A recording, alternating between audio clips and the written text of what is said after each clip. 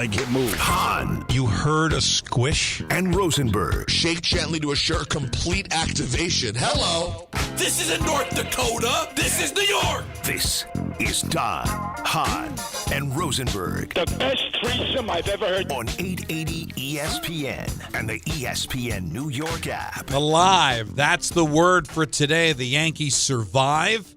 We've got a Game 3 tonight for the right to advance to the divisional round of the playoffs. Win or go home. We argue all the time, Alan. Is this a must-win? Is this a literal must-win? This is a literal must-win. Yeah. Win or go home. Mm-hmm. As the Yankees survived last night. Great game. 4-3 final score. And you saw watching that game, Alan, how desperately the Red Sox wanted to win that game. It kind of reminded me, not from a managerial sense, but just a sense of urgency sense of back in '86 when the Mets beat the Astros in Game 6 because they knew Mike Scott was the pitcher in Game 7. Mm-hmm. If they didn't win Game 6, they knew they were going to lose Game 7 and they wouldn't go to the World Series. And they came back from 3-0 down in the ninth inning, eventually won the game and all that. I got that sense from the Red Sox because they knew they got an opener tonight, and it was probably a combination of two things. Like Cora's probably going to tell you, listen, when you got your foot on the throat of a champion like the Yankees, they won the American League last year, you want to finish them off. Yep. But I think deep down inside he realized they're at such a disadvantage tonight. And the deeper you go into the pen, the more you have to win the game because not available. Outside of Chapman, who was up twice last night but didn't get in the game, he used all of his effective relievers. So Yankees are in pretty good shape tonight, and I think the Red Sox knew going into a Game 3, disadvantaged Boston. They wanted to get that one and didn't. Man, he used Whitlock like that was his last chip, right? Yeah. Whitlock had been lights out, hasn't given up a run since the middle of August, and he was pitching well. Yeah. Like that's where it got, like the tight butts. That's when it started happening. You talk about excruciating, pitch after pitch, out after out, right? That's the part where it started to really feel like the true playoffs, and you didn't know what was going to happen next. And, Cruz comes in. I mean, Rodon was, can I say good, not great? Yeah, I think that's the perfect way to describe it. He wasn't great. He was fine. But Cruz gave you a little shot in the arm, which is important. I'm telling you, it always feels like a variable when it comes to the Yankee bullpen.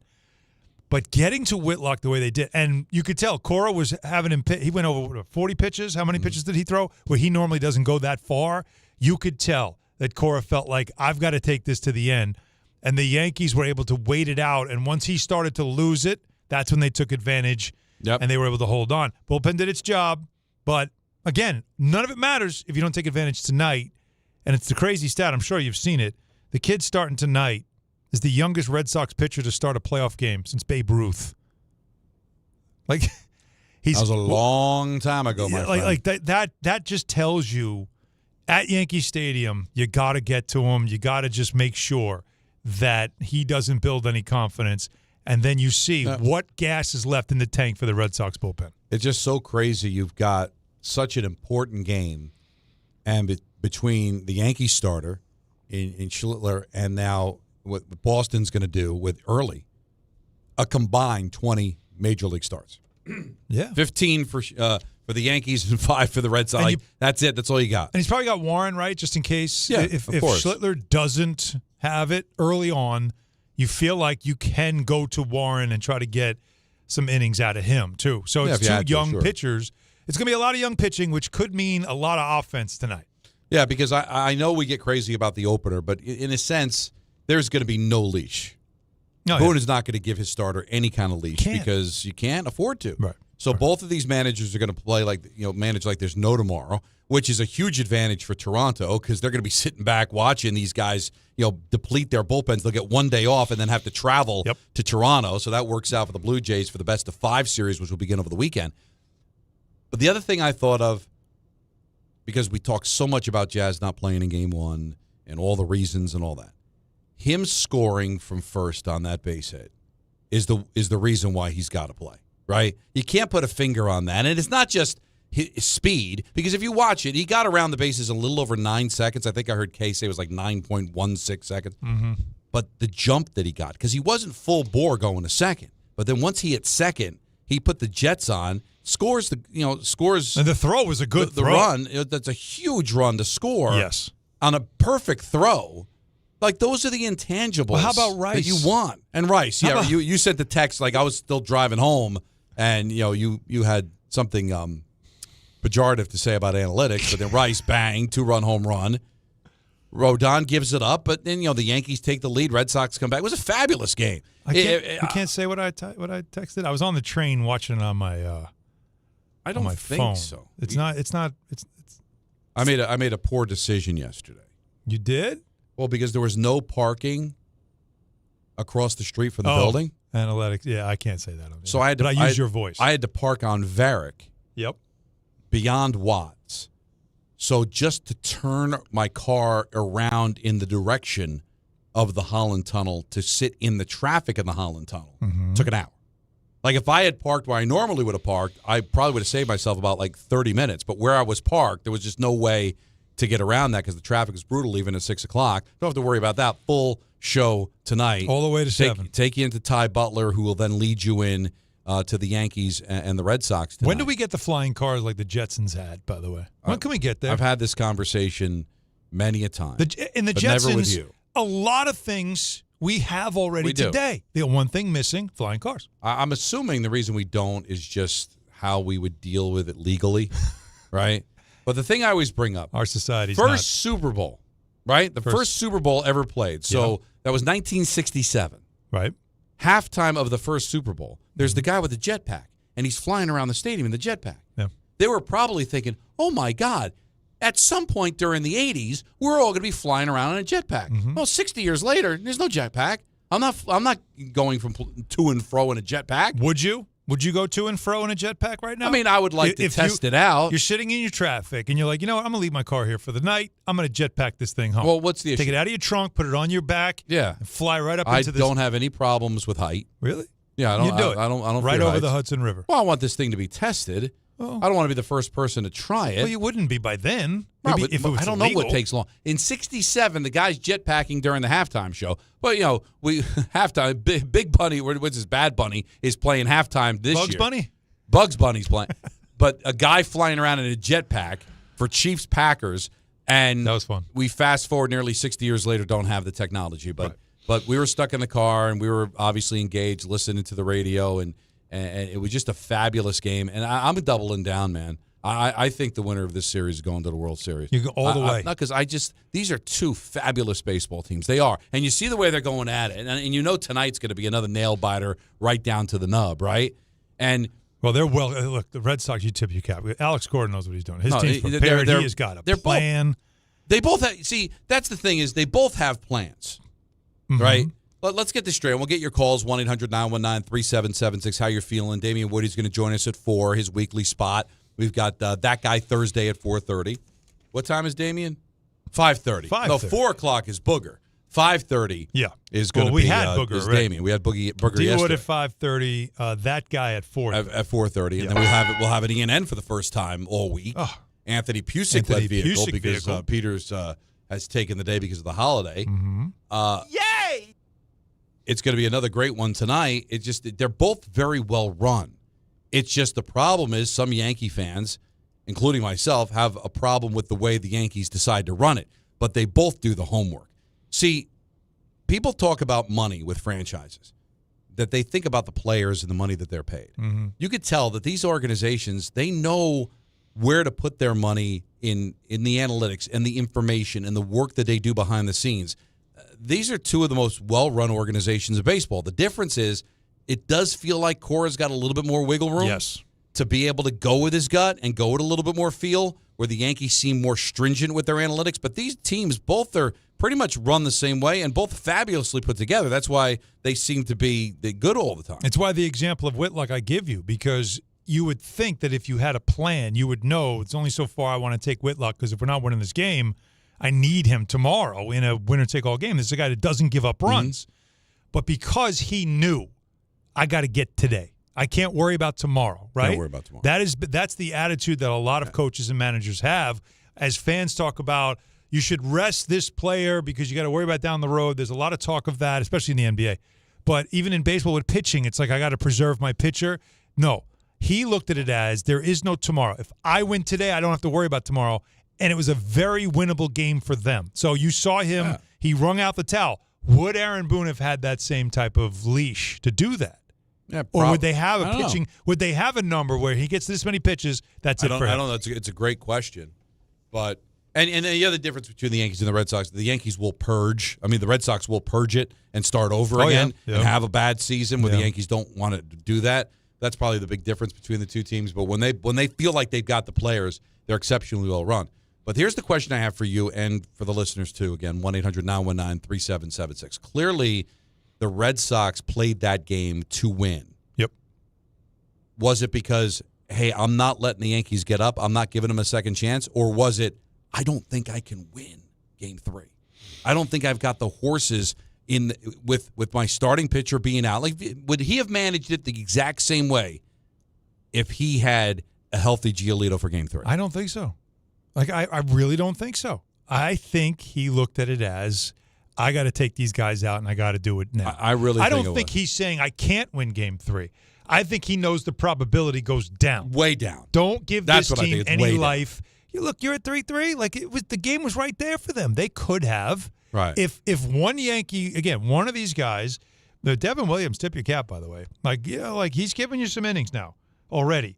But if Cruz or Devin Williams just doesn't have it, this game could be different. And that's what we've seen from the Yankees over the course of the season, is that one guy comes in from the bullpen like Weaver the other night.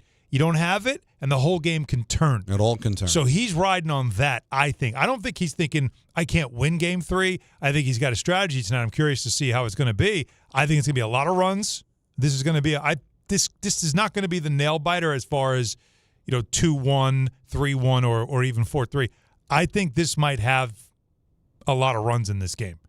And that's where he'll probably have to employ whatever he can offensively. But they might not have enough offensively. So we'll see.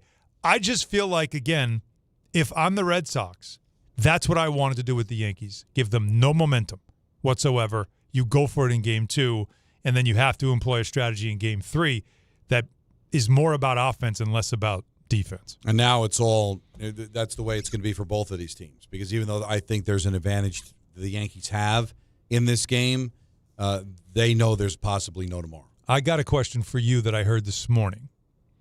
Dave Rosenberg said something that was a declarative. But the minute he said it, I nodded my head. Like, yeah. I mean, I thought it was Captain Obvious material. But he took a lot of heat from it, and I even texted him to support him. Okay. And it was simply this. If the Yankees lose tonight, the season is a failure. And he was getting calls and messages, whatever, from Yankees fans who told him that's a Mets fan take. Well, like you just hate the Yankees. And they tried to argue with him that it's not true, which is, it's absolutely true. In fact, I'll go as far. You're going to say whoever wins this going to the World Series. I will say if the Yankees don't get to the World Series, I don't care what round it is, it's a failure. It is. Yeah. You got to the World Series last year, and you got better. You got better. And listen, it depends on who you play in the World Series. Well, get there. I'm just saying get there. But if they get to the World Series, it's a disappointment you don't win. I don't know if it's a failure. But you went to the World Series last year. You felt like, even though you lost Juan Soto, the acquisitions of Fried and Goldschmidt, and certainly Bellinger. Deeper. You finished tied with the best record in the American League, and only the tiebreaker gave the Blue Jays the 1 seed. You finished the season 20 games over 500 over 46 games. Listen, it would be a failure. 48. And Yankee fans would say it was a failure. They had a problem with a Met fan saying it. And I get that. Well, listen, you're killing the messenger. Can I say this? I think if you said it, I think Yankee fans would agree. They didn't want to hear it from a Met fan. Because how could a Yankee fan, and I don't want to be fatalistic, they could win this game and win the World Series. Of course they can. But if they were to lose tonight, how can any Yankee fan think anything other than it being a failure? No, absolute failure. Now, but they just didn't want to hear it from a Met fan. But, to be honest with you, who knows more about failure than a Mets fan? That's they true. Can recognize it. So I would say, you know what? You recognize a failure. I should trust your eye. You've seen a lot of it. And I would say this, and I would listen, if they lost last night, then both teams would have the exact same amount of playoff wins, right? But obviously the Yankees made the playoffs and the Mets didn't, so the Mets were the bigger failure, no question. Yep. But if the Yankees don't make it out of the first round, the whole baseball season's a failure. For everything that we thought, Mets, Yankees, so World right. Series, and if one misses the playoffs, the other one gets bounced in the wild card round to, of all teams, the Boston Red Sox. Yeah, what a waste of summer. You just want to completely throw the 25 season away altogether. Think about it. After everything that last year was in October, which was so much, both teams had a lot of fun through October, right? Mm-hmm. And then you had, of course, the thrill of the Juan Soto chase and Soto jumping ship and going, across town. You had that. There was a lot of juice. I remember when we were talking in April about the start of the season, and I was really trying to juice it up about how this could be a fun who's better. The Yankees or Mets? Which team's better? Which team is Soto better as a Met? All that stuff, I felt like you could really have a true back and forth. And they were good for up until June, and then both teams hit the skids. Now, the Yankees recovered to end the season, and they ended the season strong, and we'll see where they go tonight. But you're absolutely right. It does feel like almost, if they don't win tonight, it feels like a lost season in baseball entirely in New York, which sucks. And because we already have a lost season in football. God. It's not what you would anticipate going into this season, that one team would miss the playoffs in colossal fashion, the way the Mets did, and the Yankees get bounced in the first round. That would not be, by the way, to the Red Sox for a fourth time in the postseason in a row. And you're looking at, because now Yankee fans have no love for the Blue Jays, right? So then the Blue Jays play the Yankees. There's a very good chance that one of those two teams are going to be going to the World Series, if not win the World Series. Yeah. Listen, if with Houston being out, I don't know. If the Tigers or Guardians won the World Series, I don't think the Yankees would care. But Blue Jays and Red Sox, I think it would hurt a little bit. Absolutely. Absolutely. Just to see that. Especially the Red Sox. Those because two teams. The Red Sox especially. Think about it. The 21st century, they have owned you, where it used to be fun to own them. They own you now. That's the part that it really starts. Yeah, because that's the problem. They win again, but another series, especially in your building. No, but did you see the stat? I wonder how Yankee fans who hate Boone, and a lot of Yankee fans do. I don't want to pigeonhole all of them, but certainly the ones that call this show and the people that contribute on social media want Boone fired. Mm-hmm. Did you see the stat last night? I never even thought about it. What's that? That Boone's 11-3 in elimination games. Isn't that? How is that possible? They showed the stat. Wait a minute. They made the playoffs 8 of 9 years. Made the playoffs. They've lost. They haven't won. Like, they've been eliminated. So you're talking about on the S broadcast? So they've been eliminated 8 times. 9-3 in their last 12 elimination games. 9-3 in the last 12. In their last 12 elimination games. Because they got to the World Series LCS, and then they got to the World Series. That's not bad. 9-3 in the last 12. The last 3 times they've been to the playoffs. So you're just going off of those numbers. Right? 3 rounds last year. Right. And how many times did they face elimination last year, though? They faced elimination, obviously, the one time they faced elimination in Game 5. Facing elimination. But how many did they? I didn't see that. That might span back to Girardi, to be honest. I would have checked that because that does surprise me. But I have to go back and check. Yeah, this will take too long. We'll do it during the break. All right, let's get all right, so we all agree, though. You don't win this game tonight. The season's a failure. Yeah. 94 wins, all the stuff. It doesn't matter. In the end, failure. I think Hal Steinbrenner might even say those words. Well, I don't see how you can look at it any other way. He went to the World Series last year. So why would anybody be calling Dave Rosenberg, telling him he's wrong? You got 3 home games in the playoffs, and you lose. Right. It would be considered a failure. Absolutely. I don't understand why anybody. But again, I think it was because it came from a Met fan. Like I get from the fan standpoint. Like a lot of Yankee fans rip me for saying I think the MVP of the American League could go to Cal Riley, and they rip me. But meanwhile, how many Yankee fans would rip Judge if he doesn't win the World Series? Who cares about the MVP? They could say it. They don't want a Met fan to say it. If you came on the air and said, as you did today, that it's a failure, what Yankee fan would possibly push back? But because Dave, a Met fan, said it on a show, because today the show. Well, think about it. Today's show was Rick and Dan because it was Dave and Dan, right? Because Rick had to take the day off. Rick's a Met fan, right? So and Dan's a Met fan. I know. So that whole morning show. So anybody listening to that show hears any kind of negative opinion about the Yankees, they're automatically going to say, "Well, they can't be of." They can't be of sane mind. They can't be logical. They're just coming from a Met fan perspective. That's the perspective. They just didn't want to hear it from a Met fan. First of all, I just realized that there's not enough Yankee fans here. What's going on the air? Yeah. No, let's see. So Rick, Dave, Mets, me, you, Mets. Bart's not a baseball guy, but he always chooses the Mets because he hates the Yankees. well, you can't count it. He's not a big. I'm not going to count Peter either. Ty Butler's a Yankee fan. Yeah. Jake Aspen's a Yankee fan. Chris Carlin's a Ranger fan, Texas Rangers. Yeah. So this is a fair. So of the Met fans, it's me, Dave, Rick, and Dan. That's 4. And Yankee fans would be you, Me and Kay. K. I'm talking about like the It's from morning even. to It from sounds 6 like a.m. to to 7 more. p.m. And then behind the scenes, guys, Anthony's a Yankee fan. Santiago's Santiago's a Santillo. Yankee fan. RJ's a Yankee fan. Yeah. I mean, there's more Yankee fans than Met fans at the station. Doesn't feel like it's represented enough in the voices. That's how I feel. But that's fairly even too. I mean, Kay's a Yankee guy, although he may not be a fan. But you, Kay, all right, Ty and Jake don't get as much airtime. They're not on enough. Yeah. I wish they were on more. So you got to win everything. Is that what it is? Yes. Is that what it is? You Yes. have to win everything. No. Every not championship, that. You just, all the hosts. It'd be nice to be represented equally. You That's don't all think I'm saying. I I got to hear Met Wait a fans minute, talking about the wait a Yankees. minute. That's Jake, what I got to do. Can I look at me, Jake? Because we're both Met fans. Yeah. So you can understand well, where I'm coming he is from. sometimes, except when the Dodger hat matches Yeah, his he's sneakers. wearing a White Sox hat right Yeah. now. But you know what? Yeah. He's a fan of fashion. He had to find a hat that was more of a loser organization than the Mets, so he found the White Sox.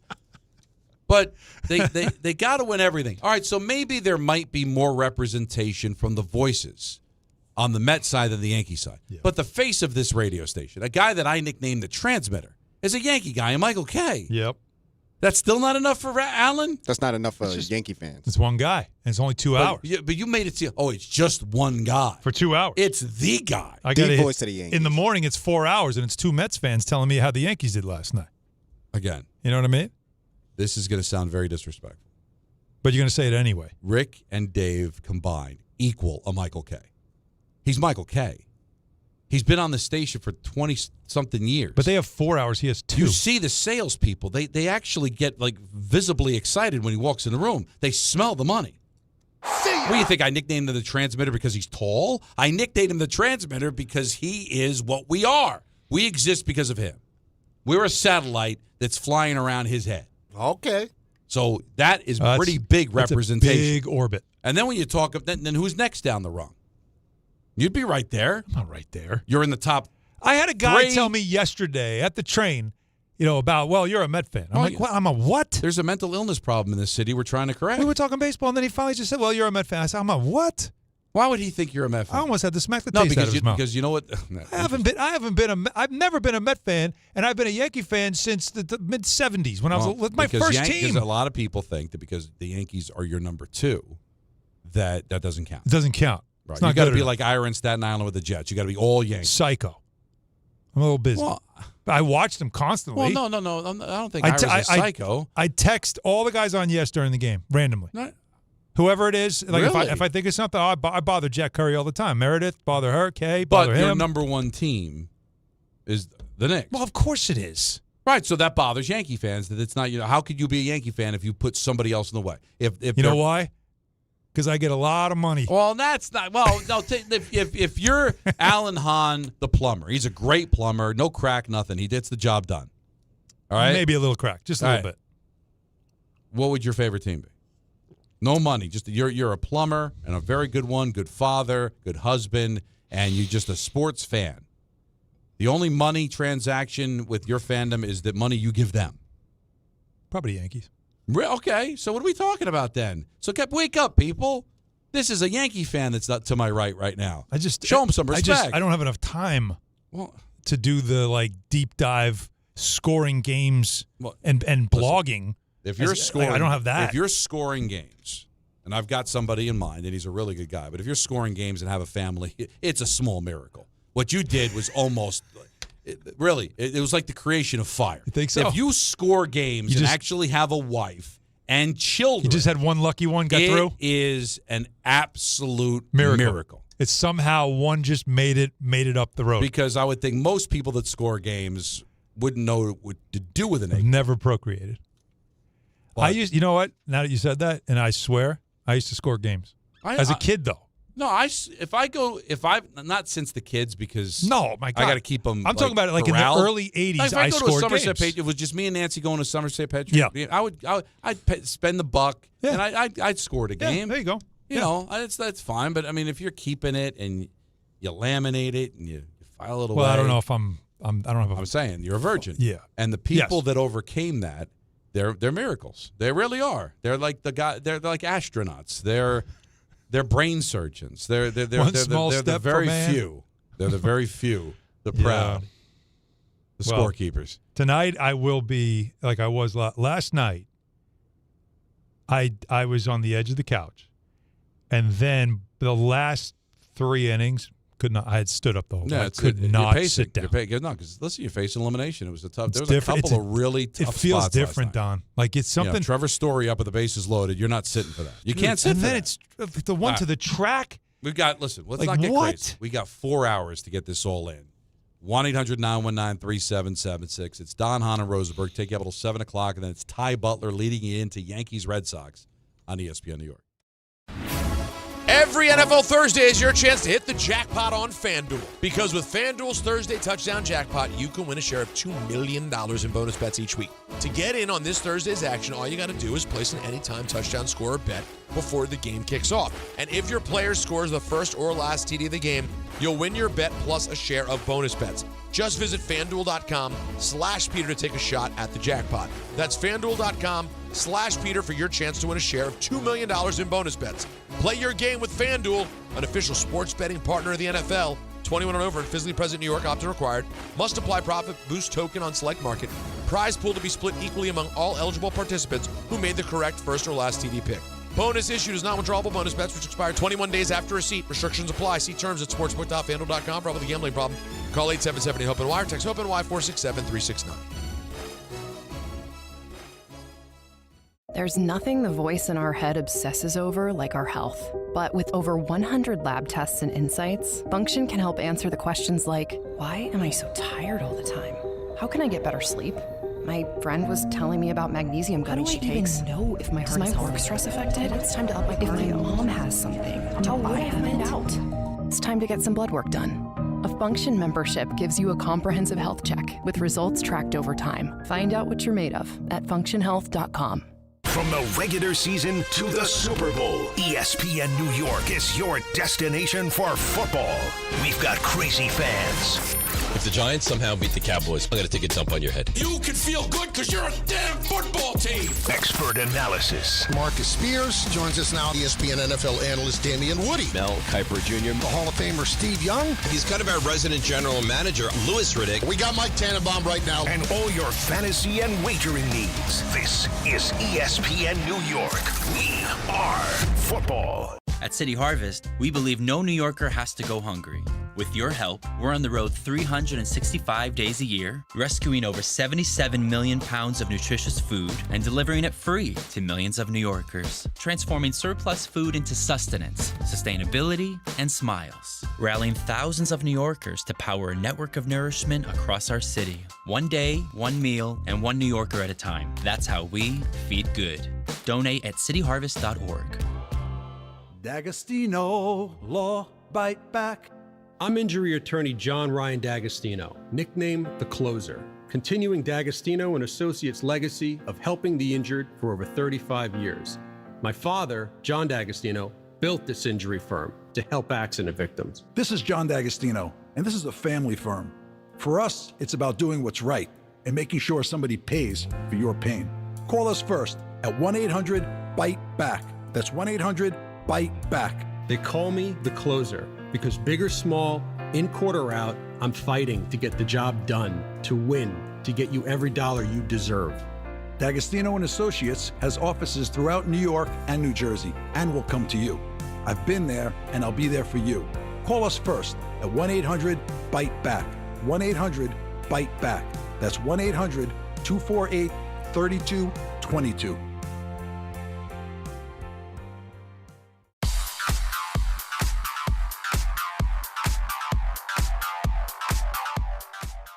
And now let's take a look at the traffic with Brandy Scott. Hey there, there, guys. Good afternoon. Right now, not too bad of a ride heading inbound at the George. Just about 5 to 10 for both the upper and lower decks with roadwork on the spans. You pick up some solid slowdowns on the Cross Bronx eastbound. A crash in the right lane right after 3rd Avenue. Bumper to bumper there from the Alexander Hamilton Bridge. Best of it's the outbound George. Not too bad on the West Side Highway and southbound Deegan. Cross Bronx westbound already slammed from the Bruckner through to underneath the apartments. Outbound Lincoln and Holland Sunnels just about a 5 to 10 minute ride. Not so great on the FDR southbound. A crash in the left lane by East 73rd. Been out there for over an hour. You're not moving much from the Triborough on down. This report is sponsored by the Positive Coaching Alliance. Questions about youth or high school sports? Well, the PCA can help. It's a national nonprofit developing better athletes and better people through youth and high school sports. More info at positivecoach.org. I'm Brandy Scott on 880 ESPN New York. Life insurance. Why are you putting it off? Can't afford it? Too much hassle? Think you don't need it? There's lots of excuses for putting off life insurance. But if you weren't there, who would pay the mortgage and other bills? With Ethos, you could be covered in 10 minutes and boom, family protected. Ethos, fast and easy online term life insurance. Up to $2 million in coverage with no medical exam. Some policies as low as $1 a day. Answer a few health questions and get your free quote at ethos.com/play. That's ethos.com/play. Talk about stepping up. Bang! Bang! It's time to level up your game. Introducing the all-new ESPN app. All of ESPN, all in one place. Your home for the most live sports and the best championship moments. The electricity is palpable. Step up your game with no annual contract required. It's the ultimate fan experience. Level up for more on the ESPN app or at stream.espn.com. Sign up now.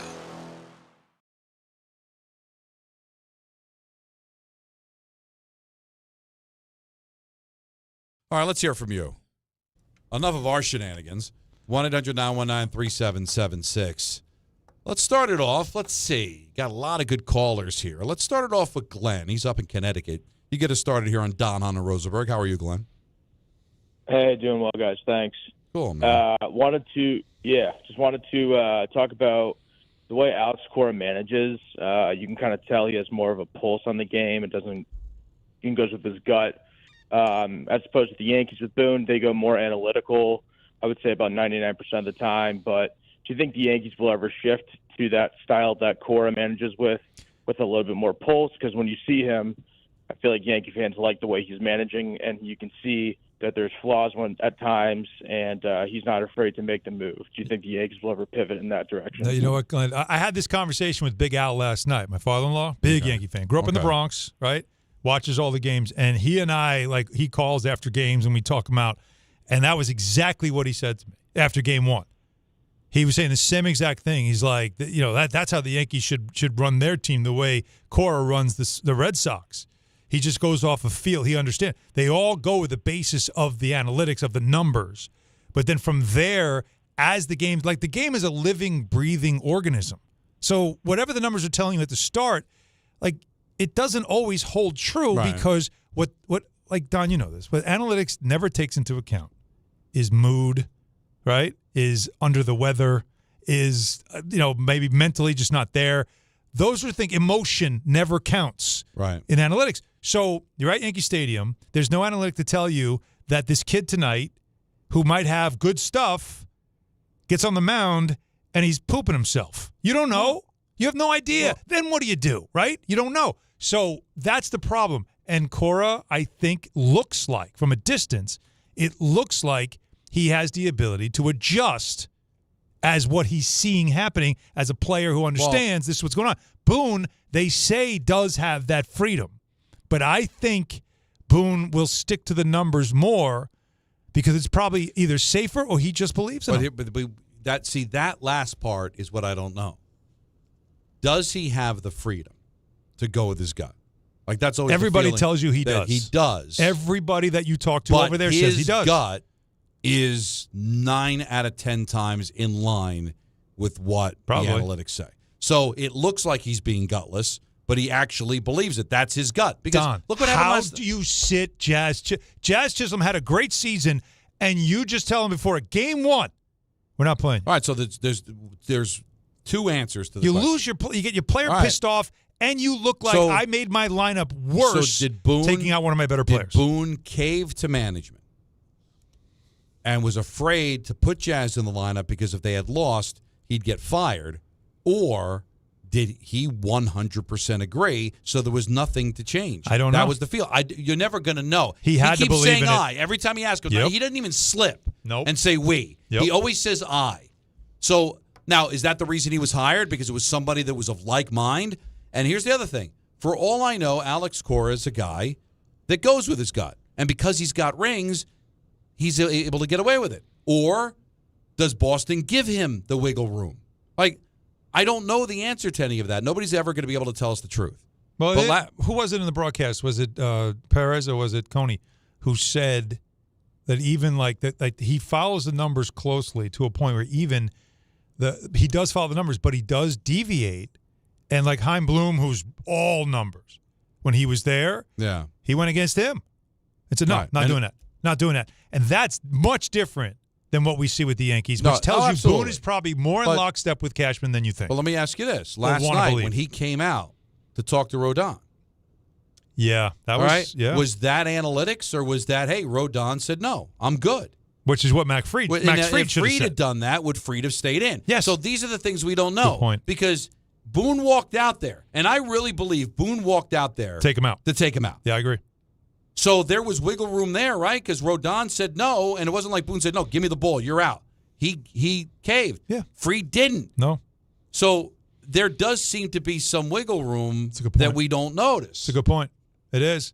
But the only way for all those who are going to ask, and it's a good question to ask, Glenn, and I said this to Big Al, the only way it changes for fans who don't want to play this way anymore is it's got to start with Cashman being replaced.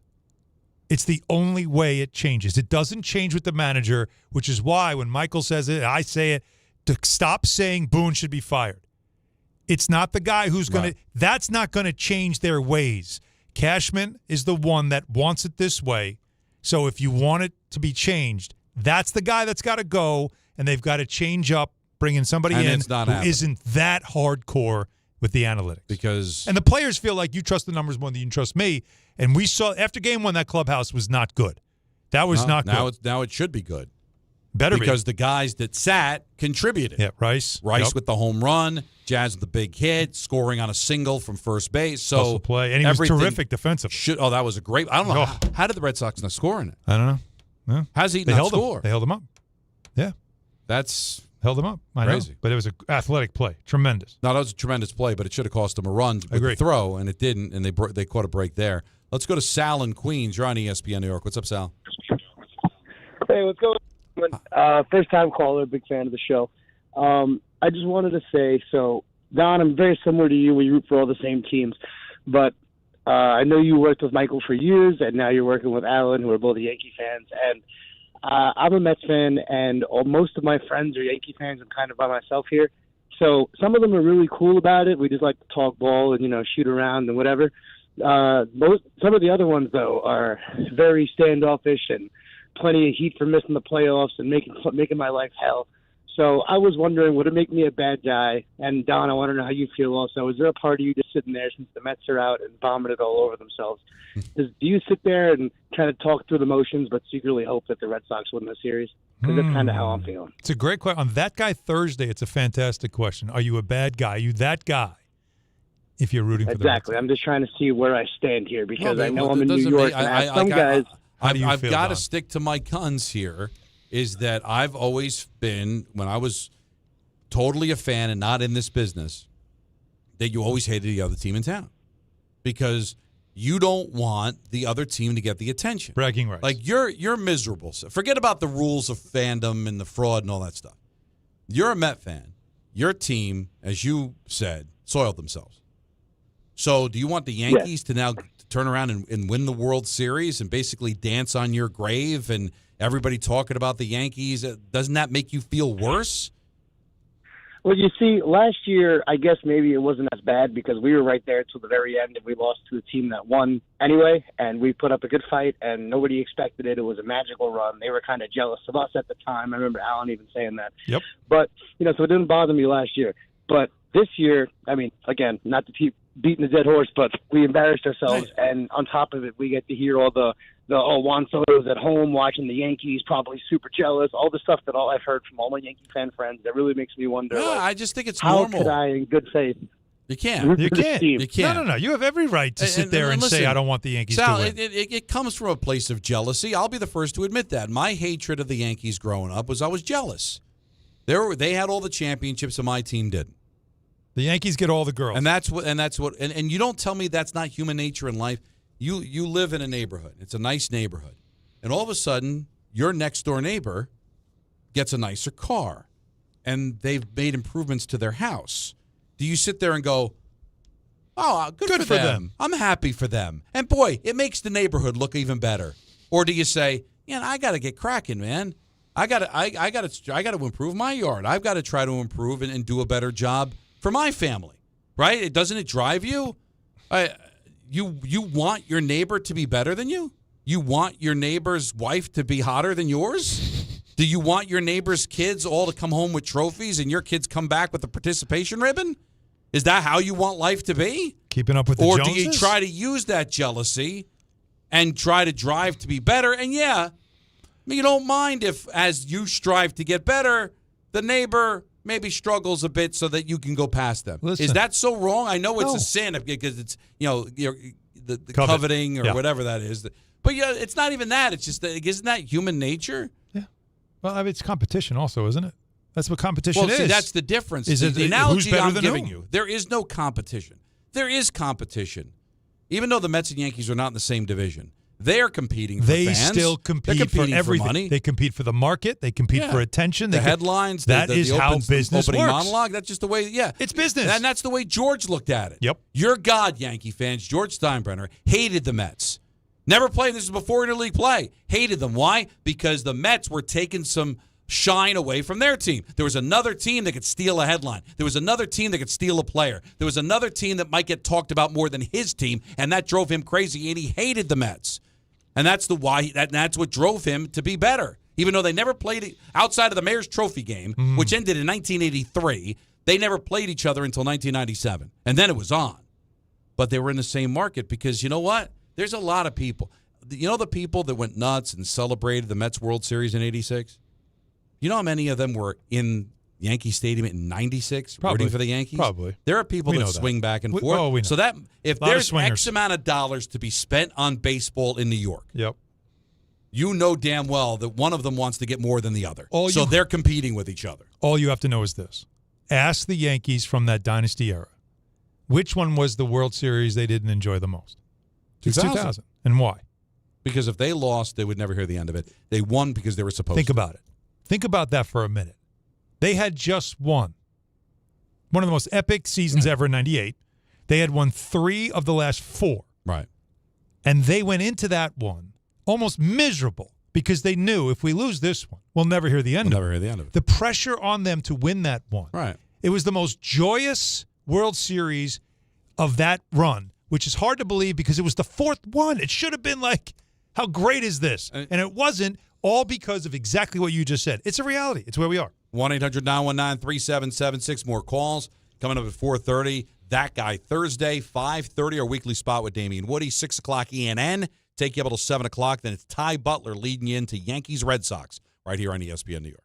Friends, it's football season, the best time of the year. You should be out there tailgating, cheering on your team, and enjoying every Sunday. But if you're dealing with neck pain, back pain, sciatica, or nerve pain, even getting off the couch can feel like a challenge. You don't have to live like that. There's help. Dr. Jay Shaw at Sandwell Pain is New Jersey's top pain specialist. He's Ivy League trained, double board certified, and is dedicated to helping you get back in the game. Here's what makes the difference. No surgery, no scars, no long recovery, no pain medication. Just precise, non-surgical image-guided procedures that deliver real results. Dr. Shaw treats neck pain, back pain, joint pain, migraines, nerve pain, and sciatica with a plan that's customized for you. Same-day and next-day appointments are available, and with offices in Woodbridge, Livingston, and Inglewood, relief is always close. So don't let pain keep you on the sidelines this season. Visit SandwellPain.com to call, text, or book online. Most major insurances are accepted. That's SandwellPain.com. Relief is closer than you think, and it starts today.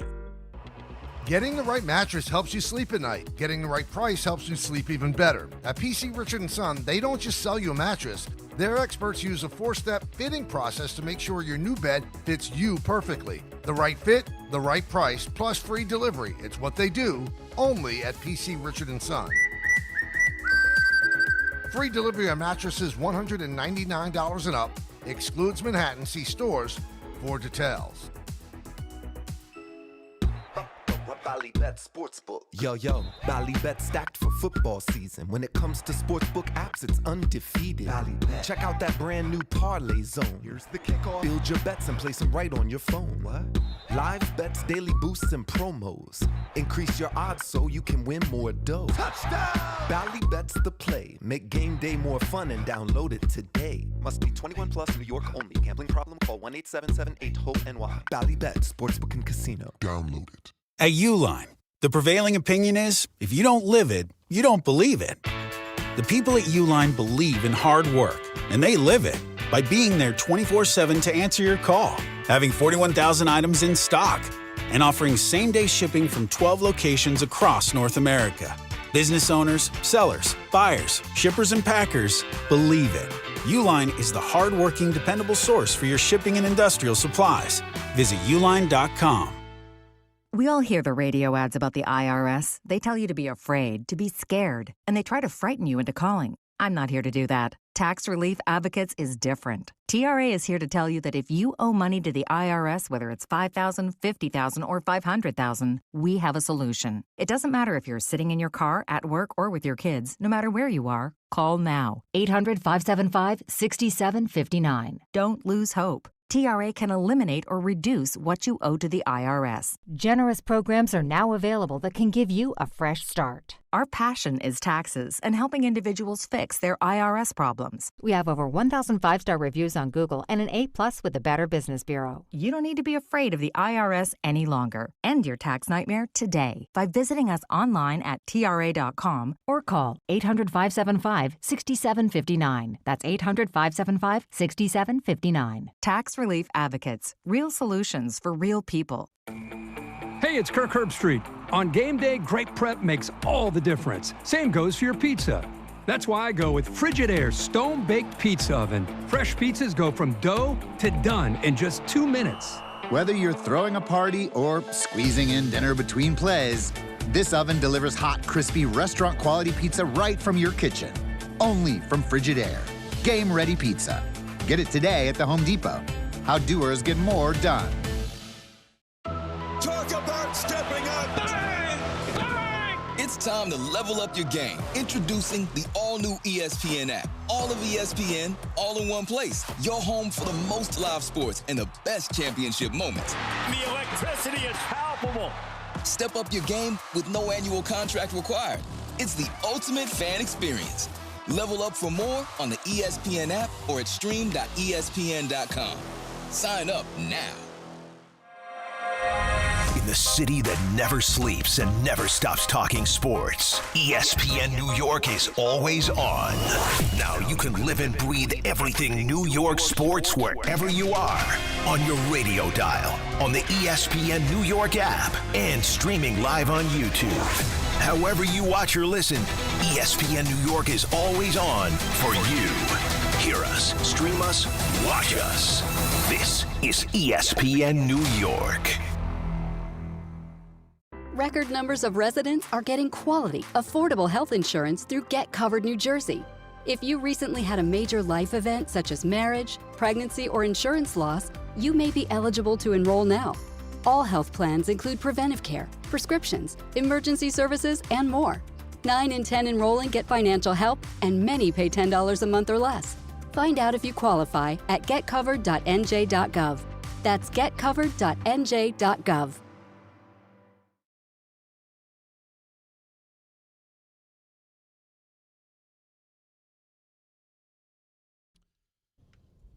One 1-800-919-3776. A couple of lines open. You want to jump in about the Yankees.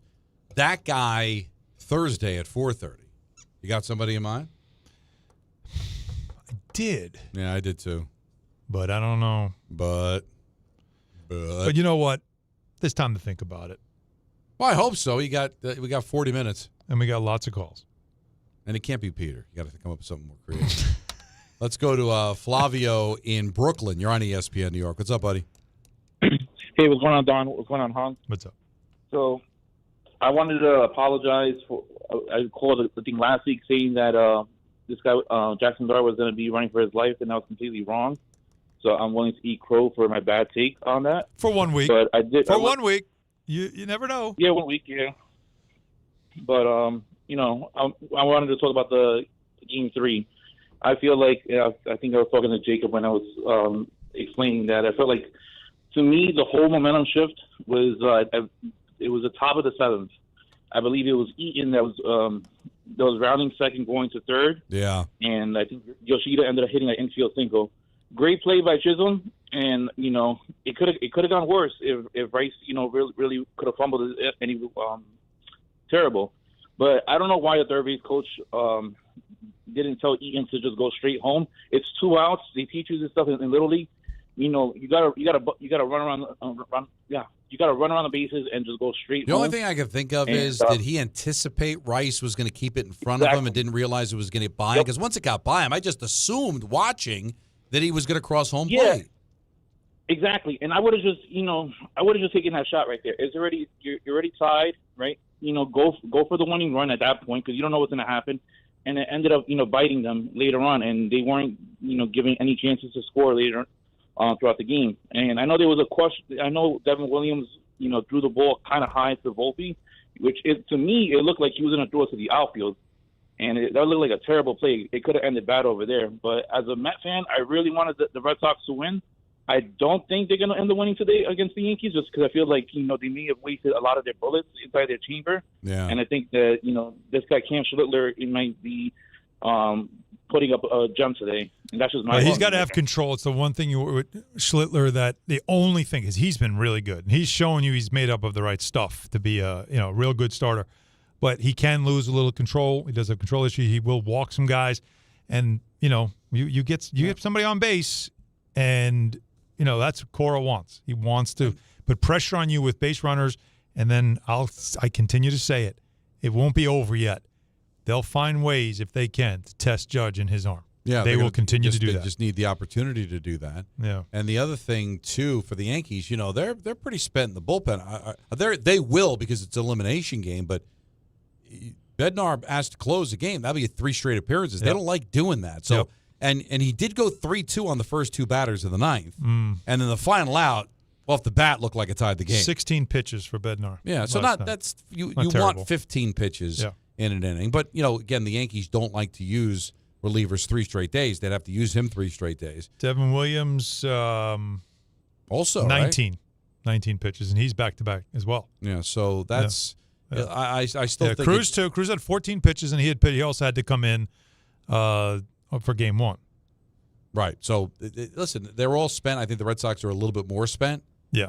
But it's going to be fun. It's going to be just a lot of fun tonight for sure. Yeah. Let's go to Javier in Queens. You're on ESPN New York. What's up, man? What's up, fellas? Glorious day. Shout out to Jacob and to Anthony over there. And, Don, for the record, if my neighbor happens to have a hotter wife than my super hot wife, I'm going to be okay with it, all right? Just for the record. All right, but what if your wife wasn't super hot? Still going to be okay with it. Then he buys binoculars.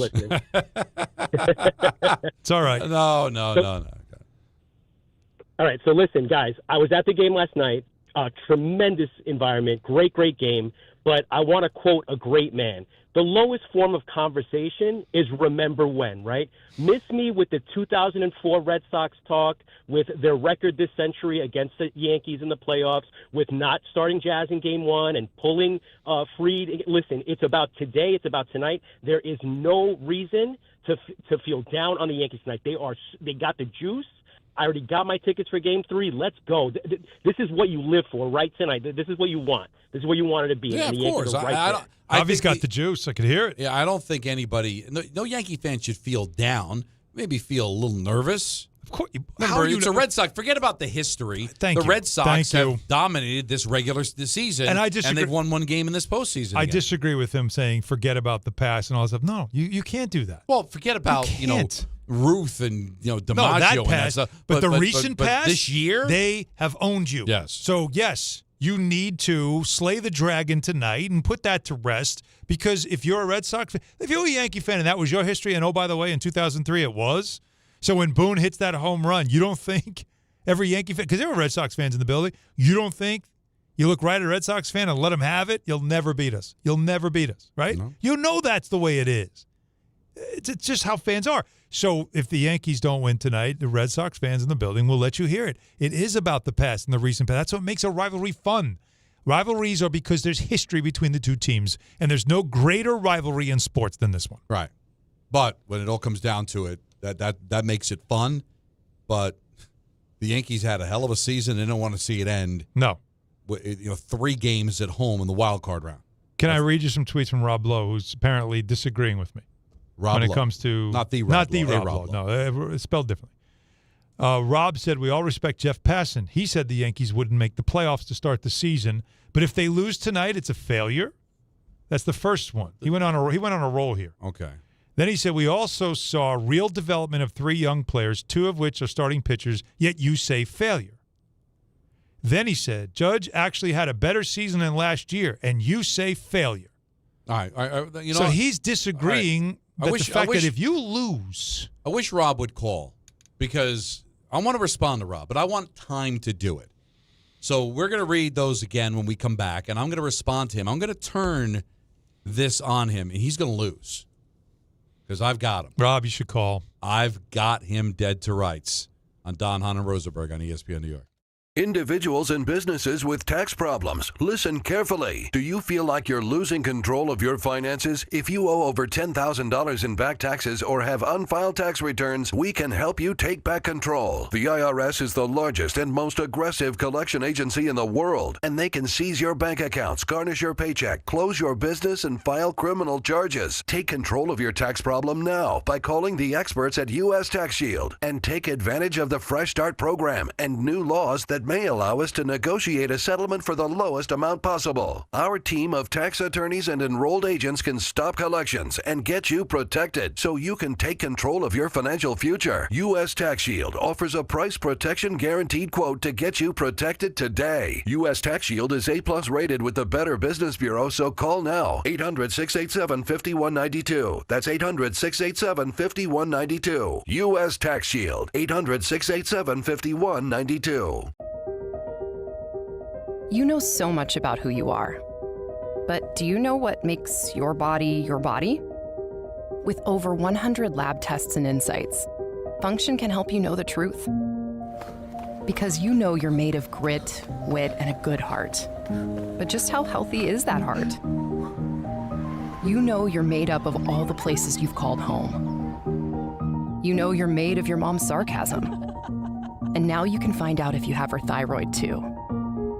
You know you're made of college all-nighters and 30s early-nighters, but those still don't explain your sleep issues. You know that you're made up of good meals with even better conversation.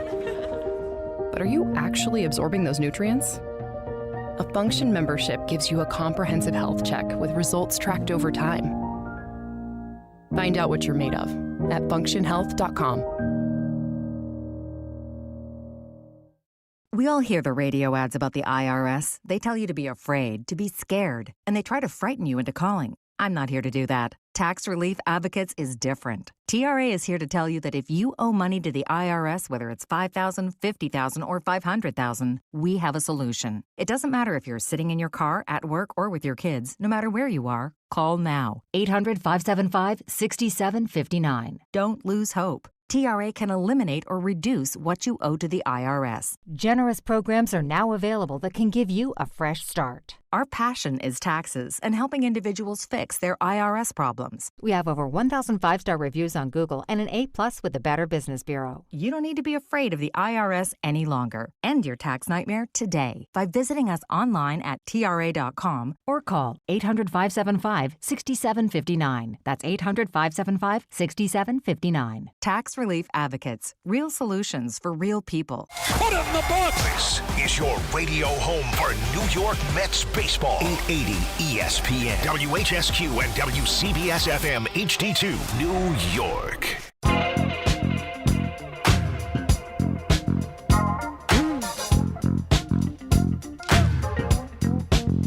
Game Time is brought to you by Tullamore Dew Irish Whiskey, because when it's game time, guys.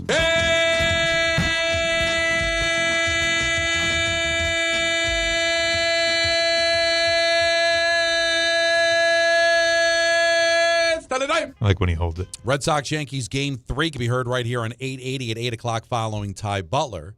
The other two wild card games can be heard on 1050, including the Guardians, and Tigers. Bottom of the third, Detroit up 1-0 in this winner-take-all Game 3. And then, of course, later on tonight, we've got, or later on this afternoon, we'll have the Cubs and the Padres winner-take-all Game 3 there. So baseball, it's got to feel pretty good. Of the 4 series, 3 of them have a Game 3.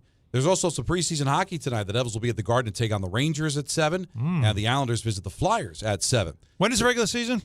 Well, Tuesday, Rangers play the Penguins on national television. So we're right there then. We're on the doorstep of the regular season. Devils start Thursday in Carolina. I don't know when the Islanders begin. Maybe they can look that up for me.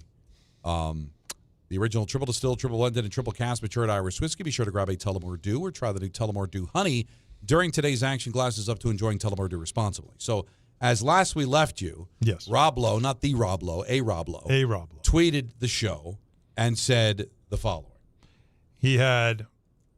He started with... I'll take them each one. One at a time. Okay, the first one at the early part of the show. We all respect Jeff Passan, and he said the Yankees wouldn't make the playoffs to start the season, but if they lose, tonight is a failure? ? All right, so you're not allowed to adjust your expectations. So, yes, Jeff Passan, who we do respect, said they wouldn't make the playoffs. But there weren't too many Yankee fans believing that. They went to the World Series the year before. I heard nothing but Yankee fans saying the pivot to Goldschmidt, to Bellinger, to Fried was better than re-signing Juan Soto. And you finished with the most wins in the American League, tied with the Toronto Blue Jays. So you didn't adjust your expectations as the season went on. Listen, you adjusted them the other way, too. There was a time where it looked like, hey, this Yankee team doesn't look like they're going to make the playoffs. But then when you win 8 straight games to close out, we're the best team in baseball in the month of September, you adjusted those expectations. So he's wrong about that. Go ahead. There was no point of this season it looked like the Yankees weren't making the playoffs. There was no point. But you were legitimately worried about You were worried, like, what are they going to be? But there was no point. It felt threatening. Anyway, his next one then came a few minutes later. We also saw real development of 3 young players, 2 of which are starting pitchers, yet you say failure. Okay. It was the Mets season a failure? Yes. Wait a minute. According to Rob, the Mets found 3 really good young pitchers that I could get excited about, that at least 2 of those 3, in Sproat and McLean, might plug right into this rotation in 2026. So if the Mets season's a failure, why can't I say, no, it's not a failure because we found 3 legitimate starting pitchers that can help us down the road? I don't feel that way. No Met fan feels that way. So wrong again, Rob. Okay. Go ahead. Okay, and last one from Rob, at least the last I saw. Judge actually had a better season than last year, and you say failure? Well, certainly not a failure for Judge, but Pete Alonso was better than he was last year. What is that worth? Right? What would that great Judge season do for, I don't all Yankee fans say that it's all about the postseason and winning champ. He doesn't have any rings. Whenever I suggested that Judge is a better player than Jeter, all the Yankee fans jump me and say, well, wait a minute. He's got no rings. Mm-hmm. All right, continue. Last one was just a few minutes ago, so he must be still listening. Rob, please call. Call, man. We can have at it. Lastly, the team tells me playoffs are a crapshoot. So how can I say championship or bust anymore? George not around. These are Hal's Yankees. All right, so. All right, wait. Can I do this one? Yeah, sure. The captain of the team says championship or bust. The general manager says championship or bust. I'm sorry. Hal Steinbrenner, if I'm not mistaken, has said before, we didn't win a championship, so it's a failure. I believe that's a quote, a direct quote, if I'm not mistaken. I know the Yankees are only my second team, so I'm not really that well versed in the Yankees. But I do remember that quote. So they still are setting that standard. Whether you believe it or not is a different story. Them saying crapshoot is because it's not like it used to be in the past. There's more rounds. There are more teams. There are more hurdles. It is harder. You would agree with me. It is harder to get to the World Series than it used to be. Way harder. Because you have more rounds to get through. Am I right? Of course. So I believe that you're misconstruing that statement. You're also not paying attention to what the owner did say, I believe 2 years ago, when it's if we don't win a World Series, it is a failure. Right. But I do think that mission statement has changed a bit. But have that conversation if you're losing the World Series or maybe the League Championship Series. No, you can to lose to the Red Sox in the first round after going to the World Series the year before, it would be considered. Now, listen, Rob could do whatever he wants. He can march up and down 6th Avenue and have a little private parade if the Yankees lose and say we had a successful season. You do whatever you want. Have at it. Have fun. Mm-hmm. But there's no way that any logical Yankee fan or the majority of Yankee fans would accept this defeat. Yeah, there's some positives to take from it. Sure, that's the great thing about the Yankees. They'll dust themselves off and try to be the best team in baseball because they know they next year. can be back. Right. But that still doesn't mean that this would be a huge failure. We have the lineup. Finally. For tonight's game. Because of the 8 o'clock start, a little delayed. Yeah. Grisham starts off. Judge, of course, in the 2-hole as always. Cody Bellinger. Stanton, clean up. Ben Rice. He'll be playing first base. Well-deserved, right? Rosario playing third again. Okay. Just a weaker bat. He's what's his name? He's a terrific third baseman. McMahon, but the bat's just not the McMahon, right? Chisholm at second. Volpe at short. Then Wells in the 9-hole is catching. Schlittler on the mound. So there you go. So Goldschmidt has the bat in his hand, waiting for his opportunity. That's waiting for that chance, and it probably will come. And by the way, Dominguez, talk about persona non grata. I know. Like, just fell off the face of the earth. He's truly a Martian. That's what's so crazy about, like, you got all these prospects, right? You thought he was just going to be, right?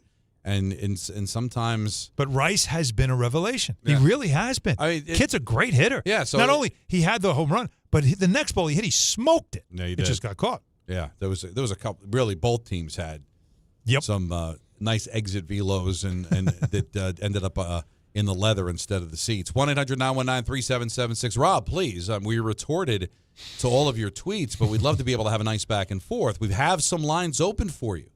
1-800-919-3776. Please, I'd love to be able to have the back and forth dialogue with you. Because you know what? I'm done reading your tweets. We've read a bunch of them. We've retorted. We believe we've won. But if you disagree, no, the next avenue is to call.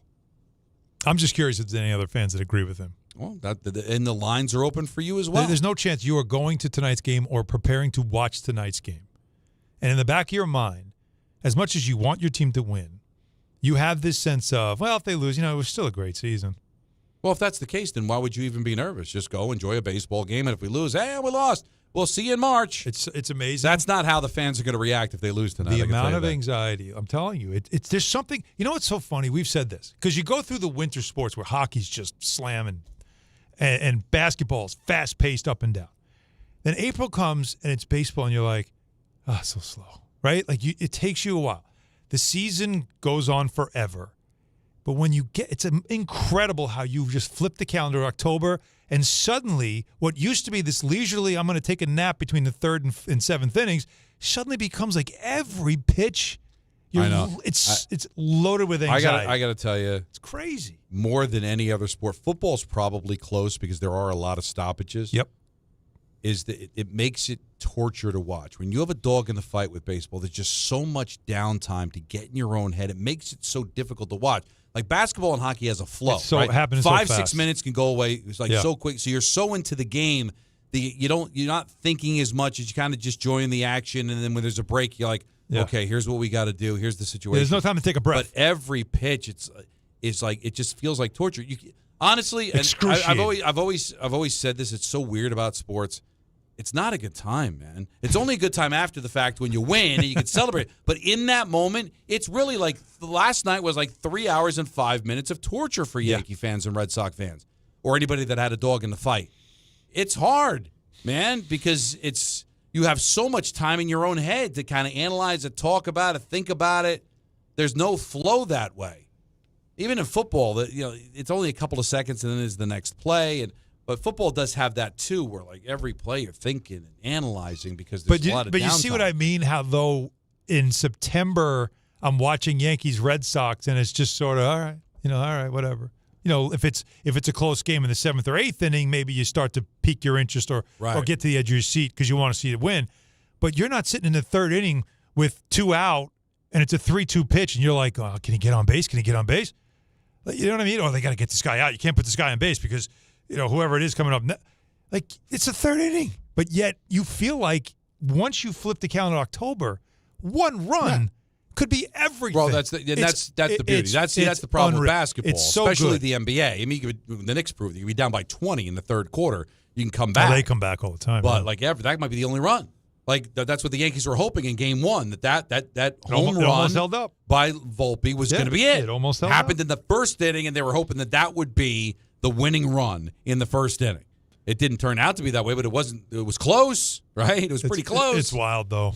That's wild. Let's go to Larry in West Orange. He doesn't think it'd be a failure. You're on ESPN New York. What's up, Larry? Yeah, listen.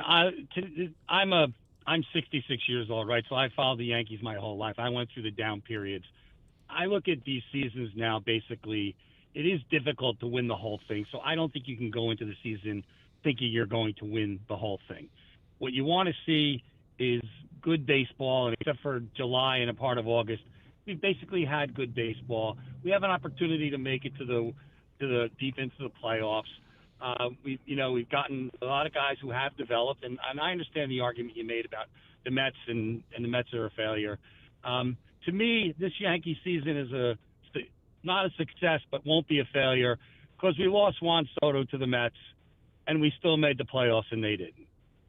I get it, Larry. And that's the way I kind of look at it. You and I aren't that far in age, so I again, growing through the 80s, it was very difficult. It was frustrating and all those things, especially late 80s because of the Mets, and early 90s. It was brutal. We know this, right?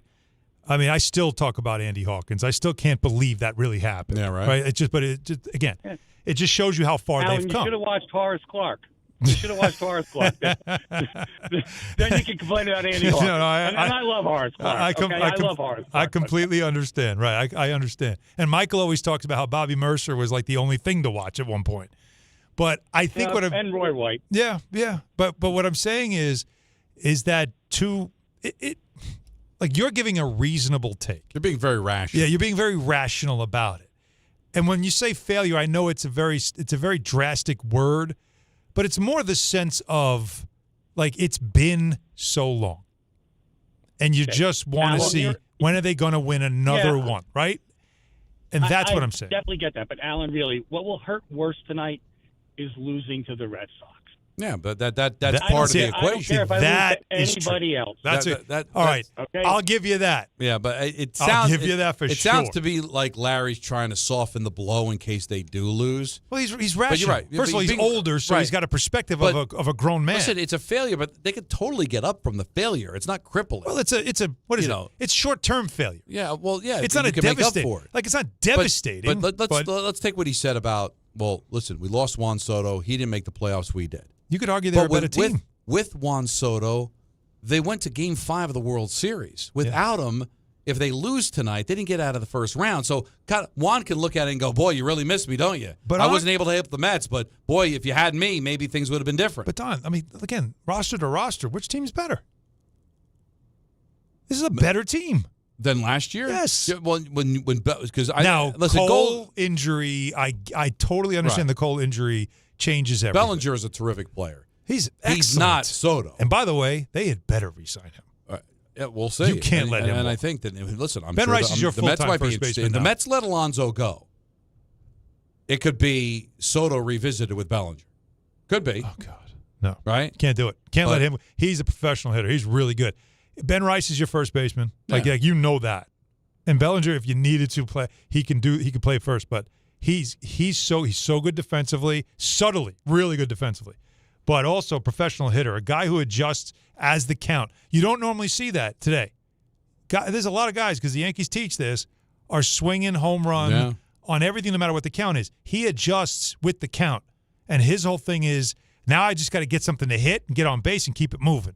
And I love that. And Judge kind of has had that attitude in this series so far. He's had a different approach, and I like it. And the other thing, too, is, listen, Judge isn't going anywhere. Was he got another 7 years left on his contract? Yep. But every year you don't win, is another missed opportunity for Judge. He's not going to be here forever. And he's also not going to be in his prime forever. Well, this is so it. there's only maybe 2 or 3 years of absolute prime Judge, and then you're going to start to see the decline. Good point. And so, how long do you think you're going to have Judge hitting 50 home runs for you? So, and if you want to get him that ring, you got to strike. Every year that goes by without it is one less opportunity. So you can look at it a failure that way too. It's a really good point. Yeah. Let's go to Joey in Montclair. You're on ESPN New York. Hey guys, amazing show as always. I don't know. I'm starting to get annoyed with these Yankee fans just getting ready to admit defeat tonight. The reality is, it's not about the expectations from spring training or from the World Series last year. You look at it from the end of the season. We finished tied for the best record in the American League. We were one of those bad losses in Miami away from having a first-round bye, number 1 seed, or a Toronto loss. If we lose tonight with the best record in the wild card round to our rivals, I don't care about what the expectations were in spring training. This season is a failure. We are one of the best teams in baseball. Yeah. I understand we didn't meet our original expectations, but we have one of the best records in the league. To bow out after 3 games, it is a failure. So Yankee fans, get up, get excited, back your team, and realize this is a must-win game tonight. I think literally, thank Joey, you. You nailed it, Joey. Yeah. And I think anybody else that has the different opinion, like Larry, like Rob, on X, you're trying to soften the blow. But you shouldn't be thinking that today. You should be thinking about advancing and taking on the Toronto Blue Jays. You should be feeling good about this. Yeah, no, these conversations are for tomorrow if they lose. Yeah, I don't want to have that conversation today. I didn't want to do that where it's like if they don't win. But I'm not thinking. You heard it this morning. That's why you brought it up. It's the only reason why I brought it up is because I couldn't believe the pushback. But my attitude is this is how they're going to win. Like I want to look at it more like them taking advantage of it. Winning last night was so critical. Because you knew Cora was going for it last night. He was all in last night. And it might have cost him Game 3. We'll find out if it did. Roger in the Bronx. You're on ESPN New York. Hey, what's up, Don? What's up, Hahn? What's up? Hey, big fan, by the way. Listen, guys, I got 2 things I want to say. I agree with the last caller. Losing to the Red Sox again, come on. Major failure. Enough is enough. They've been owning us since 2004. All right? Second thing. Yesterday was my first ever playoff game. Thank God it was a Yankees versus Red Sox playoff game. Wow. It was intense. When I tell you the energy is different, I've been to a lot of Yankees-Red Sox game in the regular season in the past. The feeling was just different. You held your breath for, every pitch, every at-bat. It was just, I can't even describe it. It was amazing. Let's go Yankees. I got faith in this rookie. Cam is that dude. Let's get it done. I'm tired of losing to this team. I got to ask you a question about last night's experience because it sounded to me like when certain moments happen, I don't know if you heard this on the broadcast, Don, but it sounded like white noise because the crowd was so loud that the field mics couldn't handle right. What do they call that? When it does parabolics? That? Something happens to the microphone when it's like the noise. You always say it to me when I'm home. Like it overmodulated? Yeah, overmodulate. Yeah. That's it. And so I'm wondering if when Rice hit that home run, was it deafening? Was it so loud that you couldn't even hear anything? Oh, I saw the place shaking. Well, you feel it. See, that's the old shaking. stadium. That's the old stadium when it shakes. Because the new stadium doesn't shake. But if you felt that, that's special. I felt it. Nice. And I felt it even more when Jazz was running all the way home. I wonder if you wonder if he even felt his legs when he turned around, when he rounded third, and everybody knew he's going, and that ball was coming, and that ball was on. It was a hell of a throw. It was a great throw. When he turns around third, he could not have possibly felt his legs at that point. That place was screaming loud. No, it's great. Fantastic. This is what that's why you wonder about tonight, because for somebody who's never experienced it, even when they're cheering for you. It makes it hard to control scary. the nerves. I mean, it's great about New York. You've been in the Garden for big games with the Knicks. I've been there for the Rangers, and the Coliseum used to be tremendous with the sound when the Islanders are good. Even when I went back in the early 2000s in the first round of the playoffs, Yep. I mean, that old barn really held the noise. It's really cool. Just to be there. Have you ever You almost had get that a feeling happen? in your stomach. I can't imagine what it's like to be on the ice and the field and the court when that stuff is going on. Have you ever had this happen? Because a lot of times when you're in the arenas for stuff, I know you've got the headset on, so you don't experience it because of the headset. Like one thing Mike Breen showed me was that there are times during a broadcast, take the headset off because you want to hear it. Yeah. And the headset takes away a little bit of the buzz, and he'll do that. He'll take the headset away for a second because he wants, like when the place is just pulsing, he wants to hear it. And I love that. But I've been in I've been in some of the arenas where there's that initial cheer that's so loud, you do get like white noise, like nothing for like a split second. Have you ever experienced that before? The two places that I experienced it. Okay. In 2006, I was at Game 6, Oilers Hurricanes Stanley Cup final at Rexall Place, which was, if you ever you were there, right? Oh, yeah. It was probably the closest to the Coliseum, like low ceiling. It was one of those older 70s buildings. That was Northlands back in the day, right? Yeah, the Northlands Coliseum. It just like you almost kind of got dizzy. It was just so deafening. And the championship game at Heinz Field, Jets Steelers. Oh my God, that was really, really loud. And of course, like the Garden gets really loud for sure, but there's just you unfortunately get the corporate people. And listen, corporate people can get loud too, but there's just something about when you go to a place like Edmonton and Pittsburgh. Yeah, like you're not getting a lot of suits. You're getting. I got to tell you, getting diehard fans. But no, the Garden Game gets 6, Knicks Celtics. Yeah, that wasn't a corporate crowd, man. No, it was like loud. That, like remember, I'm sideline. Like I'm sitting right there. Like that. Whew. Not a building could get once really they loud. knew, like it's like once you knew, like remember they were up 27 at the half. Yeah. Late second quarter, there was one dunk. I just remember that's when I had that like zip. It just suddenly your ears just go out for just a split second. And I'll look at people like, did that happen to you? Did you just feel that? And then that's also fifth floor. Phil Jackson's talked about this when he was coaching the Bulls. The floor moves, bounces. It's the sickest thing to ever experience. And at old Yankee Stadium, the upper deck did the same thing.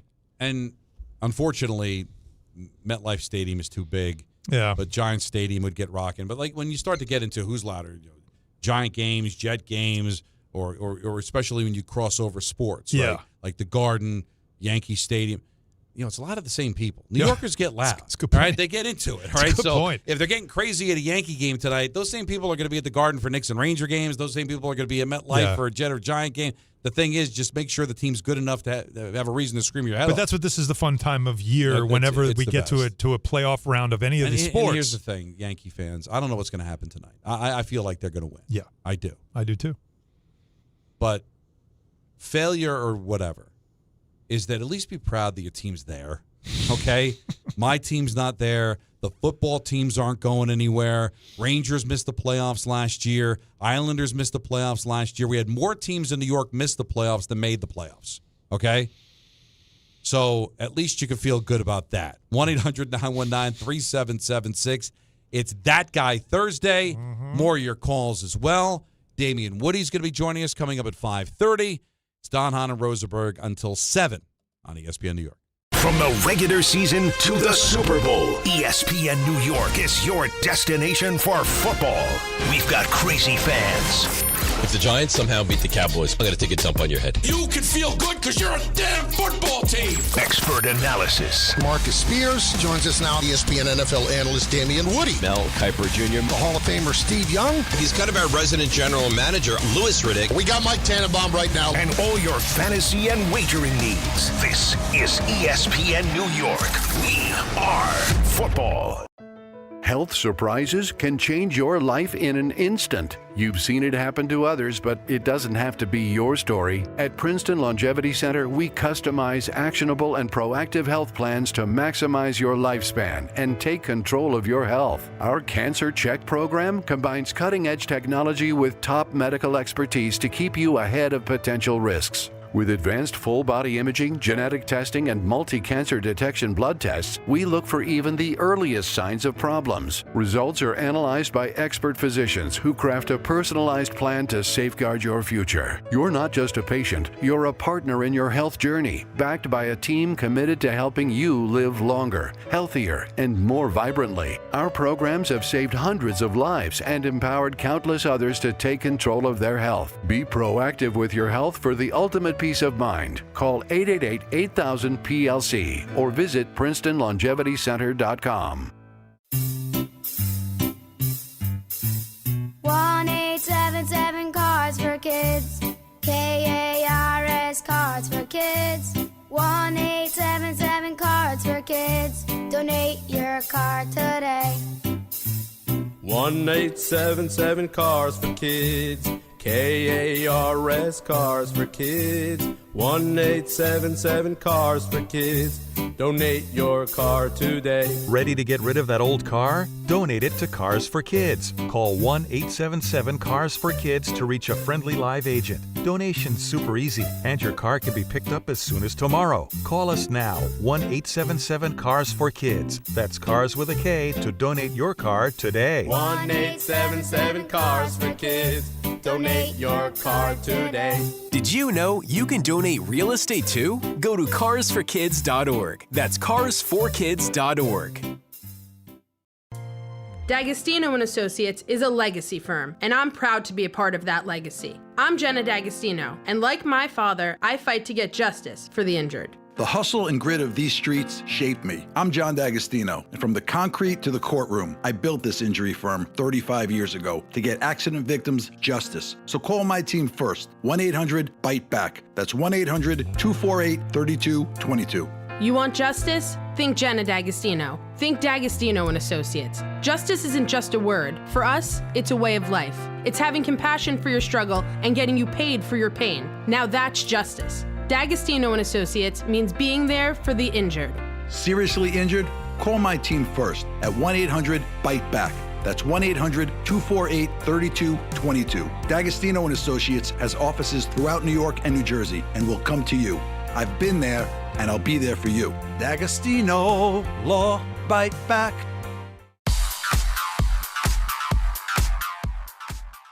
And now let's take a look at the traffic with Brandy Scott. Thanks so much, guys. If you're getting a jump start on the Yanks game tonight in the Bronx, Game 3 of the Wild Card Series against the Red Sox, using the inbound George, really not too bad of a ride. Upper deck will run you about 10 to 15 minutes.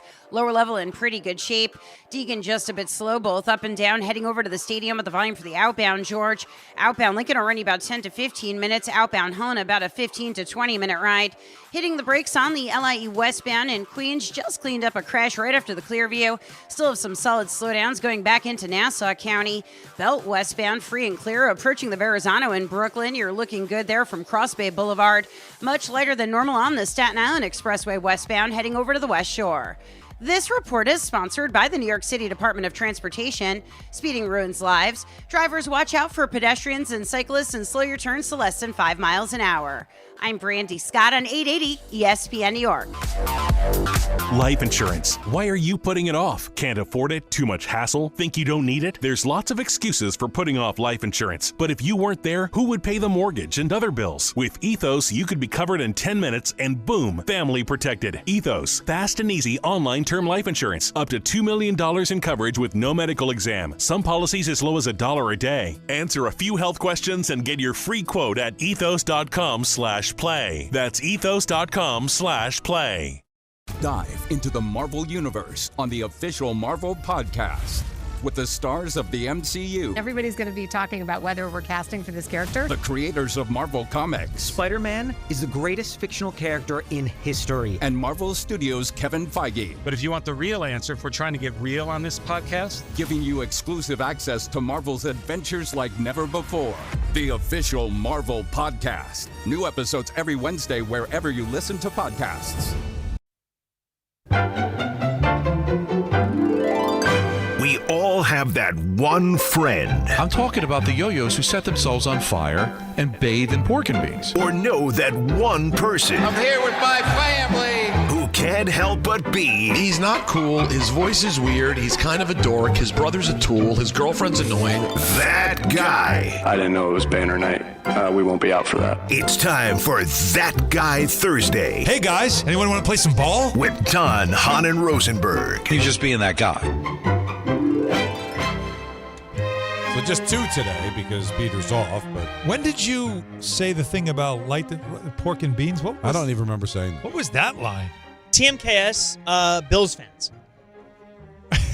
But I don't remember. If it was a while ago. You said, like, I don't hate Bills fans. Yeah. I hate, or I don't like the yo-yos who set themselves on fire and bathe in pork. Yes. It's just very funny. And bathe in pork and beans. Like, that's a really good one. Thank you. So today, like, you know, we can go in different places, but if you don't mind, if you would indulge me, if you don't mind, there was one that I saw. And this is somebody I love. Okay. But he said something today that he was being that guy. And it also allows me to talk a little Knicks right now, if I may. Why not? Because the preseason started today. It did. I worked on MSG. It was Clyde was there, Tyler Murray, and the game was in Abu Dhabi. The Knicks beat the Sixers 99-84. I never saw anybody get back from an arena quicker than you. From Abu Dhabi. Yeah, I don't know how you did it. Took the Concorde. They got to bring that back, no? The Concorde? They should. I'm really surprised that it went away and never came back. You get to London in like 2 hours or something. It was ridiculous. It was insane. But what happened? Why did they just kill it? There was something. People getting sick? No, I just think it became too expensive. Maybe. Probably. But come on, we have the technology. No, we're building rockets to go to Mars. We can't just build I don't a want rocket to go to Mars. I want to go to Seattle. Yeah. Or I'd like to go to Europe. Yeah. Yeah. That's it. In a timely fashion. In a rocket. Yes. Anyway, so the starters played the first half. That's it. And then the second half was, you know, again, your bench guys and your really depth guys trying to make the team. But the first half had some moments once they got loose, because at the beginning, it's preseason basketball. It's terrible. You're not going to miss a lot of shots. But once things started loosening up, the offense looked really good. Like, it looked like Mike Brown wants them to play fast, all that stuff. So, you know, Knicks fans are Knicks fans. They love their team. There's a lot of anticipation for the season. And it was a game that tipped off at noon Eastern. So during the day, people are tweeting about it. Right.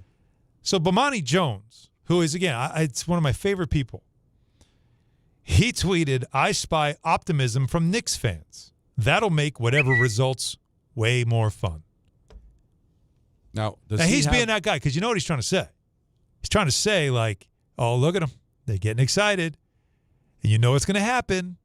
It's all going to come crashing down, because that's what happens to Knicks fans. Because they have made fun of Knicks fans for the last couple of years for just being excited about their team. And, you know, closing down 7th Avenue for one playoff win, and then closing down 7th Avenue because you won one playoff round, closing down 7th Avenue because you got to the Eastern Conference Finals. Act like you've been there before. And I've always said, most of them haven't. Most of the people you see celebrating is a whole generation of fans that have never been here before. No. They don't know what to do. So I don't like when mega media picks on Knicks fans. It's the one thing I don't tolerate. So Bo is doing this out of fun, but he's also being that guy. Oh, yeah. Would you agree? That guy doesn't necessarily mean bad guy. No. It's just you're being that guy. And he knows it. He knows it. But all I'm saying is leave these people alone. They've been through a lot. And for the first time in 25 years, in fact, in the first time in 30 years, I looked it up, the Knicks' odds to win a championship, second highest odds in the entire league. The only team with higher odds than them, the Thunder. Yeah, and that's they're it. Defending champs. The last time they had the second highest odds to win a championship, 1994-95. Coming out of going to the finals. The year before that, they had the number one. They were actually, and that was they lost on the that was the finger roll against the Pacers. That was correct. So, and that was Pat Riley's last game. Yeah. So they have never had. They had the shortest odds to win it all in 93-94, and then they had the second shortest 94-95. They've never been that high before until going into this season. They have the second shortest odds, tied with the Cavs. Like, there is a lot of anticipation. There's a lot of excitement.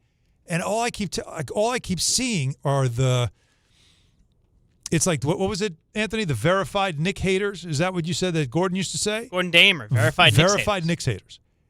They can't wait to see the crash. And I just feel like, why? What have they done to deserve this? They have a functioning, high-level, championship caliber franchise for the first time in a quarter century. Why can't they, in one preseason game, just be excited about what they're seeing? Leave them alone. Where's he from? Leave them alone. Where's he Verified Knicks hater. Well, Monty, where's he I from? don't know where he's from exactly. But he was an ESPN guy for a long time. No, I know. Very he used to entertaining do a guy. podcast, and you record it. When we used to be on West End The right Avenue, time. and I would talk to Yeah. him. And he was a really nice guy. And Great obviously, he's being performative. He's an Atlanta guy? all Oh, the time. that says enough. But I can understand not liking Celtic fans or not liking Spurs fans or not spoiled liking, fan base. Yeah, Again, or if Yankee you hate, fans thank or, you. or whatever. Yankee fans, Patriot I totally fans. understand. But what are the Knicks fans? I guess it's kind of annoying how excited they get over everything. But when you understand, when you haven't won since 1973, they went to the conference final last year for the first time in a quarter century. Done. Why would you relish in that kind of pain This is a fan for the base. franchise that went through that, a fan base that has gone through that much? You this is what you're doing. It's very similar to a man has been stranded in the desert for years. And he comes out of it, you hand him a cup of water, and he takes one sip and goes, "This is the greatest thing I've ever tasted," and you laugh at him. It's water. What's wrong with you? It's just water. What are you acting up? What are you carrying on for? For him, that ain't water. That's life. Mm-hmm. So playoff win is life. Wait, we're not the embarrassing franchise anymore? People, we actually have a functioning team, and now fans are looking at this season going, wait a minute. There's expectations we can actually win the whole thing. We're good enough to do that, to even be in the conversation. What do you think? Let them enjoy this. That's all I'm saying. And the ones that are really being the clowns are the ones that aren't really the Knicks fans. They just run and see a bunch of people going nuts and figure, it's my chance to get my 15 minutes on social media. Yeah. There's the always diehards going take to to be the streets, and then the other half are just people that, something's going on here. Let's have fun with it. Yeah, they're the party crashers. Yeah. But I just, like I said, Bo, love him. He's being that guy, but he's also setting it up to remind everybody, here they come. Here come all those excited Knicks fans. Look at them coming out of the desert, drinking that little sip of water. Look at them get excited about a sip of water. Look at them. How adorable. And it's setting up so that if there is a failure, we can all just laugh and say, see, that's what you get for getting excited about your team. How dare you? Let them be excited. Don't be that guy. No, and he certainly was being that guy. Good job. I enjoyed that one. That was a good one. That's what I got. Love it. 1-800-919-3776. Let's get back to the busy phone. Steven's out in California. You're on ESPN New York. What's up, Steve? Hey, guys. I am so glad to get to talk to you. I haven't spoken to you in over 5 years. I'm a Wow. big fan Where of you both been? of you. Everything all right? I went through a bunch of things. I had to get out of New York City. I'm in Northern California and loving it. California been very, very good to me. Good. So a lot of the things that first of all, you guys have intelligent conversation. Not all sports fans do. They just get caught up in fanaticism. And so much of what you're talking about now had to do with why I wanted to call in about the MVP issue and why I believe that it should be the catcher and not Aaron Judge. Because, yes, Aaron Judge may lead in a number of offensive series statistics, but nobody puts in more work than a catcher behind the plate day in, day out. Every single pitch has to process more information and is under more stress than a catcher at a major league level. Aaron Judge gets to stand out in right field, and I'm saying he's still thinking, but not at the level that catcher is. And what that catcher is putting his body through every single pitch, there's nobody out there on that field doing what he's doing. And so to me, to have a guy go through a season, hit as many home runs as he did, and just lead his team, that to me is the most valuable player, as opposed to what you were talking about earlier about Judges having a better year this year. It's still a team game. But the award is for the most valuable player, and nobody gives more day in and day out than a catcher who played that many. Well, and I think the reason and again, I probably Can think, I also just point one thing out? Yes. He played 120 of his how many total games did he play here? 159. Okay. 120 of them. So a vast majority. He was the catcher. He did have 38 games at DH. Now 11 home runs he hit. 11 of the 60. Yeah. So his 49 as a catcher, Right. I believe that's still the record for a catcher, right? Wasn't the previous record was like 48? No, he crushed that. Yeah. So he still broke the record. But I mean 11 home runs was as a guy that didn't have to play the field. You know what I mean? Like he didn't have to play. But I think to the caller's point. I get his point, and he's right. But the fact that he played 159 games, That's a lot a of lot. catchers take the day off. Yeah. Day games after night games. He's still DH because they needed him in the lineup. They needed his bat because they were trying to win the division. That's which true. also explains why he should get MVP consideration. No, he did things that catchers aren't supposed to do. Mhm. He did things that no switch hitter has ever done before. Mm-hmm. So I just think he belongs in the conversation for that. Giving it to Judge, no problem. The better player is Aaron Judge. There is no question about that. That I agree. But in a year where you break the record for home runs by a catcher, you break the record for home runs by a switch hitter, you take a Seattle team that wins the division, and he contributed to that sweep against the Astros. But I think what really helped Judge is he was big down the stretch when the Yankees almost caught the Blue Jays, and he had some big games. Hey, it's a fun conversation. All I ever said was that I don't think Yankee fans should get upset if Raleigh gets it. It wouldn't be a robbery the way it was with Altuve, especially after finding out that Altuve was on a team that got signs. Yes.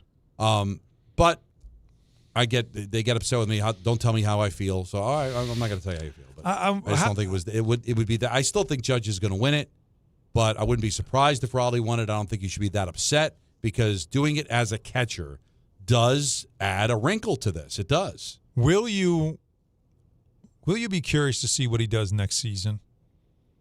Because he only played 6 more games than last year, and he almost doubled his home run total.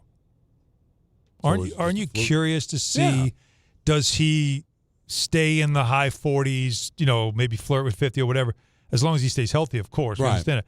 Or if he drops back down to like just 30, would you kind of side-eye that?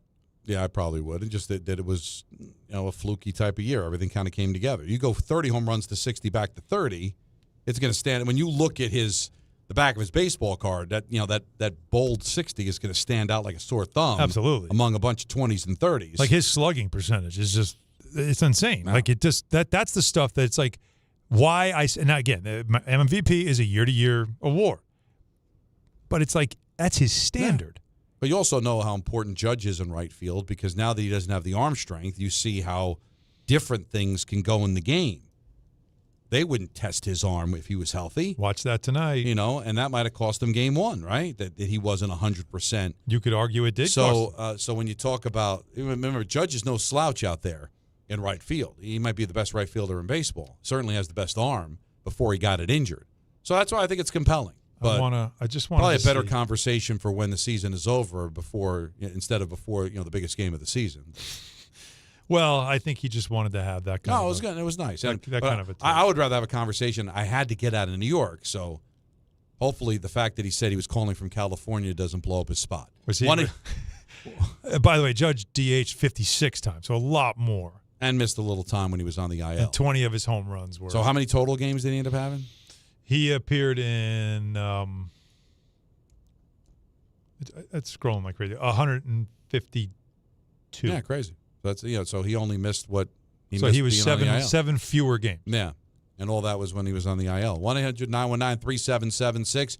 Damien Woody will join us at 5:30. ENN at 6. Don, Hahn, and Rosenberg on ESPN New York. Every aspect of your business will operate better and faster with artificial intelligence. AI is a race, and companies that act first will win. Thrive Managed AI is your advantage over all your competitors. Thrive partners with you on a smart, secure AI strategy for your business. Then they deploy and manage it for you. Be first and win the race with Thrive Managed AI. Start with a complimentary strategy consultation at thrivenextgen.com/ESPN. That's thrivenextgen.com/ESPN. There's nothing the voice in our head obsesses over like our health. But with over 100 lab tests and insights, Function can help answer the questions like, why am I so tired all the time? How can I get better sleep?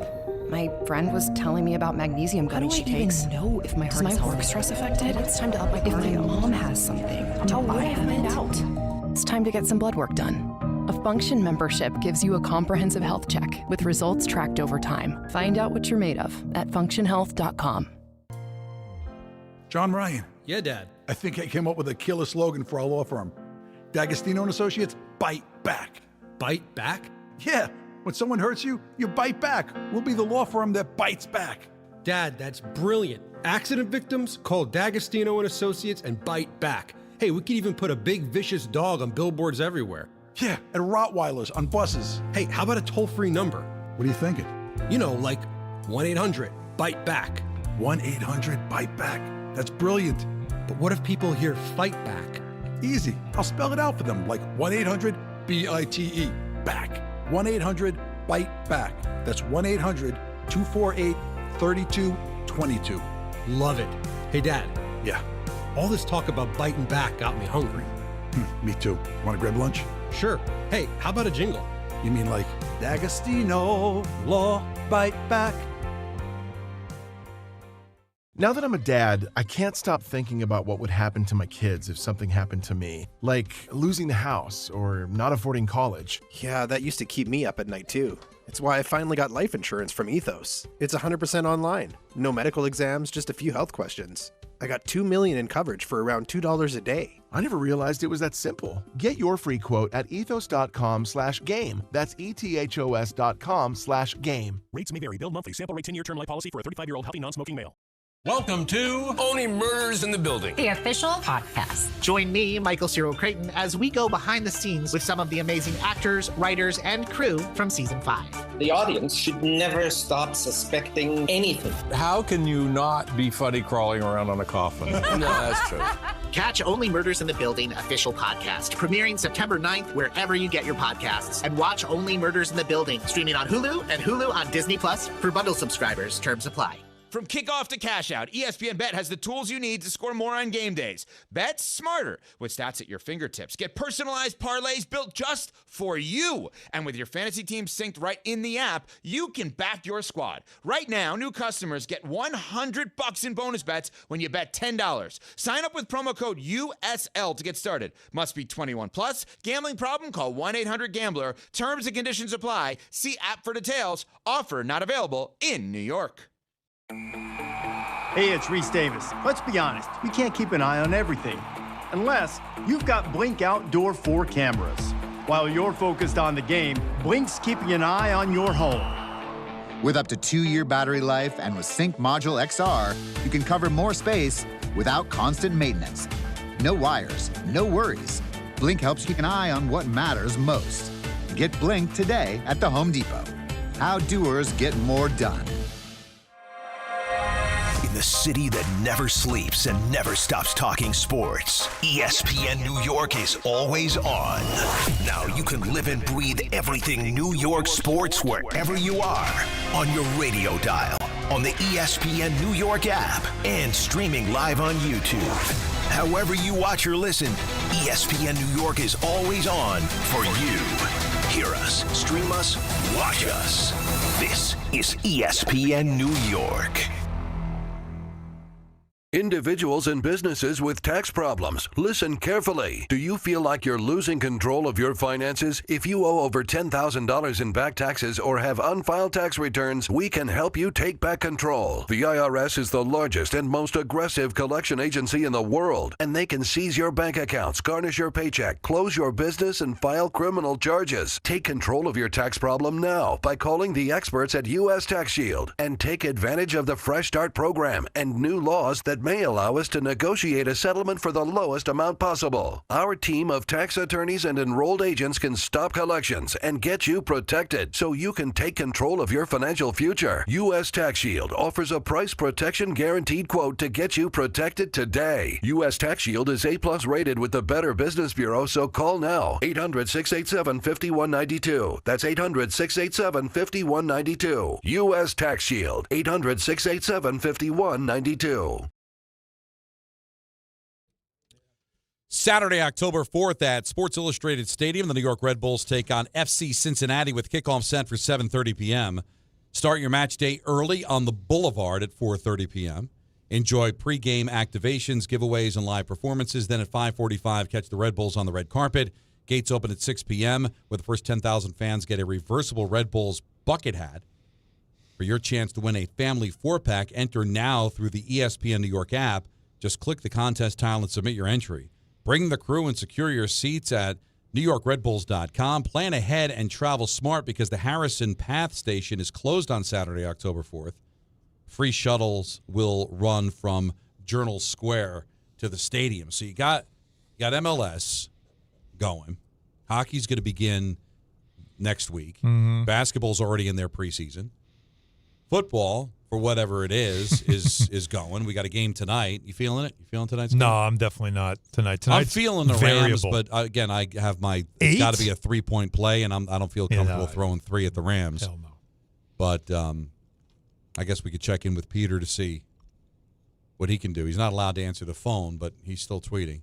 1-800-919-3776. Rob Lowe is here. We asked him to call. Attaboy, Rob. And he called, and we appreciate the interaction. What do you got, man? How you doing? All right, first I want to start off with first time, long time. There you I go. was about to say that. But check it. Like the Keith Sweat song, y'all got me twisted. Disappointed, yes. If they lose to the Red Sox, who celebrated on our field a few years ago, you know what I mean? I would want to win. Mm-hmm. Of course. But like y'all say, I'm going to use one of y'all words, the aerial view on the season as a whole, failure? No way. We started off by losing second or third best player, however y'all want to consider Horn Soda with Cole and all that, okay, to our crosstown rivals. Boom. Then we find out we losing Cole for the year. So Max Fried was signed to take Rodon's spot because even they telling you, we don't trust him. We wanted Cole, Fried, then Rodon. So, again, disappointed if they lose? Come on, that's a given, of course. But the season of failure, Allen? Come on. From a Yankee standard? The whole season. After getting to the World Series last year, with the belief that you should get back there again, with a win total that matched the best in the American League, with the best player in the sport. Right? When they said that, when they started? What's that? It was with Cole. Those getting back to the World Series was with Cole was in the plans, right? With your Cole. Ace, your number one. With Cole. You want to say that you lost Cole, and that right. hurts you, but did it hurt you enough to not have the best record in the American League? Which y'all always say the American League is the JV. All right, so get to the World Series. The best record, I mean, they should have the best record with that roster. And you're losing to a team that's supposed to be not as good as you. I'm not going to tell you how to feel, Rob. Disappointment, yes, but I can't call the season a failure. Well, listen, you could do whatever you want to do. I mean, if you don't look at it as a failure. Again, I think you're looking at failure too strong. The objective was not met. When you're winning 8 straight games to close out the season, against Baltimore and Chicago. All right, fine, but you won 8 straight games. You went 7-5 with that gauntlet when you had to play the Tigers, the Red Sox, and the Which the Astros we found out aren't who we thought they was. 44, the 34, I believe, and 14 to finish the season. That's plus 20. Yeah. That's 20 games over 500. So that wasn't just against the dregs of the league. Yeah. But again, we talk about the season. You can't take out what happened in July. Remember, you was here in June saying, "Oh my God, the season." I know. The season. I know. I would like you, again. Rob. Here's what I want you to do. So the whole season's a failure? Then you talk to your Yankee fan friends who won't let Judge get up when he hits 203 in the postseason, and they don't care about what he does in the regular season, and that he doesn't have any rings, and still thinks that Jeter is a better player than Aaron Judge because Jeter won and Judge hasn't. So the postseason does matter to this organization, Rob. This is not other teams like the Reds who are just happy to be there. And even to a certain extent, the Mets, who only twice in their history, that goes back to 1962, ever made the playoffs back-to-back years, just twice. The Yankees, as much as it's sometimes criminal that their fans ignore tremendous success in the regular season, they put a lot of onus on what happens in the postseason. And if you can't make it out of the wild card round, with Bellinger and Judge and Fried and a 30-for-30 guy in Jazz and Rodon going out there and winning 18 games.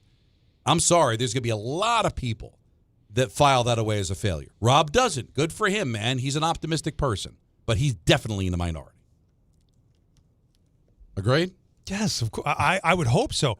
But I look, if you call and make salient points, I can't argue with you because, like you said, that's your opinion. And that's all we're asking for is if you're coming back at us, come back at me with some facts and some points. Right, but listen, fair points. But here's the thing. Look at it differently. It's like opinion, right? What if I were to tell you know what, Alan, I don't look at the Mets season as a disappointment. I was engaged all year. They entertained me. Alonso had a great year. Soto had a great year. I got to see 3 young kids get called up from the minor leagues and contribute to the team. You can sugarcoat anything. Oh, my ace got hurt. What am I supposed to do when I lose my ace? Senga was hurt all year. What do you expect? But the reality is that the second highest payroll in baseball and a team that was 21 games above 500 on June 12th missed the playoffs. That is a huge failure. Now, can they get up from the failure? Absolutely. Can the Yankees get up from the failure? Sure. I feel dirty having the conversation considering they haven't even failed yet.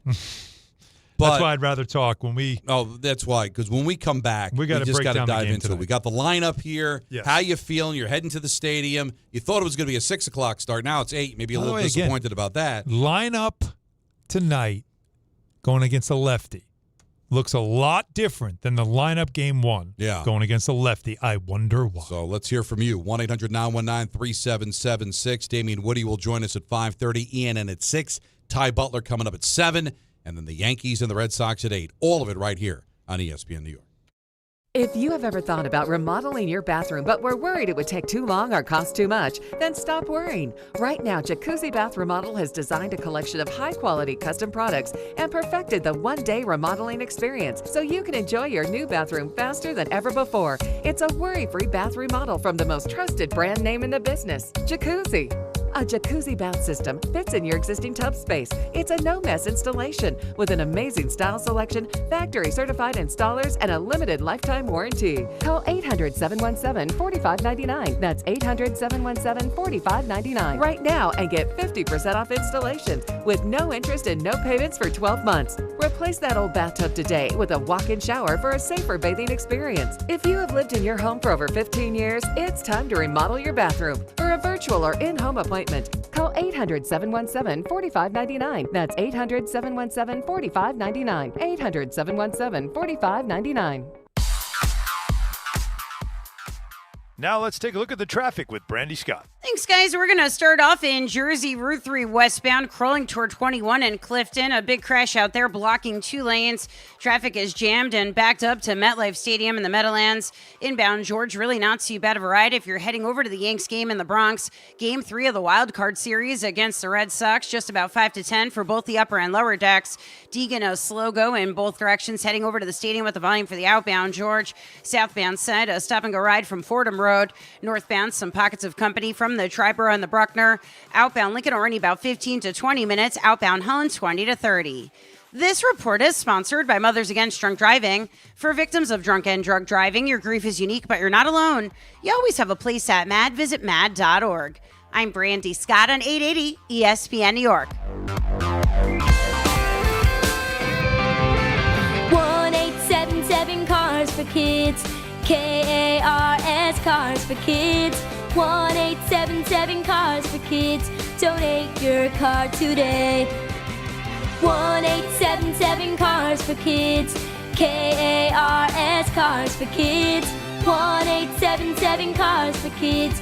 Donate your car today. Ready to get rid of that old car? Donate it to Cars for Kids. Call 1-877-CARS-FOR-KIDS to reach a friendly live agent. Donation is super easy, and your car can be picked up as soon as tomorrow. Call us now, 877-CARS-FOR-KIDS. That's cars with a K to donate your car today. 1-877 Cars for Kids. KARS, Cars for Kids. 1-877 Cars for Kids. Donate your. Did you know you can donate real estate too? Go to carsforkids.org. That's carsforkids.org. Do you have trouble getting in and out of the bathtub? Are you afraid you'll slip and fall entering or exiting a tub? Safe Step walk-in tubs can transform your bathtub from an area of concern to a calming refuge. Call them today at 1-800-731-4558 and save $1,600. Safe Step walk-in tubs and showers are proudly made in Tennessee and offer an ultra-low step-in, avoiding that difficult climb over a traditional bathtub wall. They also offer a variety of therapeutic benefits that may help soothe your aching muscles and joints, increasing your mobility, boosting your energy, and improving your sleep. Safe Step walk-in tubs are designed to easily fit your existing tub space and are often installed in as little as one day. Just dial 1-800-731-4558 today to save $1,600 and receive a free shower package. That's 1-800-731-4558 for a free no-obligation consultation and to save $1,600. Safe Step walk-in tubs. Safety never felt so good. 880 ESPN, WHSQ, and WCBS-FM HD2, New York. A Good Karma Brands radio station.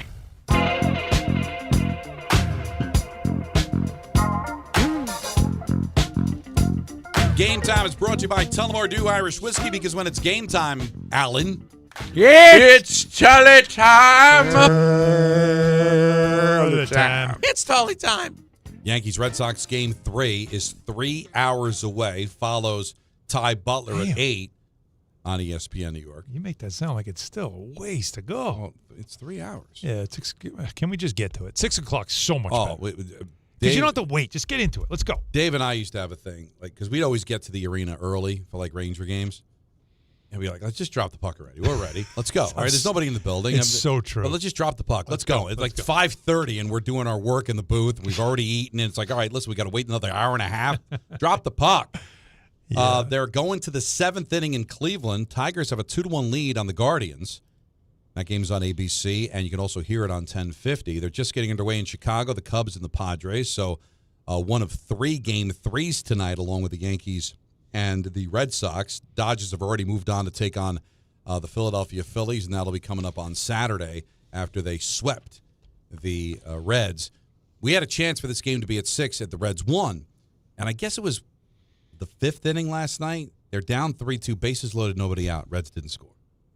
And then I think the next inning or the inning after, bang. It's funny, the Yankees did that. Dodgers put up 4 runs with 7-2 and like lights out, game over. By the way, Ohtani looks locked in. Yeah, that's a scary team right now. That should be a great series with Philadelphia. Oh, yeah. They're pretty locked in as well. We also have some preseason hockey over at the Garden. Rangers and the Devils and the Islanders are in Philadelphia to take on the Flyers. Tullamore Dew, the original triple distilled, triple blended, and triple cast matured Irish whiskey. Be sure to grab a Tullamore Dew or try the new Tullamore Dew Honey during today's action. Glasses up to enjoying Tullamore Dew responsibly. So the Yankees have a starting pitcher tonight in Schlittler who's made 15 starts all this year, never pitched in the postseason. And Early's going to go for Boston. He's got 5 starts. Now, he's an opener, so he might be one and done, where the Yankees are hoping that they get a quality start. But I believe it's almost as if they both have openers in the sense that it's going to be a quick hook. Now, Schlittler's not going to be allowed to get out of a bases loaded jam, 2-0, 1 out. He's gone. You're probably going to go to Warren at that point, right? Because you want to stop the bleeding. So it's not like Rodon, who got a second chance, got a reprieve. He wanted the ball. What was it, the 5th inning when Boone came out? It's not Fried, who's your ace. So, but still, you have an advantage of a guy that can go out there and give you 5-6 quality innings. He was a good pitcher. He pitched under a 3 earned run average this year. And the Red Sox, if they've got to go to their bullpen, it's a pretty spent bullpen. The only guy they didn't really use of name was Chapman, right? But he was up twice. Now, Cora said after the game he really wasn't. He gets in his routine kind of warmer. He wasn't throwing in anger, so he's fine. Now, that might be just a lie, but he didn't pitch in the game. Mm-hmm. So they've got a closer. They can go out and he got a 4-out save in game 1. I would think that he wouldn't hesitate to use him for a 6-out save tonight. If you're the Yankees, you want to see him. But without question, you want to see him because you just know that he can be overpowering, but he also can lose control fast, and so that's fine. You'd love to see him come in and have to do 4 outs, 5 outs, or whatever it is. But it is an interesting strategy, though. If you think about because we always keep talking about what Cora is going to do and what he's going to script. How do the Yankees script this? It's a kind of cool story that we haven't mentioned yet. But Cam Schlittler is a Boston kid, but Yankee fan. But he was a Boston kid, right? And when you think about his story and how he's got a chance to eliminate the Red Sox, Ben Rice, the same kind of story, right? Wonder what his emotions are going to be for this game. Oh, they're going to be through the roof. And so he's a guy that actually has given them length. He has had good performances. And so is Warren a only break glass in case of emergency type guy? Or do you want to keep messing with Boston more almost like what Cora was trying to do yesterday and just keep changing the look? And so you're going to we'll go one time through the order with Schlittler and then give Warren one time through the order and do it that way? Or if the kid's dealing, stay with it. I wonder if they'll have an approach or a plan, what they call them, lanes. Yeah. I wonder if they'll have that because of what you said. Devin Williams has pitched already 2 games. Weaver did not look good in game 1, and I don't know can you trust him? Would you really put him in this game after what you saw in game 1 and he really has not pitched well down the stretch? I have no choice, but I don't think there's a lane for him. But Cruz gave you a lot. But he gave you 2 games. So can you really go back to him? Well, you might have to use Bednar 3 straight. You might have to use Cruz 3 straight. You can. Williams, but you're going to have no choice. Right. Now, for the last 5 games for Cam, 7 innings, 2 hits, no runs against Baltimore. And then before that, 5 1/3 at Baltimore, 3 hits, 1 run. 1 run. At Minnesota, only went 4 2/3. The win against Detroit, 6 innings, 5 hits, 1 run. And the last stinker he didn't get out of the second inning against Toronto in that 7-1 loss. He allowed 4 runs. Yeah. So you're going to have a quick hook. I think the only way that he gives you more than 5 is if he's dealing. I think the first sign of trouble, depending on what the score is, like the Yankees put up a 5 spot, but if you're like I said, if you go into the 3rd inning, it's scoreless, and the Red Sox get a couple of runs, load the bases, 1 out.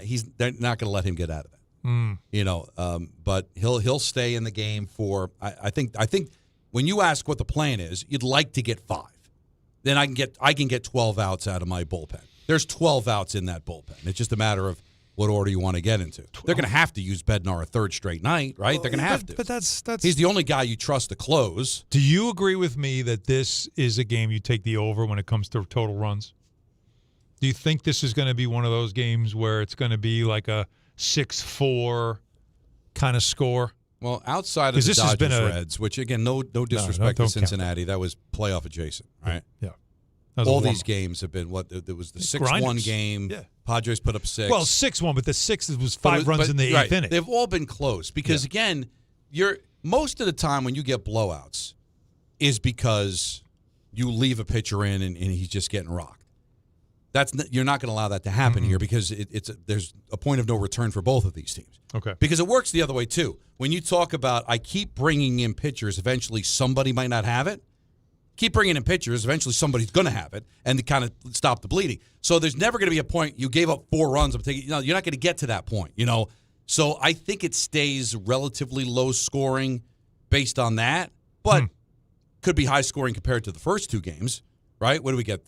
Game 1 was 3-1. Last night was 4-3. So could it be a 5-4 game? It could be. So you're looking more like that. But okay. Well, look. Early is the kid again. Connolly Early he's a lefty. Now he's 23, so he's young, but he's a lefty. And he made his MLB debut on September 9th. Like he's literally wet behind the ears. right? He's in diapers. But the one thing they have talked about in Boston about him is his poise. That's the thing that they have been most impressed with him, is the ability to show some poise. His first outing against the Athletics, he struck out 11. Now, he's had trouble here and there, but he never gets rattled. How important is that when you're on the mound at Yankee Stadium in an elimination game? It's very important. But he's a lefty, and the Yankees do struggle against lefties. Yeah, and game one, they wouldn't play. They played their lefty pitcher lineup, which meant no Ben Rice, and they took Jazz out. That upset a lot of people. But in this game, Jazz is in, Rice is in. And what's the reasoning? Well, obviously, Crochet is an elite pitcher who's probably going to win the Cy Young. Mm-hmm. And he'll probably, as he did, go to the distance. He's not going to be a guy you bring out first sign of trouble. So I imagine the reasoning here is not we learned our lesson from game one.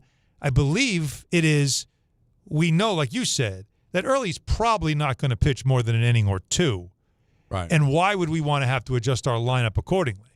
Right? This isn't they learned their lesson. They know better. No, I think this is all scripted. They knew exactly how to handle this, and they weren't going to overreact to having a lefty on the mound. Agree or disagree? Absolutely, 100%. Because nobody, I don't think he's not going to get a second time through the line. Yeah, okay. So he might go two and change. Right, he'll probably go 2 and change. And just looking at his game logs of the game that he started, only 4. This is only his 5th start. Yeah. So I misspoke. I said he had 5. He had 4. So this is what he gave you. In his last outing, 5 innings against Detroit, 4 hits, 2 runs. 4 innings against Tampa, 5 1/3 against the Athletics, 5. Again, so he has given you, for a kid, he's giving you some length. Yep. 3 times he has pitched 5 innings, and 1 time he pitched into the 6th inning. Yeah, he's not you unless don't he's see it pitching a tonight. perfect game, and the Red Sox are up 6-7-0. I'd be very, very surprised if he gets a second time through the order. Definitely not a third time through. So he's probably only going to give you 2, maybe 3. And you know why that's interesting? It's first time through the order. It's the first time anybody's seeing either one of these pitchers. They're both young, right? And neither one of them has faced the Early didn't face the Yankees, and Schlittler hasn't faced the Red Sox. So other than film, there's nothing. There's no, like, you see it all the time. First time through the order of pitcher, a lot of the guys have never seen before. What do? No. The first thing they do is, like, the next guy up that you whisper in his ear. Right. They go to the dugout there, watch it. Like, it's incredible how much the first time I see him throw, which is why what Judge said about Chapman in game 1, he's like, the good thing is we got to see him.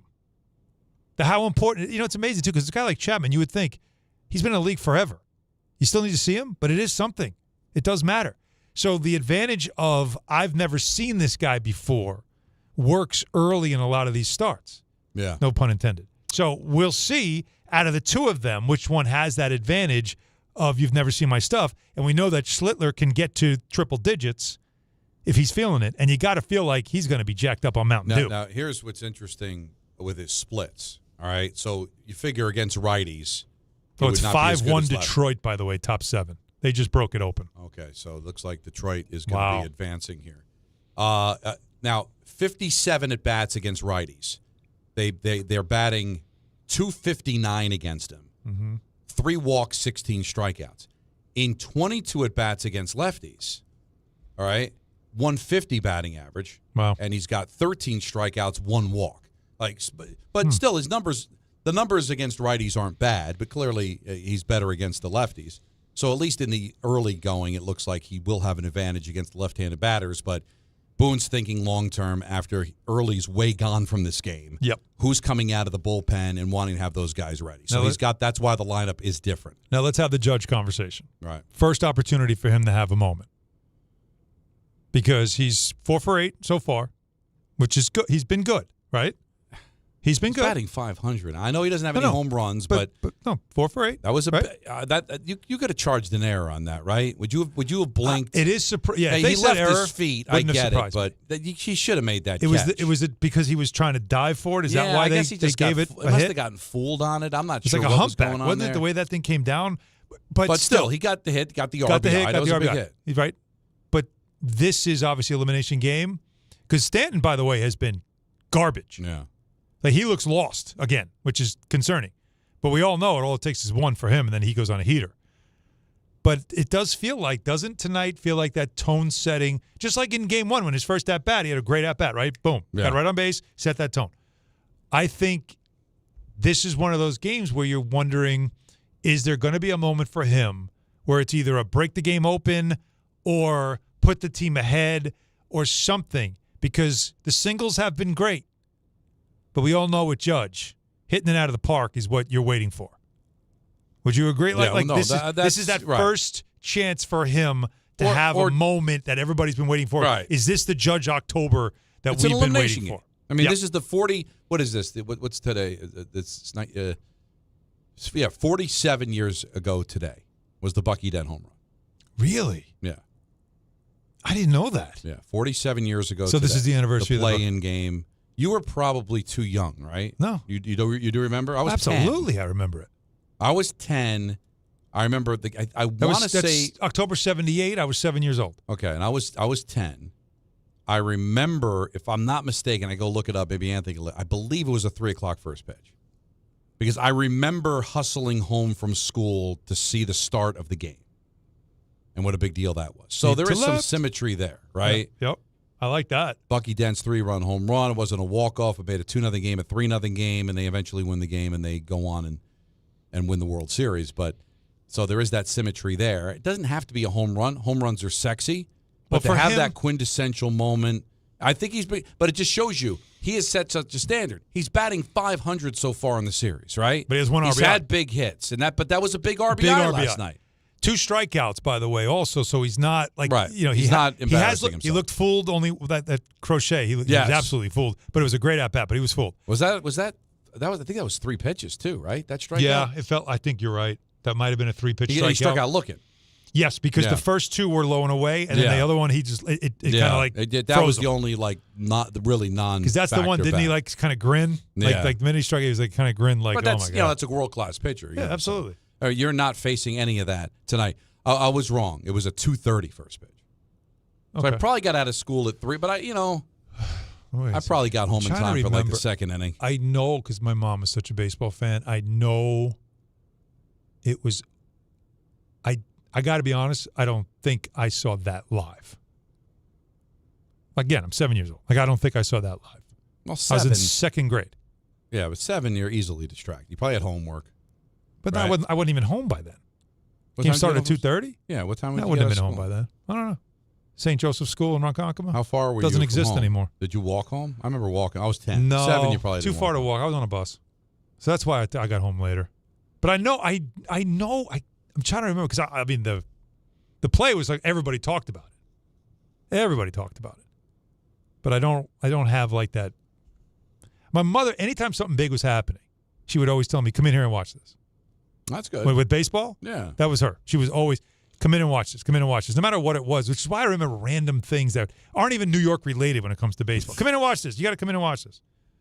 Game of the week, stuff like that. 1-800-919-3776. Let's go to the phones. Everybody's hot to talk about this game and, of course, this series. Let's go to Steve in Boone. You're on ESPN New York. What's up, Steve? Hey, guys. Thanks for taking the call.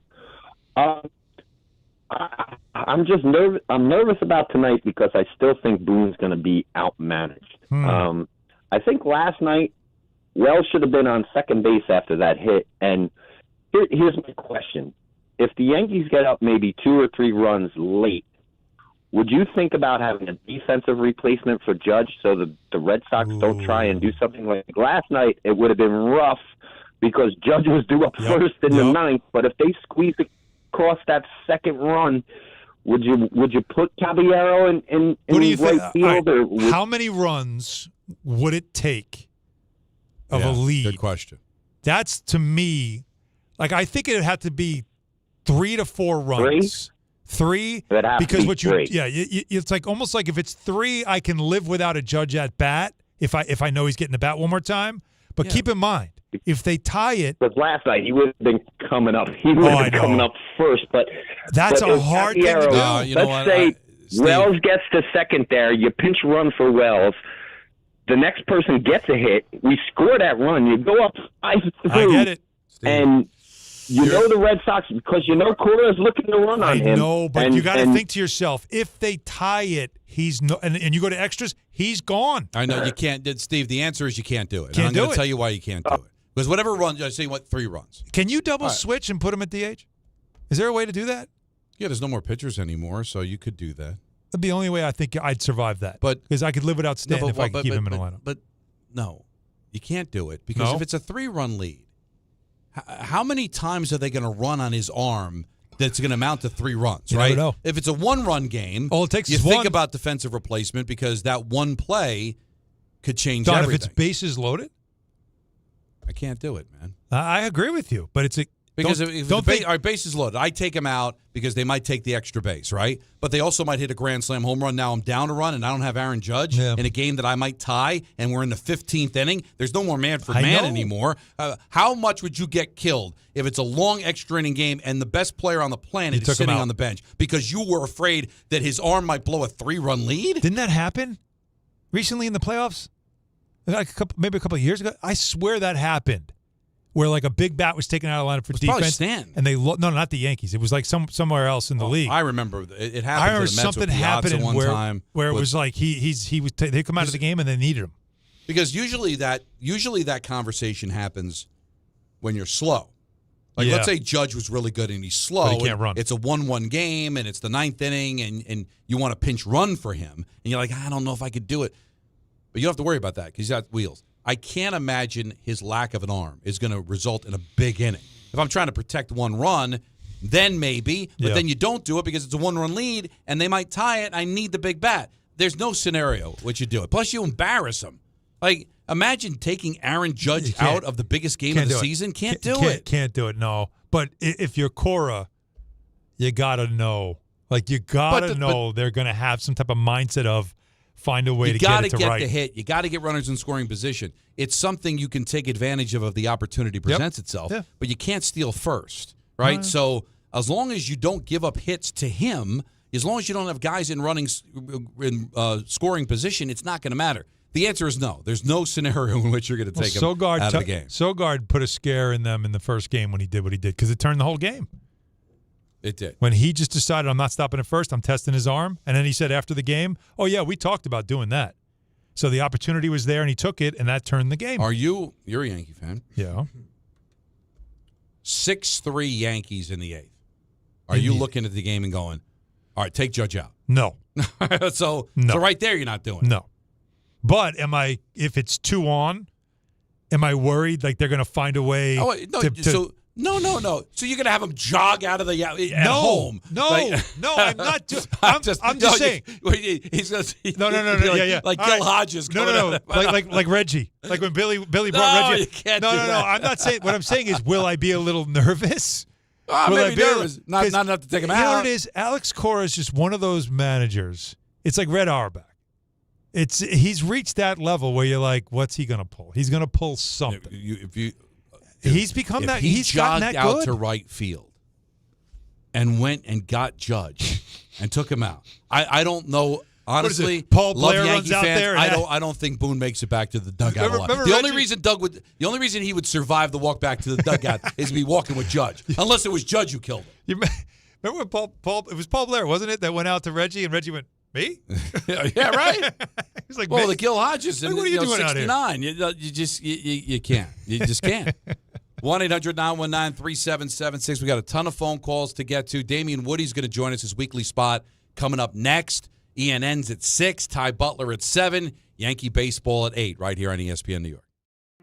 This fall, don't sit on the sideline because of pain. If you're tired of waking up stiff, fighting neck, back, or joint pain, and missing out on the things you love, it's time to take action. Call Dr. Jay Shaw at Sandwell Pain, New Jersey's top pain specialist. Dr. Shaw is the Ivy League trained, double board certified, and laser focused on one thing: getting you back in the game. Living pain-free, no surgery, no cuts, no downtime. Just precise image-guided treatments that deliver real results. Whether it's sciatica, nerve pain, migraine, or chronic joint pain, Dr. Shaw will personalize a non-surgical game plan just for you without pain medication. Same-day and next-day appointments are available with offices in Woodbridge, Livingston, and Inglewood. Most major insurances are accepted, so what are you waiting for? Don't let pain keep you out of the action this season. Visit Samuel Pain to text, call, or book online. You'll wish you met Dr. J. Shaw a lot sooner. Relief starts today, and victory over pain is closer than you think.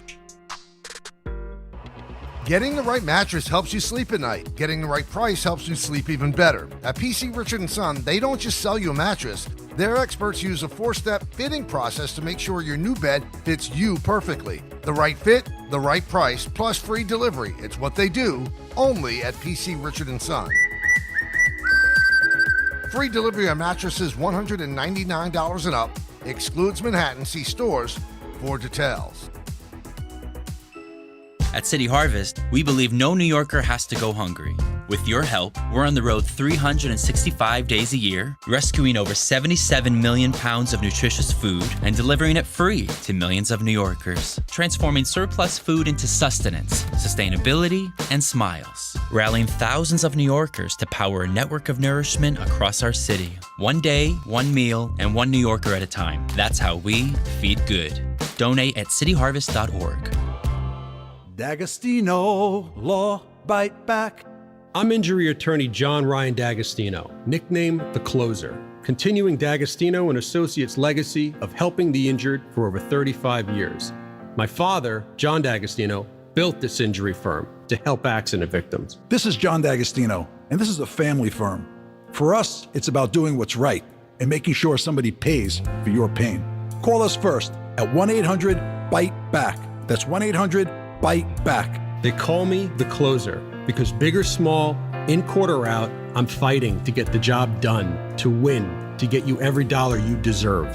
D'Agostino and Associates has offices throughout New York and New Jersey and will come to you. I've been there and I'll be there for you. Call us first at 1-800-BITE-BACK. 1-800-BITE-BACK. That's 1-800-248-3222. There's nothing the voice in our head obsesses over like our health. But with over 100 lab tests and insights, Function can help answer the questions like, why am I so tired all the time? How can I get better sleep? My friend was telling me about magnesium gummies she takes. How do I even know if my heart is work stress affected? It's time to up my cardio. If my mom has something, how will I find out? It's time to get some blood work done. A Function membership gives you a comprehensive health check with results tracked over time. Find out what you're made of at functionhealth.com. And now let's take a look at the traffic with Brandy Scott. Thanks so much, guys. Game 3 of the Wild Card Series. Yanks taking on the Red Sox tonight. Your worst ride into the Bronx, Whitestone Bridge. Crash mid-span in the right lane. Delays go back onto the expressway northbound. Not moving much from Citi Field in Queens. Cross Bronx westbound slows you down. Heading over to the Deegan with the volume for the outbound, George. Bumper to bumper there from the Bronx River Parkway. Inbound, George in pretty good shape. Upper deck will run you about 5 to 10 minutes. Lower level, a great ride. Outbound, Lincoln will run you about 15 to 20. Outbound, Hahn, 20 to 30. No relief on Route 3 westbound in Jersey. Still have a crash blocking 2 lanes by 21 in Clifton. Delays are starting to back up to the Turnpike Eastern Spur. This report is sponsored by the New York City Department of Transportation. Speeding ruins lives. Drivers, watch out for pedestrians and cyclists and slow your turns to less than 5 miles an hour. I'm Brandy Scott on 880 ESPN New York. Now that I'm a dad, I can't stop thinking about what would happen to my kids if something happened to me, like losing the house or not affording college. Yeah, that used to keep me up at night too. It's why I finally got life insurance from Ethos. It's 100% online. No medical exams, just a few health questions. I got $2 million in coverage for around $2 a day. I never realized it was that simple. Get your free quote at ethos.com/game. That's ethos.com/game. Rates may vary. Bill monthly. Sample rate 10-year term life policy for a 35-year-old healthy non-smoking male. Talk about stepping up. Bang! Bang! It's time to level up your game. Introducing the all-new ESPN app. All of ESPN, all in one place. Your home for the most live sports and the best championship moments. The electricity is palpable. Step up your game with no annual contract required. It's the ultimate fan experience. Level up for more on the ESPN app or at stream.espn.com. Sign up now.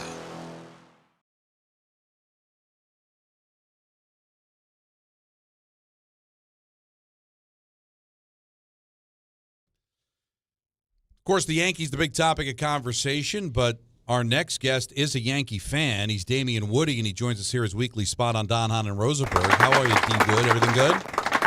I'm good, but you made one critical error, my friend. Uh-oh. What is that? I'm a Red Sox fan. Wait a minute. I was told by Alan Hahn you were a Red Sox fan. I made an egregious error there. Well, then we're going to let you go. We'll talk to you next week. Yeah, we're done. All right, that's even better though. Take the temperature, D. Yeah. Wood. Are you a little nervous about tonight? No, I feel good, man. Like, listen, man. The Yankees stole one last night. Took my hat to them, but we got it, man. We good. I'm not worried about anything. We are good.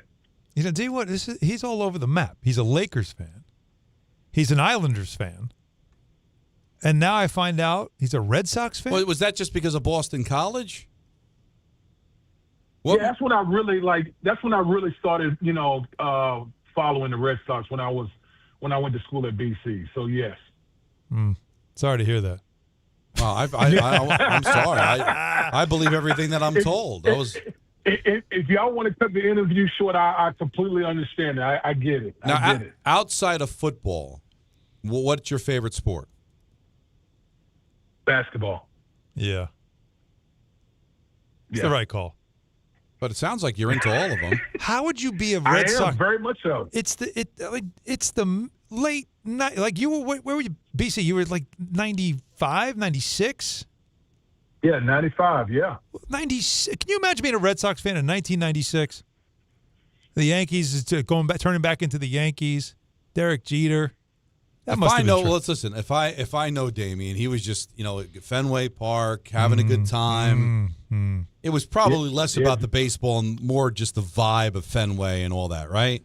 I got you right? You understand me, Don. you understand me. And listen, I live in a house full of Yankees fans, so I love that energy back and forth. So now, all right. So that I had something. I knew I had something right. Anyway, speaking of vibes, you called it, so I'll give you credit. Jackson Dart, you talk about vibes. What did you see, and how much of this was, piss and vinegar from a kid, who was just so fired up for his first start in a building that was just ravenous from the beginning, and he fed off the energy?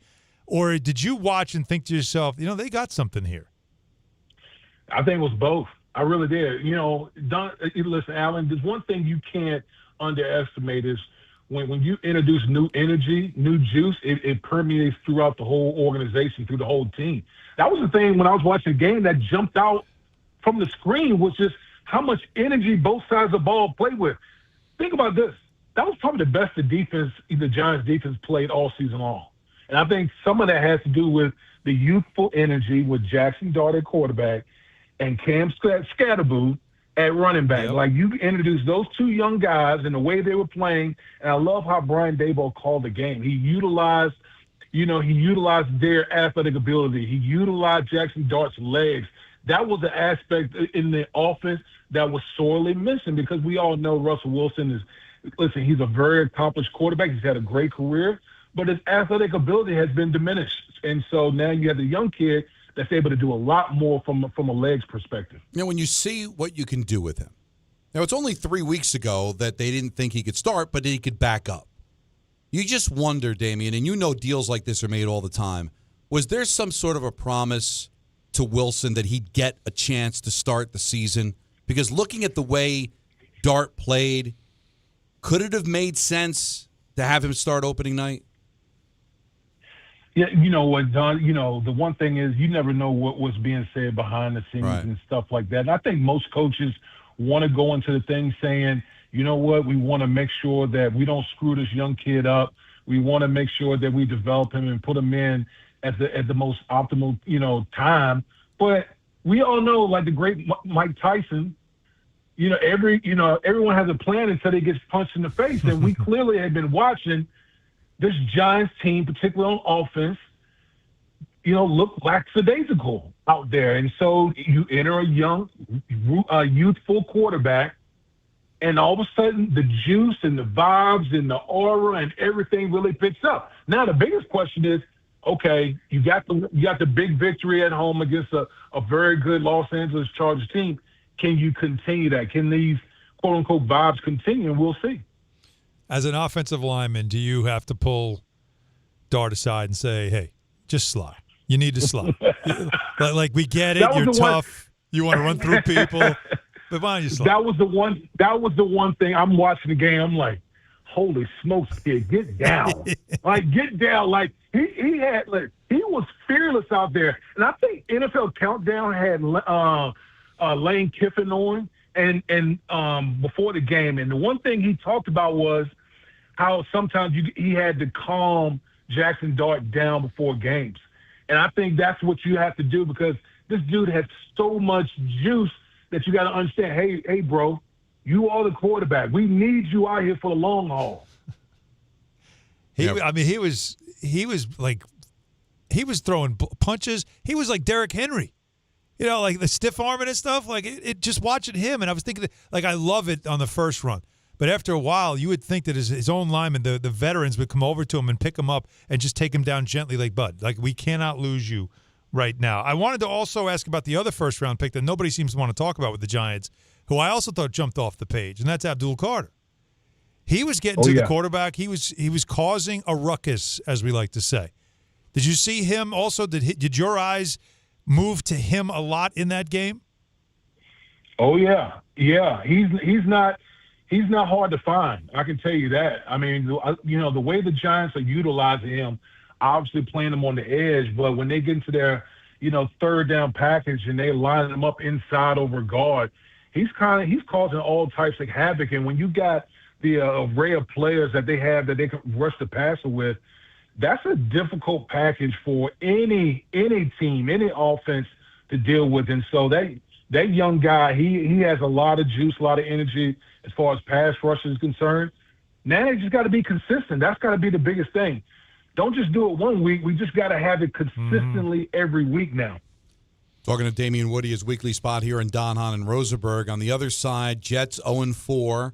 Another one of those, maybe here, maybe there, they could have picked up a win, but at the end of the day, just too many penalties, too many self-inflicted wounds. How frustrating does that have to be for Aaron Glenn, considering that was his mantra coming in to stop all that?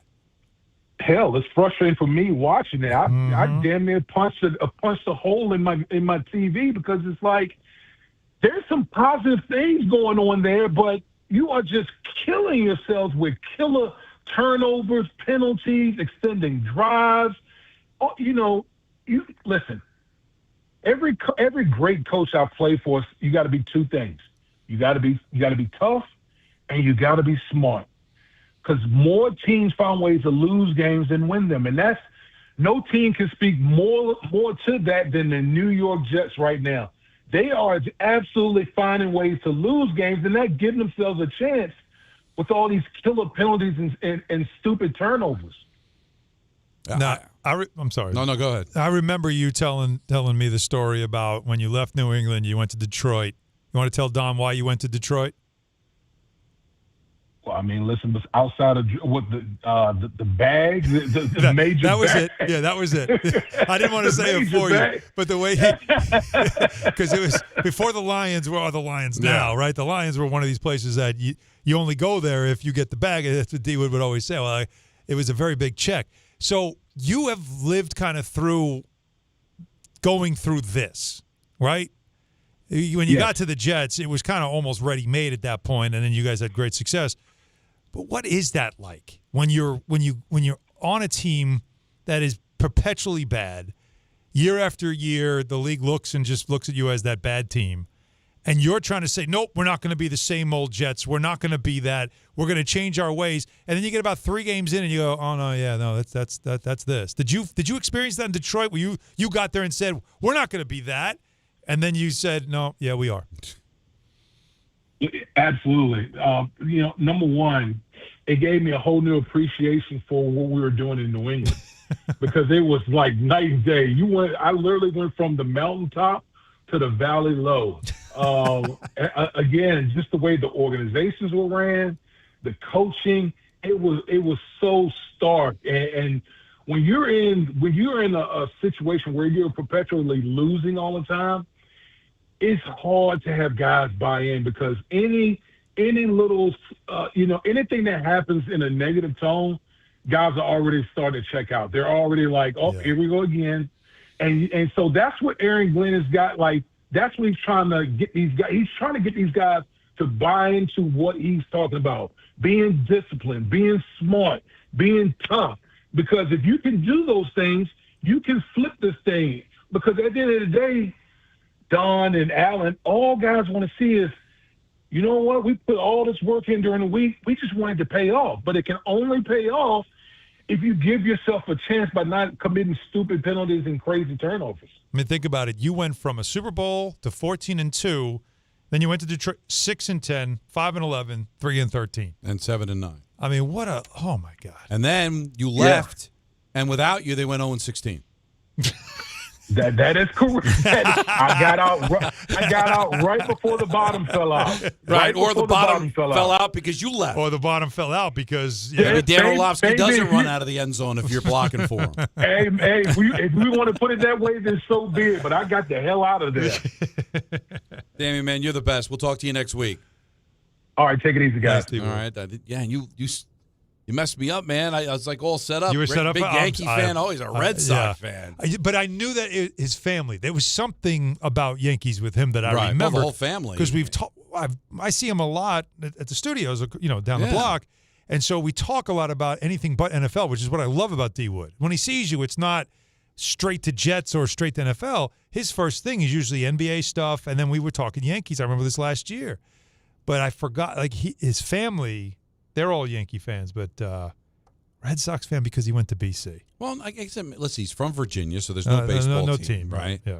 And so he was a kid. Yeah. Was he? So he was there, 95 to 99. Yep. He drafted in 99. Yep. So it wasn't like the Red Sox were bad. And he's going to Boston College, and he's eating what was it, like 100 buffalo wings, I think was his record. And that's why I knew the vibe of Fenway and the hot dogs and the beer and just – And then he goes to the Patriots, so obviously you're going to be continuing to root for him then. That worked well for him. And then by the time he came to the Jets, I'll tell you what, it was already ingrained. Chapter and verse on the Islanders. He's not one of these dudes that, like, when you say, oh, what do you think of the Islanders? He's just like, I think they'll be pretty good. Like, he will start talking to you about the power play and but even that was like defensemen. The vibe of that playoff run. Yeah. And, chugging the beers on the Jumbotron. But he's all in, though. He's in for the party. But I think he could be had. I'm going to be like Michael now. I'm going to try to recruit people to become Devil fans. He's in Jersey. You're not taking him from the Islanders. There's no way. Well, I'll try. Listen, when I'm not he offering shows him up at tickets. UBS, he makes enough money. Everybody goes crazy. They love him. No, I Don't you dare take him away. Well, listen, he's a grown man. He got to do what he wants to do. Not letting it happen. The Cubs are up 1-0 in the second. They got bases loaded, nobody out, so the Padres are already going to the pen. And it's Cleveland trying to climb back into this one. Bottom of the eighth inning, they're down 6-1, but they got runners at second and third with one out. So looks like this game may not necessarily be over. So we did a little football there with Damien. He's our weekly spot every Wednesday. We've been off at 6 o'clock because the Yankees have been at 6 o'clock, but the Yankees got shifted to 8 after the Reds bowed out against the Dodgers last night. So we've got plenty of time to take your phone calls at 1-800-919-3776. We also have a big ENN coming up at 6, and Ty Butler's going to take over at 7, leading you right into first pitch at 8 o'clock, the Yankees and the Red Sox. All right here on Don, Hahn, and Rosenberg on ESPN New York. Individuals and businesses with tax problems, listen carefully. Do you feel like you're losing control of your finances? If you owe over $10,000 in back taxes or have unfiled tax returns, we can help you take back control. The IRS is the largest and most aggressive collection agency in the world, and they can seize your bank accounts, garnish your paycheck, close your business, and file criminal charges. Take control of your tax problem now by calling the experts at U.S. Tax Shield and take advantage of the Fresh Start program and new laws that may allow us to negotiate a settlement for the lowest amount possible. Our team of tax attorneys and enrolled agents can stop collections and get you protected so you can take control of your financial future. U.S. Tax Shield offers a price protection guaranteed quote to get you protected today. U.S. Tax Shield is A+ rated with the Better Business Bureau, so call now. 800-687-5192. That's 800-687-5192. U.S. Tax Shield. 800-687-5192. D'Agostino & Associates is a legacy firm, and I'm proud to be a part of that legacy. I'm Jenna D'Agostino, and like my father, I fight to get justice for the injured. The hustle and grit of these streets shaped me. I'm John D'Agostino, and from the concrete to the courtroom, I built this injury firm 35 years ago to get accident victims justice. So call my team first, 1-800-BITE-BACK. That's 1-800-248-3222. You want justice? Think Jenna D'Agostino. Think D'Agostino and Associates. Justice isn't just a word. For us, it's a way of life. It's having compassion for your struggle and getting you paid for your pain. Now that's justice. D'Agostino and Associates means being there for the injured. Seriously injured? Call my team first at 1-800-BITE-BACK. That's 1-800-248-3222. D'Agostino and Associates has offices throughout New York and New Jersey and will come to you. I've been there, and I'll be there for you. D'Agostino Law Bite Back. At Uline, they know going the extra mile takes hard work. For companies pushing to go further, Uline will go the distance with you. 24/7, they answer the phone to get you the shipping and industrial supplies you need. Business can move fast. Unexpected large orders, adverse weather, new safety guidelines, and changing economic trends. Uline works hard keeping 41,000 items ready to ship, minimizing detours on your way to the extra mile. Visit uline.com. Health surprises can change your life in an instant. You've seen it happen to others, but it doesn't have to be your story. At Princeton Longevity Center, we customize actionable and proactive health plans to maximize your lifespan and take control of your health. Our Cancer Check program combines cutting-edge technology with top medical expertise to keep you ahead of potential risks. With advanced full-body imaging, genetic testing, and multi-cancer detection blood tests, we look for even the earliest signs of problems. Results are analyzed by expert physicians who craft a personalized plan to safeguard your future. You're not just a patient, you're a partner in your health journey, backed by a team committed to helping you live longer, healthier, and more vibrantly. Our programs have saved hundreds of lives and empowered countless others to take control of their health. Be proactive with your health for the ultimate peace of mind. Call 888-8000-PLC or visit PrincetonLongevityCenter.com. Individuals and businesses with tax problems, listen carefully. Do you feel like you're losing control of your finances? If you owe over $10,000 in back taxes or have unfiled tax returns, we can help you take back control. The IRS is the largest and most aggressive collection agency in the world, and they can seize your bank accounts, garnish your paycheck, close your business, and file criminal charges. Take control of your tax problem now by calling the experts at U.S. Tax Shield and take advantage of the Fresh Start program and new laws that may allow us to negotiate a settlement for the lowest amount possible. Our team of tax attorneys and enrolled agents can stop collections and get you protected so you can take control of your financial future. U.S. Tax Shield offers a price protection guaranteed quote to get you protected today. U.S. Tax Shield is A+ rated with the Better Business Bureau, so call now. 800-687-5192. That's 800-687-5192. U.S. Tax Shield. 800-687-5192. From the regular season to the Super Bowl, ESPN New York is your destination for football. We've got crazy fans. If the Giants somehow beat the Cowboys, I'm going to take a dump on your head. You can feel good because you're a damn football team. Expert analysis. Marcus Spears joins us now. ESPN NFL analyst Damien Woody. Mel Kiper Jr. The Hall of Famer Steve Young. He's kind of our resident general manager, Louis Riddick. We got Mike Tannenbaum right now. And all your fantasy and wagering needs. This is ESPN New York.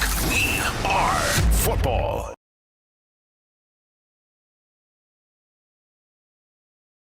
Keeping an eye on the other games.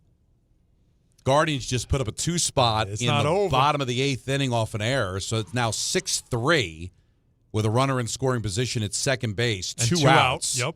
And the Cubs trying to break this game open. Bottom 2, they're up 2-0. Ramirez at the plate, too. A bases loaded walk, but they just got a strikeout, so bases loaded, 1 out for the Cubs in the bottom of the second inning, already up 2-0, so the Padres already in the bullpen. Guardians trying to fight back. The playoffs have been great. And I think Ramirez is going to be out at second. I think they're going to review this. They're going to review that? He's out? It looks like he's out, by a mile. Yeah. I don't know why they called him safe. So that's the inning. Okay. So that runs you out of the inning. So they'll go to the 9th inning unless something changes. Right, you got to run there, don't you? I get you need base runners, but listen, you're down 3, so is there a big difference between being on first and second? I don't know. Tough spot. Let's see if the Cubs can break this open. And the Yankees right now, it's on everybody's mind at 1-800-919-3776. Let's go to Mike. He's in Georgia. You're on ESPN New York. What's up, Mike? How's it going, fellas? So good. I'm calling for 2 reasons. First, I want to rebut what Hahn said earlier. You can't switch Judge out for Stanton. No, I didn't say that. He just asked. No, Just to be fair. I was just just so you know, I was spitballing. I wasn't saying it seriously. I was more just wondering how things work. I was thinking out loud. This was not like a statement I would do. Or, just to be clear, I'm just spitballing there.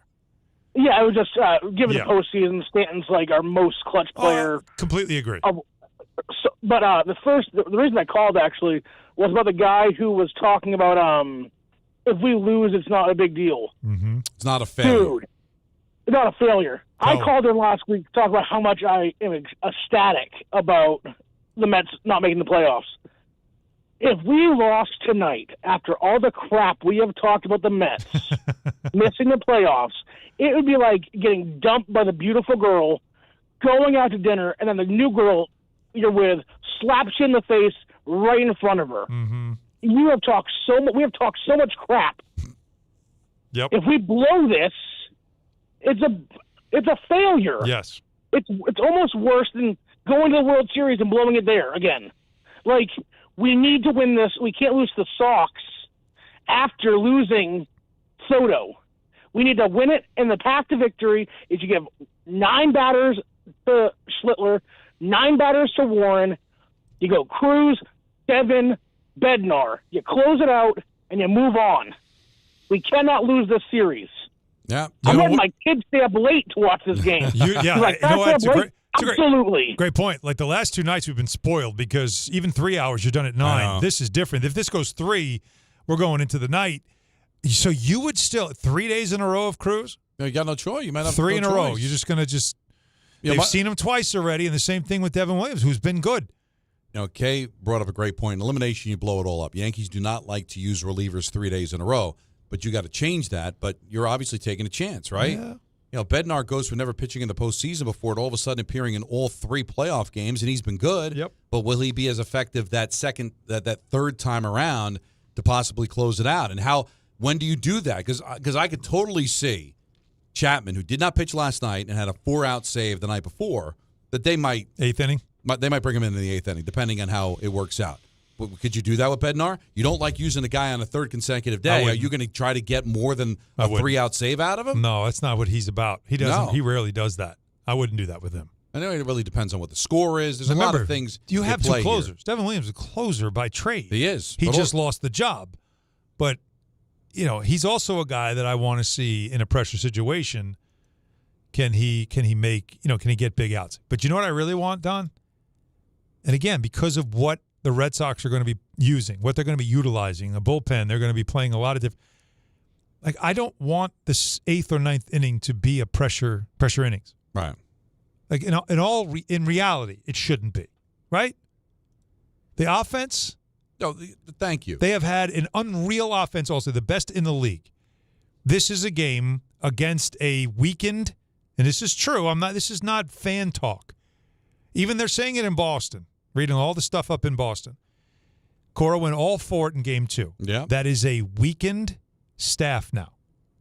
They have guys that are going to be leaking oil, but they got to use them and all that stuff, and they got a kid on the mound.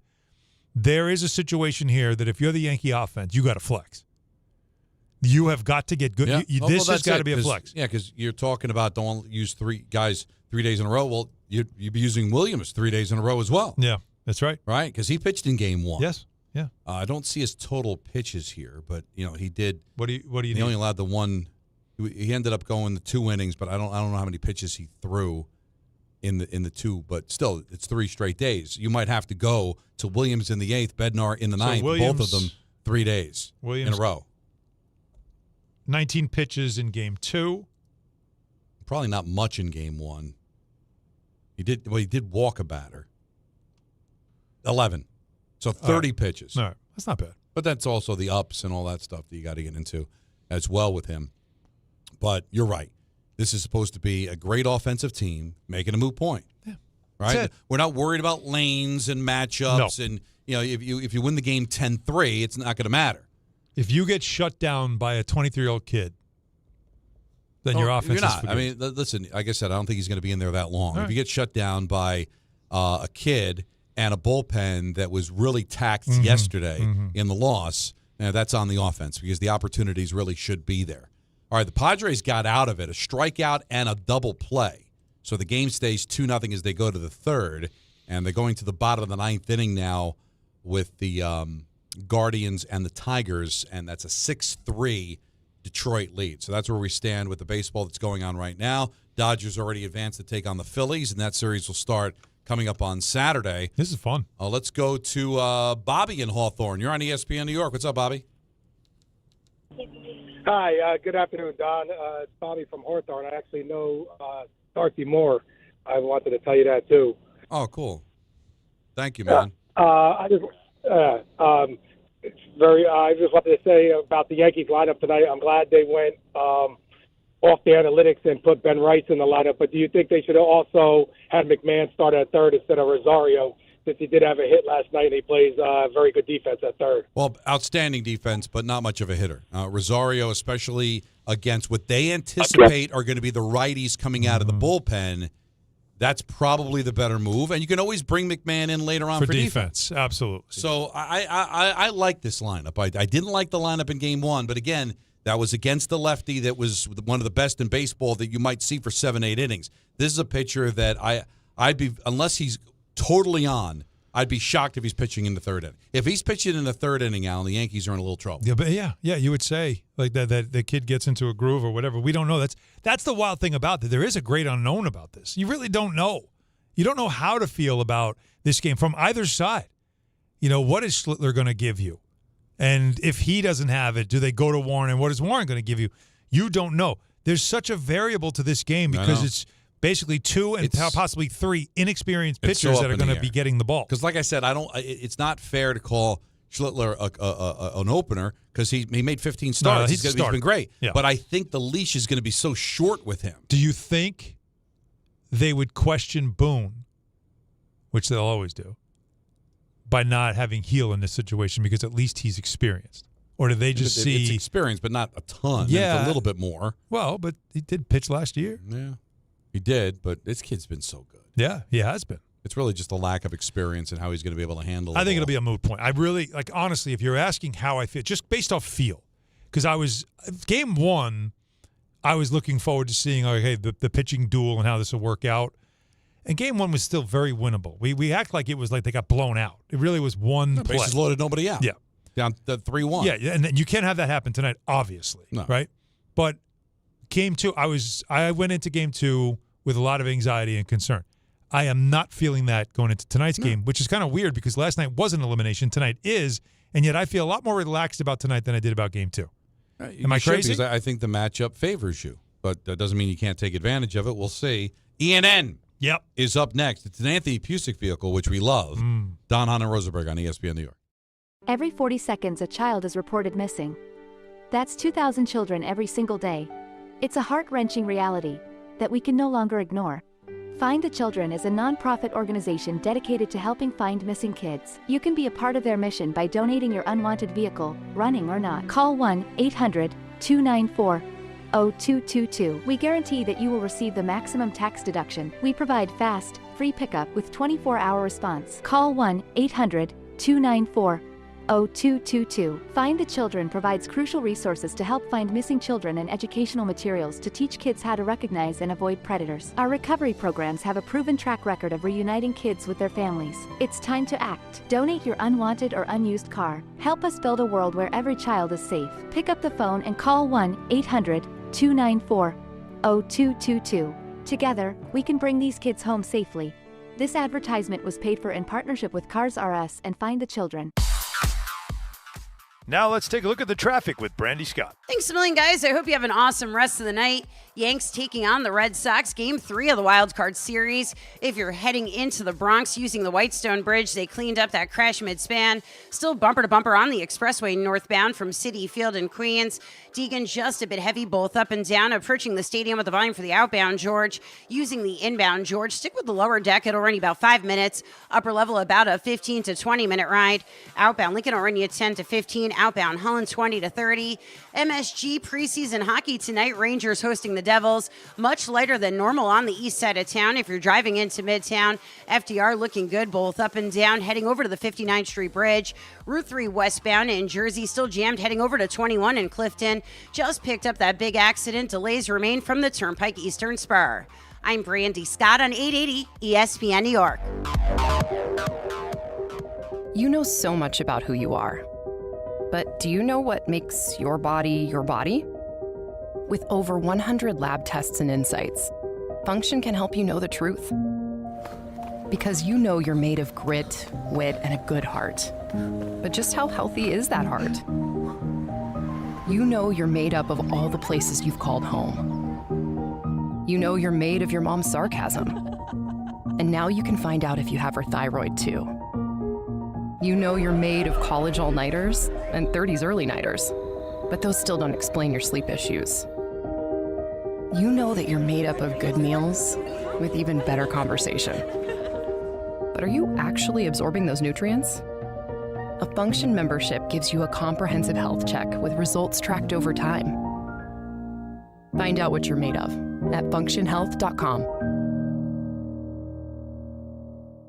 Individuals and businesses with tax problems, listen carefully. Do you feel like you're losing control of your finances? If you owe over $10,000 in back taxes or have unfiled tax returns, we can help you take back control. The IRS is the largest and most aggressive collection agency in the world, and they can seize your bank accounts, garnish your paycheck, close your business, and file criminal charges. Take control of your tax problem now by calling the experts at U.S. Tax Shield and take advantage of the Fresh Start program and new laws that may allow us to negotiate a settlement for the lowest amount possible. Our team of tax attorneys and enrolled agents can stop collections and get you protected so you can take control of your financial future. U.S. Tax Shield offers a price protection guaranteed quote to get you protected today. U.S. Tax Shield is A+ rated with the Better Business Bureau, so call now. 800-687-5192. That's 800-687-5192. U.S. Tax Shield. 800-687-5192.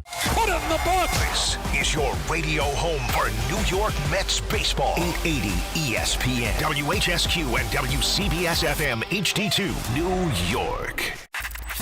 This is an ENN special report. Now reporting. The very handsome Jewish man, Peter Rosenberg. We should talk some sports. Do what you want. It's ENN. Rosenberg.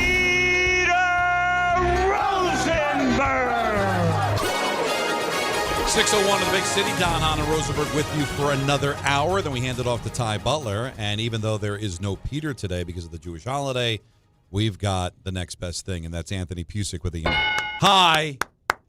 Hey, guys. How we doing? It's been a while, man. Yay!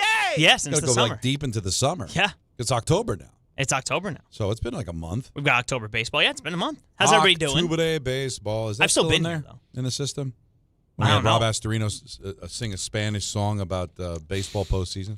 Octubre baseball. I didn't know about this. On ESPN radio. I could look it up. Oh, yeah. Let's see. How's everybody doing? Good? I've never been better. It's a nice day. It's fall-like. Finally, it feels like fall baseball, right? Yeah. It was a chill. I'm a little annoyed. Interesting. Oh, I think, by the way. Octubre baseball. En 10:50 ESPN Radio. Right. I got a lot to say here. I'm going to say it off the air.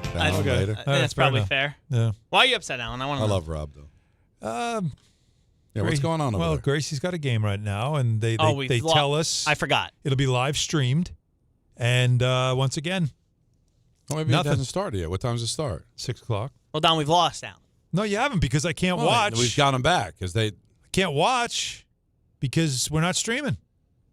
So, hey, listen, we've all been there. We weren't streaming about a month ago. Not happy. And here we are now. I know, but this is come on. Let me do my good evenings. Good evening to Alan. I feel so good. Ooh. Okay. When did I say that? A long time ago. It was a clean day for you. It was something you said probably during the story during the break. Yeah. Yeah. Oh, that's there's details. That was an interesting break that we had there. There's details to not reveal. But when you look up at the television, you never know what you're going to get. Don. It sounds like somebody's locking the door when they get home.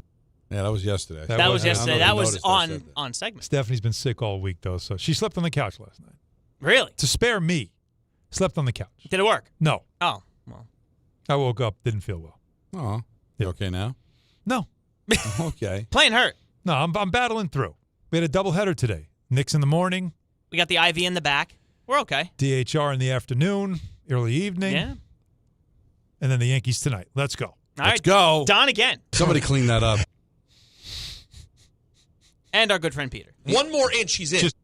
Ooh. That was a good one. We do like that one. Oh. We should update the people.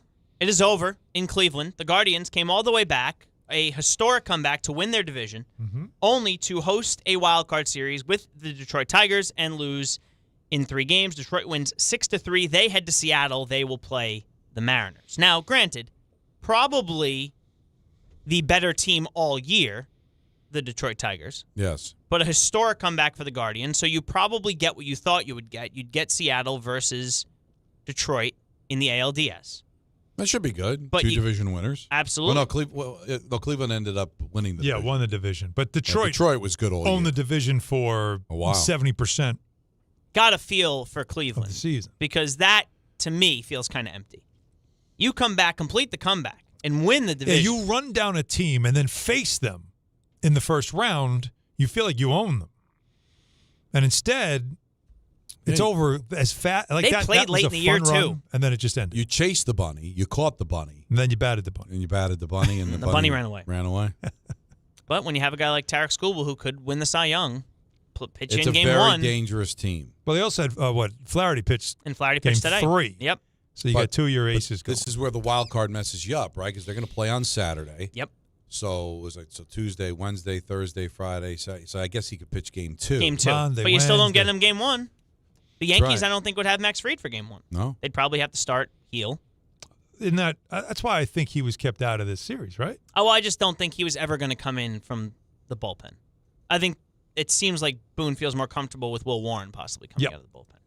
So you've got that, and then we've got, in the bottom of the third, the Cubs have a 2-0 lead on the Padres. Yu Darvish started this game. I think the Padres are on their third pitcher. So, guys, we talk about the Mets not having pitching. We talk about Boston struggles because Giolito's on the injured list.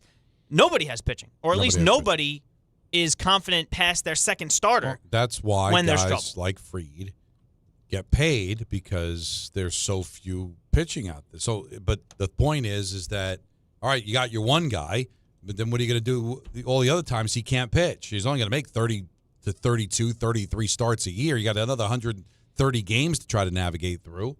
It's tough. And in the postseason, that's when it's supposed to matter, right? You would think. So they used Darvish for just 1 inning. Yeah, they're actually on Estrada's their second pitcher. I thought they switched again, but you're on your second pitcher already. So we'll see what happens there. Thursday Night Football tonight. You guys said you're not taking the game. I believe on Cover 5 it's an 8.5 point spread. 8.5 just fit. Now I know nobody's available for the Niners. No. Brock Purdy, turf toe, oot. Juwan Jennings, ribs and ankle, oot. Ricky Pearsall, right knee, oot. And Jordan Watkins with his calf, he's out. That's not including George Kittle, who's been on the IR, and Brandon Ayuk, who hasn't played all year. So this Niners team is McCaffrey and friends tonight. Yeah. And Mac Jones, if you feel strongly about that. Take the over in rushing yards, maybe. Yeah, I would say that. But there is a crazy stat that Sean McVay hasn't beaten the Niners in a very, very, very long time. If there's time to do it, now would be the time to do it. That's a protege mentor matchup, right? Is he out of the Shanahan tree? Isn't he? Weren't they together in Washington? Or am I crazy? Am I just mistaking all these guys at all? Like it just seems like they're all part of the same deal. No, never mind. I think you're right. I do a lot of thinking out loud on the air. I know, like Damien Woody's a Yankee fan. I got to be careful. He was with Washington, right? Okay. On that same coaching staff? Was that what it was? Wasn't that like the star-studded coaching staff where everybody... Yeah, I think you're right. Okay. Yeah, but either way... Yeah, was he with his... was he with his... Yeah, he was with his dad. You guys were mentioning... Because Mike was the head coach in 2010. Okay. All right, so I'm not crazy. This is a tough day for RJ. What do you mean? Yeah. Because he's a Niner fan and a Yankee fan. So he's watching 2 games and look, at once. I know we say, like, Prime TV, Prime whatever. There's so many devices now. You could obviously watch all of it. But he's got to have Yankees on the big screen, Niners on the phone. Let me just throw this out. I was listening this morning. Dan was filling in for Rick. And they were talking to RJ, and Dave asked the question. Yep. Yankees win tonight, but the 49ers lose 40-10. Would you take it? And he said no. Really? All right, fine. So that sounds like, hey, I'll take my chances that the Yankees could still win the game anyway. I don't want to see my 49ers embarrassed. But that makes you feel like he likes the 49ers more. Then Dan asks him, all right, what if it's 31-13? Oh, then I'll take it. What the heck's the difference between 40-10 and 31-13? You still lost. You still lost badly. But I got to see RJ today. He hung around. Love RJ. Got to see him. Got to embrace. I don't get to see him that all because he was not here for the couch cast. You embraced him? Yes. Wow. There was a hug. And he's listen. He's tiny, but he's not that. But the way they talk about it on the air, like I'm only maybe a few inches taller than he is. They really exaggerate. And then the way he's grown his hair, it's like he gets. That is true. He does get a couple inches up there. That is true. Well, him and Field Yates are. Well, Field Yates with the hair, by the way, he's gone full like mane. He has this luxurious mane of hair. Everybody's trying to do something. But I'll tell you what, though, what they have learned in the morning is that, and this is what we should do on our show, when the control room camera turns on and RJ's on camera, the numbers spike. Yeah, they do. Is that right? Oh, he's a draw. You know what his nickname is, and Rick obviously came up with it. Yeah. They now call him the Bump. Yep. Great. Fantastic. He's the conduit, Rick, by the way. There's a conduit cam. Have you seen what they've been doing in the morning? He walks around that office. It's great. And he holds court. Now, we can't do that, though, Don, right? Like, we don't have enough cameras for that. They're shutting the lights on us now. Yeah. I just looked out there. The lights are dark. off. I've never seen the lights off in this place. See, now, there should be a camera right now. Dave's is still working in the back, last I checked. Why can't we get a camera out there right now to show that everyone has already left the building and they turn the lights out as if, well, we're done for the day. No one else is here. No, there's a show going on. It only happens to be afternoon drive. We already got Joe Leo and Harvey Cruz in the bullpen because Ty's got a show after the game tonight.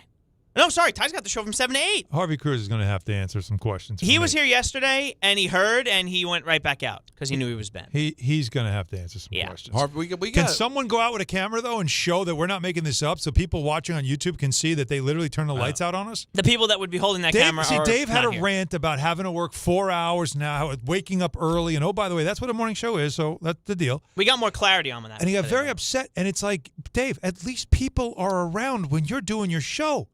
Our show starts and everybody just exits. And the clarity we got, remember you were saying Don's driving all over New Jersey? Yep. He was upset because when we had Greeny on last week. Yes. And last Tuesday, and I had to go do the Devil game, that I was here for the first segment, then went to New Jersey for the rest of the show. That's because we had a mandatory meeting, and that was from up top. Yep. It was.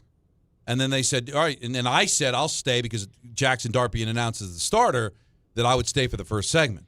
By the way, we've got a very interesting behind the scenes here. We have the bump Joe coming Leo's up at got about everything but 9:15. stirrups on, getting ready for the Yankee game. He's wearing the hat, the jersey. It's a Mariano Rivera Joe, jersey. when are you pitching? Third inning? Oh, Harvey's in. You ready? We got everybody here. Yeah. Look at this. No name on the back, which I'll take. But I can give you like 3 or 4 innings out of Couple innings? All right, attaboy. Three or four out of the pen's not bad. Don't overdo it though. You know we got a limit on you. Innings limit. Oh, we got Harvey too. But it's just when you I can't even. When you wear the hat and the jersey. No, and I it's give him all credit. on. There's no name on the back. Spike's on too. I saw. It definitely feels like he's ready. He's got the Rawlings. Now, Harvey Cruz is in the studio as well, and Yeah. Alan Hello. has Harvey a bone Cruz. to pick with you, Harv. Harvey's It's a Sir Giant Harvey? fan. Yep. Devil fan. Yep. Red Bulls fan. Red Bulls are his number one. Yeah, no, I'm aware. Interesting. All you Sir have to do Harvey is Cruz? follow him on X, and you realize this is Right. why I had to block. I'll never It's forget. too much. I need to take X to follow him. Yeah, I'll never forget the Alan Hahn line where he says, "Oh, there's no cup in the World Cup. There's no cup. Oh, there's no bowl in Super Bowl." But okay, Not entirely wrong. Hey, that's all right. That's a better take than A bowl, but they're not saying bowl meaning you get a bowl. The stadium. It's the bowl like Rose Stop it. Bowl. The stadium. The stadium Orange is a bowl. Stop it. It's a bowl. The stadium's a bowl. That's Stop what it is. It Stop. is shaped like a bowl. I'm sorry. World Cup. Where's the cup? I'd like to know where the cup is. It's a trophy with a globe on it. Now listen, I can You know have what? Stanley a field Cup. day. Guess what? Cup. And Right? Lord the Campbell. Stanley actually said, "You know what? Let's make it a cup. Let's make it a cup. Not World Cup, but we're not going to make it a cup. And the Clarence Campbell Bowl is a bowl. Literally a bowl. An actual bowl. But we're talking to Harvey where half the teams are either named FC or United. There's like zero creativity in MLS. It's like they want to be European. They can't even sleep on their stomach. They're so excited. Why don't we have an FC They're New all Jersey? FC or United. Yeah. Zero creativity. I still will never get that. So- I am never going to disrespect your sport. I don't Appreciate love it, but I'm not going to be Imagine if it like was Kay and why is everything done New the way it's done. York, Right. BT, just baseball team. But New York Red Bulls. Great. That's fine. Makes sense. Yeah, you got to get a sponsor. Right. But NYCFC. What are we doing? It's too many. What are we too hiccuping much. the alphabet? Or do we have a team that I can follow? Can I get a- What's the name can of I your get a team? vowel at Football least? club. Wait, no, what's the name of your team? I know it's a football club, but do they have a name? Yes, football club. And where are they Yes. from? New York City. When? Who's on first? Yes. Why? Yes.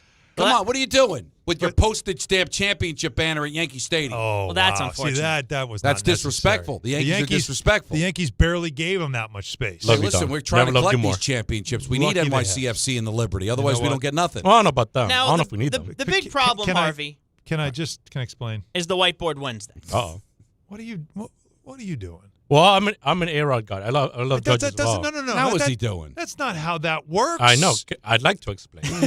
So Whiteboard Wednesday, it asks a simple question. Who's the That's best how we got here, Don. right-handed hitter of the 21st century?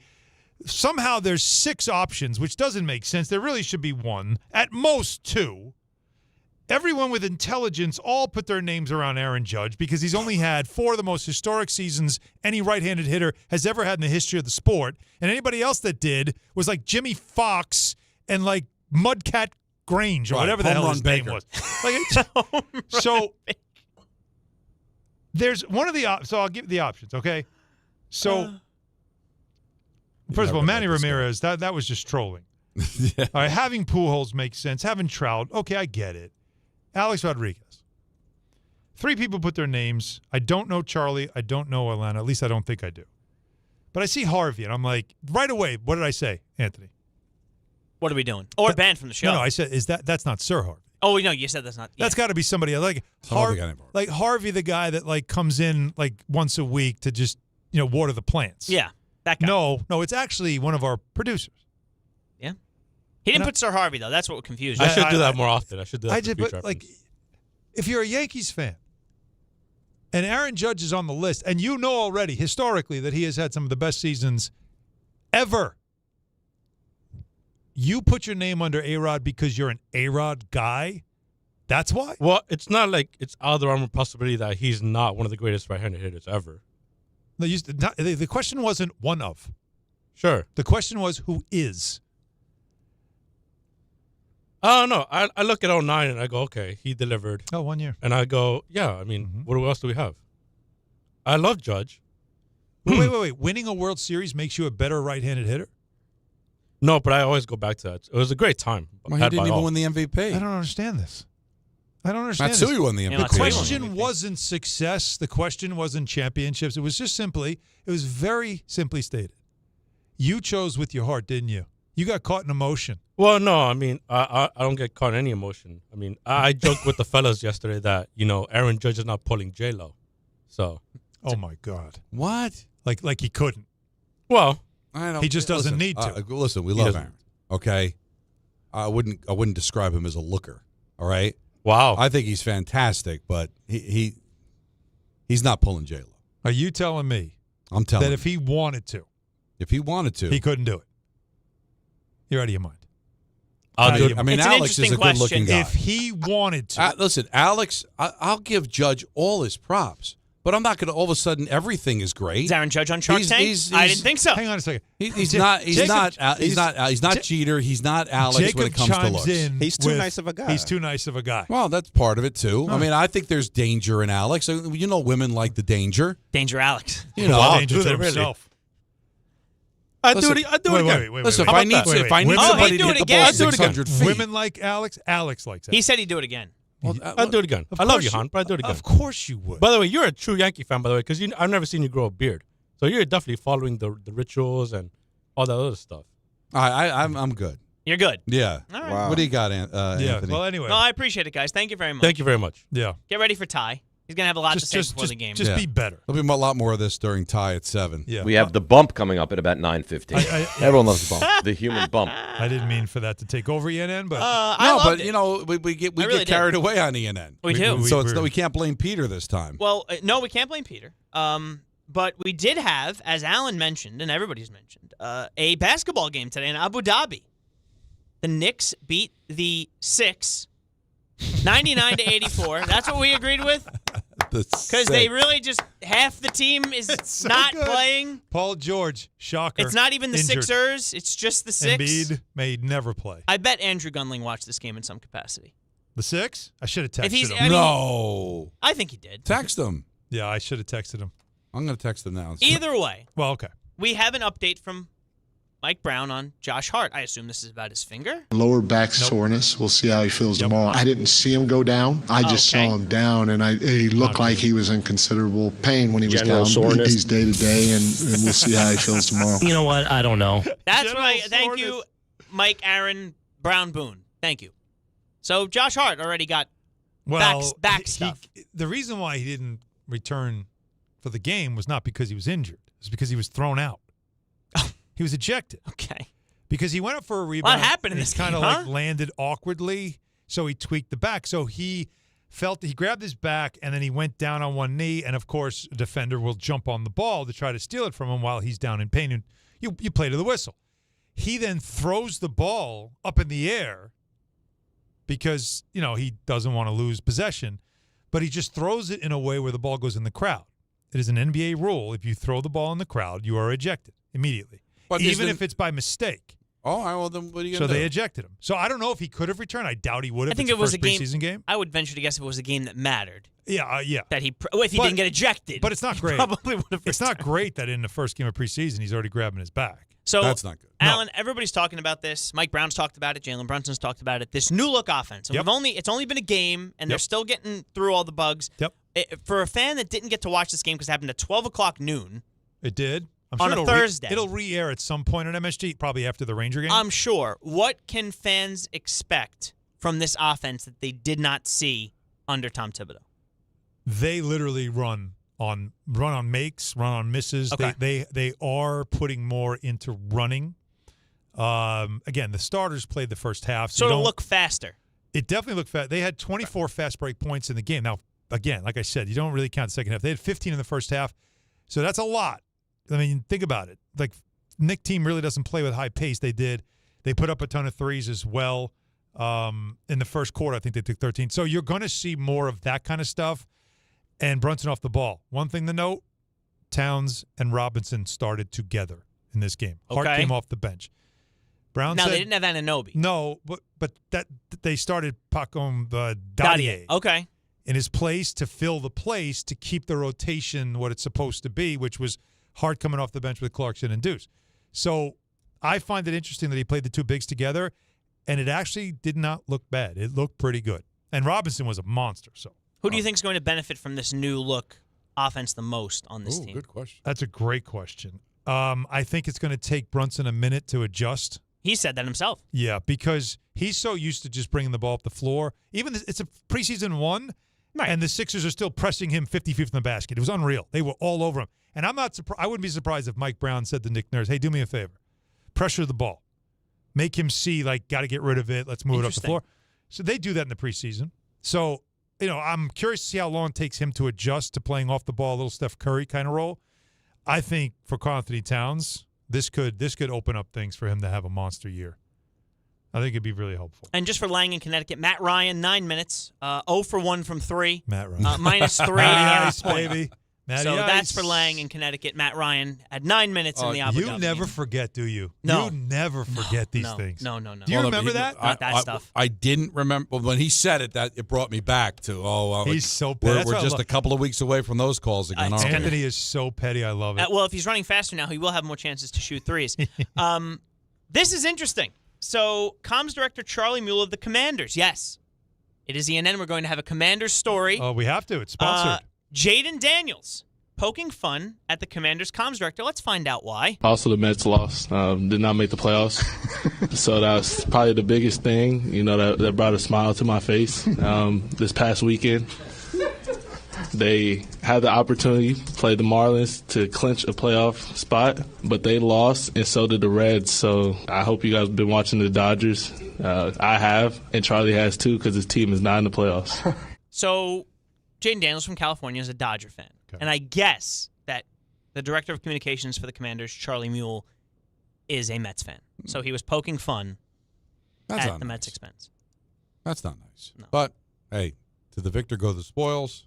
But I will say this, he is healthy, will play this weekend. Terry McLaurin will not. He is still out. Who they got this week? That would be the Chargers. Oh, they're gonna be feisty, the Chargers. I would think so. Pissed off. Is it in LA? I believe it's in LA. I believe it's in LA. That's big because both the Rams and the Chargers have had to come east early. Yeah. And that's never fun. And also the Chargers started in Brazil. Oh, so they've traveled a lot. Yeah, but they also started 3-0. So. Oh, yeah, listen. But, 3-0 becomes 3-2. Not good, Bob. Then they face those pesky. And all of a sudden now the Chiefs are starting to feel it. He said not good, right? They face those pesky Giants. You never know what's going to happen. This is a story that we haven't gotten to, and I want to, and I see it 6:24, and I'm going to give it a shot. Come on. It's Elimination Thursday. So on Monday, Rex Ryan got on Get Up and was critical of Shedeur Sanders. Something's missing with this kid. This kid talks. He runs his mouth like I could be a starting quarterback with his arms crossed like this. Get your ass in the front row and study and do all that. If I know, the whole league knows. Quit being an embarrassment that way. You got the talent to be the quarterback. You should be embarrassed that you're not the quarterback now. Okay, so he's not wrong. So I've been a big fan. I know you. No, you've been a big. You know that. I honestly thought that you guys might have done a That Guy Thursday today for our good friend Shedeur. Because I think part of it with Rex was that he's talking too much or he's saying too many things or there's too many comments about him. So earlier this week, Dylan Gabriel was named the starting quarterback for the Cleveland Browns this weekend. Right. And Shedeur Sanders is still QB3. Joe Flacco is QB2. The first time that any member of the media got a chance to talk to Shedeur was yesterday. I can't play you what he said. The YouTube listeners will enjoy this. I will tell you what Shedeur Sanders' media availability looked like with the Cleveland media yesterday. Nothing's wrong with your accounts, guys. Nothing is wrong with your phone, your volume. He mimed every answer. He mouthed answers without so speaking. that he wouldn't get misquoted, quoted wrong, not say too much. That's what he did. He's trying too hard. So a lot of people felt that way, including Dan Orlovsky on Get Up this morning. I actually don't think there is a time and place to act like that as a quarterback. I think, one, everything that you do when you're a quarterback, I don't care if you're first, second, or third is a job interview. In that league, every single thing you do. And my question to Shedeur would be, are you helping yourself in your own building? Did that 30 or 40 seconds help you in your own building when it comes to what they think you can be in the future? And then did you help yourself outside of your own building? There's 64 jobs, essentially, at that spot in the NFL. Did that 30 or 40 seconds help you at all when it comes to your future there or your future elsewhere? And when you're a later round draft pick, every single thing you do has to be from the lens of how do I make myself more appealing to the people in this building that say, give that guy a chance, or more appealing to it. Do you think an owner or a general manager or a president or somebody making decisions is watching that going, I want that guy leading my franchise? Yeah. It was a lot. It's the first time that I feel like he has shown immaturity. He has really been incredibly You've supported mature. him from the get-go. You have. And it shows you it's getting to him, which I don't like that either. And I think now he's almost like, but you just the grin on his face, the goofiness, like that shows you a guy that is clearly starting to break. Like he was so good. He gave every right answer. He was terrific through the whole process. But now that he sees, look, they drafted Gabriel ahead of you, man. Like, you know that's how this is going to go down. What can you control? Just control that. And what you can control, and what Rex said is right.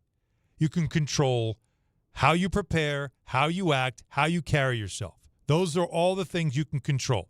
The perception of you is important, whether you like it or not. And you being on the sideline and acting like you're detached is not it. Not for a rookie, not for a guy that people started to wonder about. Because all you did right there is prove them right for not taking you and for passing on you for 5 rounds. His father was a great player. We're waiting to see what he's going to be. And so far, you're seeing why he dropped in the draft. But get out there when you get your opportunity, play. But this isn't helping. But he might not get it. He may not get it. And now if you're another team that might have said, I'll take a chance on him. He really was, he was a good student. He was a good soldier in Cleveland. It just now, like if you're a GM, are you bringing him in? Are you thinking about bringing him in now, Don? No. Even next year? Not going to. No. So I didn't draft him. Cost yourself. And now I'm seeing the team that drafted him having to go through this. And now I'm like, I'm good. No. Yeah. Now, if he does get a chance to play and balls out, then maybe things will be different. But right now, he's probably not going to. When are we going to get to that point? Yeah. How many quarterbacks is the team going to play? So we'll see. Not good. Somebody once famously said, "How many chances you get?" That would be this. That would be this man. All right. I think that's it for tonight. That was fantastic. I enjoyed it. Thank you so much for ENN. Back to the Yankees of it all. 1-800-919-3776. Don, Hahn, and Rosenberg with you till 7. Then it's Ty Butler leading into Yankees Red Sox on ESPN New York. Every aspect of your business will operate better and faster with artificial intelligence. AI is a race, and companies that act first will win. Thrive Managed AI is your advantage over all your competitors. Thrive partners with you on a smart, secure AI strategy for your business. Then they deploy and manage it for you. Be first and win the race with Thrive Managed AI. Start with a complimentary strategy consultation at thrivenextgen.com/ESPN. That's thrivenextgen.com/ESPN. 1-877 Cars for Kids. KARS Cars for Kids. 1-877 Cars for Kids. Donate your car today. 1-877 Cars for Kids. Donate your car today. Ready to get rid of that old car? Donate it to Cars for Kids. Call 1-877-CARS-FOR-KIDS to reach a friendly live agent. Donation's super easy, and your car can be picked up as soon as tomorrow. Call us now, 1-877-CARS-FOR-KIDS. That's Cars with a K to donate your car today. 1-877 Cars for Kids. KARS Cars for Kids. 1-877 Cars for Kids.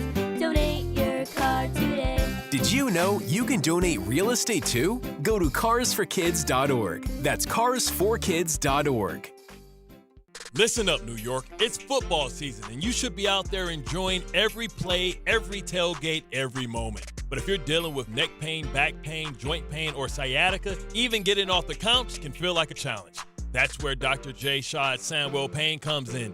He's one of New Jersey's top pain specialists, Ivy League trained, double board certified, and dedicated to getting you back in the game. Here's the difference. No surgery, no scars, no long recovery, no pain medication. Just precise, non-surgical, image-guided procedures that get real results. Dr. Shaw treats everything from neck pain, back pain, migraines, nerve pain, and chronic joint pain. And he builds a custom game plan that's right for you. Same day or next day appointments are available with offices in Woodbridge, Livingston, and Inglewood. And yes, most major insurances are accepted. So don't let pain keep you on the sidelines this season. Go to SandwellPain.com to call, text, or book online. Relief is closer than you think, and it starts today.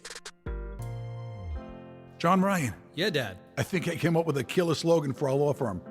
D'Agostino & Associates, bite back. Bite back? Yeah. When someone hurts you, you bite back. We'll be the law firm that bites back. Dad, that's brilliant. Accident victims, call D'Agostino & Associates and bite back. Hey, we could even put a big vicious dog on billboards everywhere. Yeah, and Rottweilers on buses. Hey, how about a toll-free number? What are you thinking? You know, like 1-800-BITE-BACK. 1-800-BITE-BACK. That's brilliant. But what if people hear fight back? Easy. I'll spell it out for them, like 1-800-BITE, back. 1-800-BITE-BACK. That's 1-800-248-3222. Love it. Hey, Dad. Yeah. All this talk about biting back got me hungry. Me too. Want to grab lunch? Sure. Hey, how about a jingle? You mean like D'Agostino, Law, Bite Back? Health surprises can change your life in an instant. You've seen it happen to others, but it doesn't have to be your story. At Princeton Longevity Center, we customize actionable and proactive health plans to maximize your lifespan and take control of your health. Our Cancer Check program combines cutting-edge technology with top medical expertise to keep you ahead of potential risks. With advanced full-body imaging, genetic testing, and multi-cancer detection blood tests, we look for even the earliest signs of problems. Results are analyzed by expert physicians who craft a personalized plan to safeguard your future. You're not just a patient, you're a partner in your health journey, backed by a team committed to helping you live longer, healthier, and more vibrantly. Our programs have saved hundreds of lives and empowered countless others to take control of their health. Be proactive with your health for the ultimate peace of mind. Call 888-8000-PLC or visit PrincetonLongevityCenter.com. There's nothing the voice in our head obsesses over like our health. But with over 100 lab tests and insights, Function can help answer the questions like, why am I so tired all the time? How can I get better sleep? My friend was telling me about magnesium gummies she takes. Know if my heart is work stress affected? It's time to up my cardio. If my mom has something, how will I find out? It's time to get some blood work done. A Function membership gives you a comprehensive health check with results tracked over time. Find out what you're made of at functionhealth.com. Getting the right mattress helps you sleep at night. Getting the right price helps you sleep even better. At PC Richard & Son, they don't just sell you a mattress.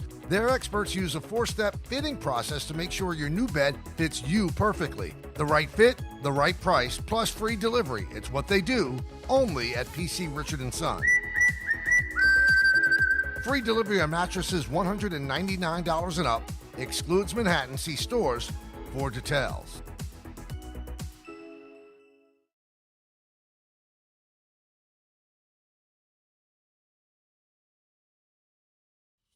All right, let's take the pulse. 1-800-919-3776. How you feeling about the Yankees? Red Sox, 8 o'clock, first pitch coming up right here on ESPN New York. And, of course, we'll have it all for you Friday. Peter's going to be back from the holiday, and we'll break it all down, win or lose. It'll also be a big football Friday as well. We'll have to make our picks and all that. But everybody's laying out for tonight, right? No Rams, 49ers pick. No, I'm not touching 8.5. All right. So let's get back to the busy phones at 1-800-919-3776. Always fun to talk to Jonathan in L.A. You're on ESPN New York. What's up, Jonathan? Hi, guys. Hi, Jonathan. Fellas, it's been 10 years that we lose to the Astros or the Red Sox, man. Every year, literally. The Yankees need to put an end to it tonight, man. They need to punch the bully right in the mouth, man. Slay the dragon. Tonight, I really hope that Schlittler, man, he pitches today like a young rookie we had back in 1996, which is Andy Pettit. I really hope. Yeah, man. So I think the stadium has to be rocking. If you're listening to me on the radio, man, and you're going to the stadium, make it rock. We got to win tonight, fellas. Thank you so much. Well, I think it's going to be rocking. It was rocking last night. You were facing elimination then, and I don't see any reason why there wouldn't be tremendous optimism around the Yankees and the matchups. It's going to be crispy tonight, too. Like, really. Like last night wasn't as cold. I think tonight we're going to be in the 50s. Yeah, like game one, it was like a summer night. Very strange. Yeah, we're September 30th. We're at 63 right now in the city. Yeah, so it's going to be like it. First like it pitch, 60 degrees. By 9 under 60. So, yeah. Bundle up. I did hear from Andrew Gunling about the Knicks and the Six. He says, I did not watch. I wasn't near a TV. But if I'm being honest, I would have watched Tigers Guardians ahead of it. Yeah, so he's checked out. Well, especially did you call him the Six, by the way? No, so he probably wouldn't. I mean, he probably would figure it out. We have to explain if to him they why didn't play there's a anybody, why would a Sixer fan watch that? No, Maxey played. The rookie VJ Edgecombe played. Okay, so they had their guys. Oubre played. Their two main most expensive players are injured, which isn't surprising. Right. Boone spoke before the game today. Okay. And he talked about Schlittler and the expectations he has for the kid. I don't expect to see anything different than usual. He's got a really good way about him, really confident kid. He expects to go out there and pitch well. And, I saw him right before he left last night, and he was ready to go. And I expect him to have a real healthy demeanor about him today. And whatever result comes, I don't think the moment will be too big for him. And what made you think he was ready? Just when he was walking out the door, I was walking past him, and I said, ready to roll? And he said, oh, yeah. And I said, get some rest. Yeah, you can kind of sense, because that's the one. Say what you want about Boone. I know a lot of Yankee fans aren't happy with him, doesn't have a feel for the game, all that. He's a baseball lifer. Oh, yeah. Third generation. His brother played. His father played. His grandfather played. Grew up in the game. He grew up around the game, so he knows. He could probably see if a kid's nervous. He could probably see if somebody's not ready. Now, he may have saw something and made him nervous. He's not going to tell us that, but I'm sure in that little passing conversation, he knows enough about the game, has been around the game enough that he can get a sense, all right, is Mike going to be ready for this? I remember this when covering teams. When a coach says that, I believe him. When a coach says, yeah, he'll be ready to go, he just has to know that if things get tight, he's got to just stay with it, know that we have his back, and he's got teammates. When he says that tells me that he's worried the guy might get a little, tight. Right? When he brings that stuff up, he's got to know that if things get tough, he's got us. I know we'll be with him. When he never brought anything like if it gets up. He just, no, he's got a good way about him. We know he'll be good. So that's why you trust what he's saying there, at least from my experience. And he's going with Rice over Goldschmidt at first base, and he talks about why.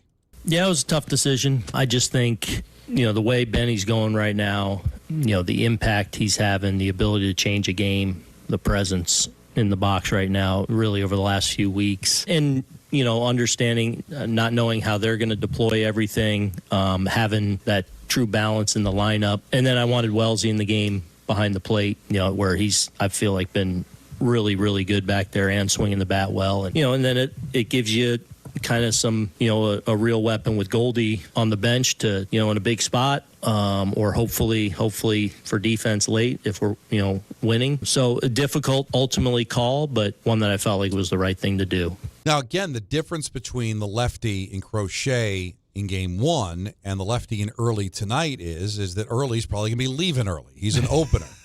And they're going to be going into the bullpen, so you can't get into the starter. Like Crochet, you're like, if he's on, he's going to be going 7-8 innings, and these guys are going to be facing him, 2-3 times. I got to go with the matchup against the starter. Here, they're going to go deep into the bullpen. And Rice is a lefty, but they know they're going to face righties coming out of the bullpen. Goldschmidt got the start in game one because they had a lefty that was going to be in for a while. That's the difference. The way he's going right now suggests, he's hot. Yeah. He's rolling, right? That's not what we're told that the Yankees believe in, but Boone's kind of using it as, he's rolling, so we're going to go with it despite the fact that it's the lefty matchup thing.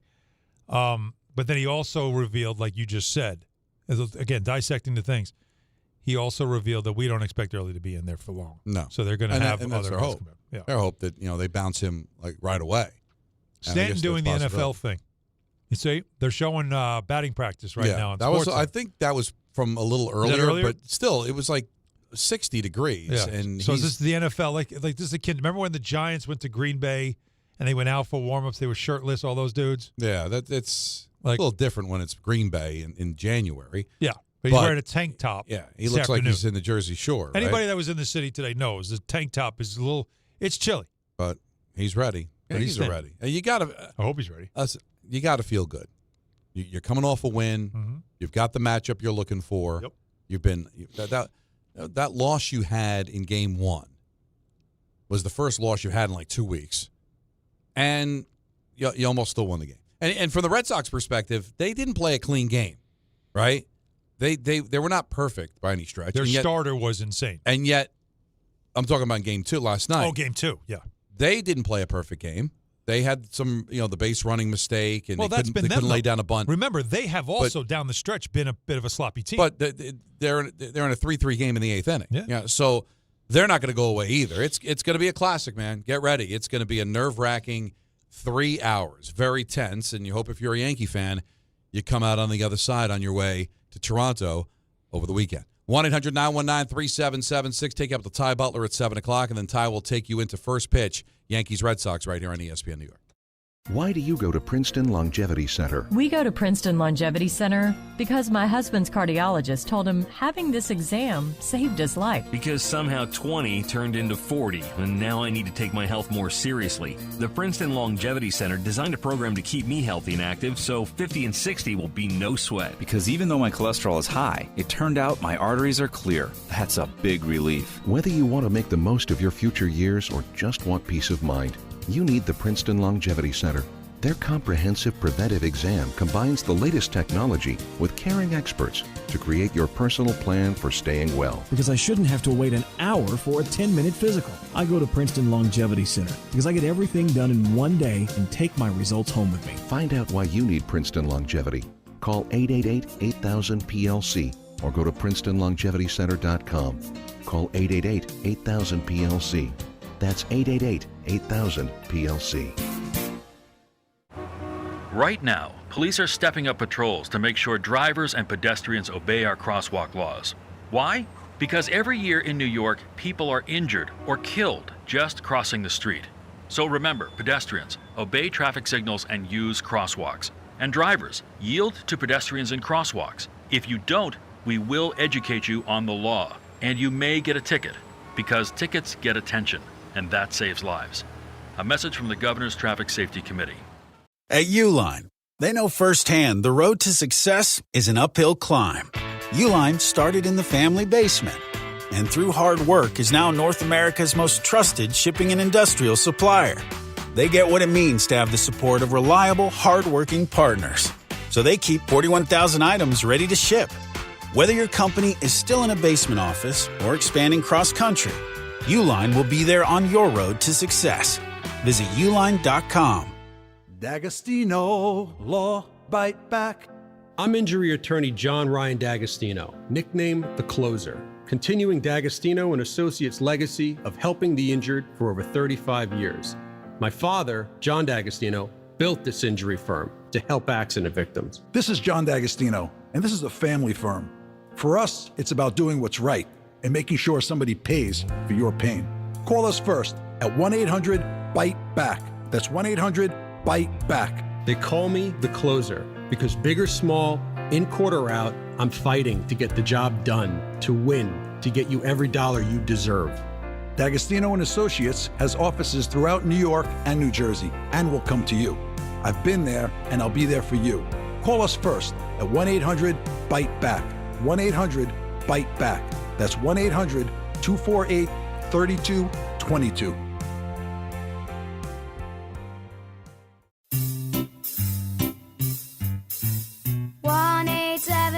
Cars for Kids. KARS Cards for Kids. 1-877 Cards for Kids. Donate your card today. 1-877 Cars for Kids. KARS Cars for Kids. 1-877 Cars for Kids. Donate your car today. Ready to get rid of that old car? Donate it to Cars for Kids. Call 1-877-CARS-FOR-KIDS to reach a friendly live agent. Donation's super easy, and your car can be picked up as soon as tomorrow. Call us now, 1-877-CARS-FOR-KIDS. That's Cars with a K to donate your car today. 1-877 Cars for Kids. Donate your car today. Did you know you can donate real estate too? Go to carsforkids.org. That's carsforkids.org.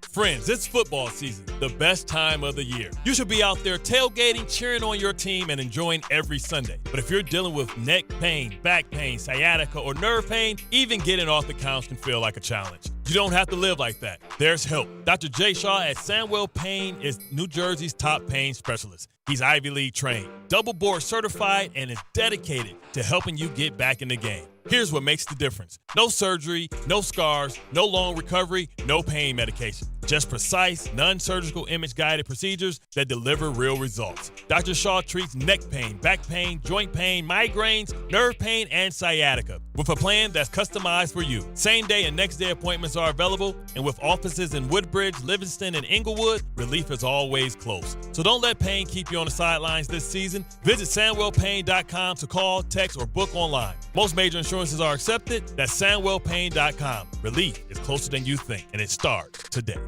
There's nothing the voice in our head obsesses over like our health. But with over 100 lab tests and insights, Function can help answer the questions like, why am I so tired all the time? How can I get better sleep? My friend was telling me about magnesium gummies she takes. Know if my heart is work stress affected? It's time to up my cardio. If my mom has something, how would I find out? It's time to get some blood work done. A Function membership gives you a comprehensive health check with results tracked over time. Find out what you're made of at functionhealth.com.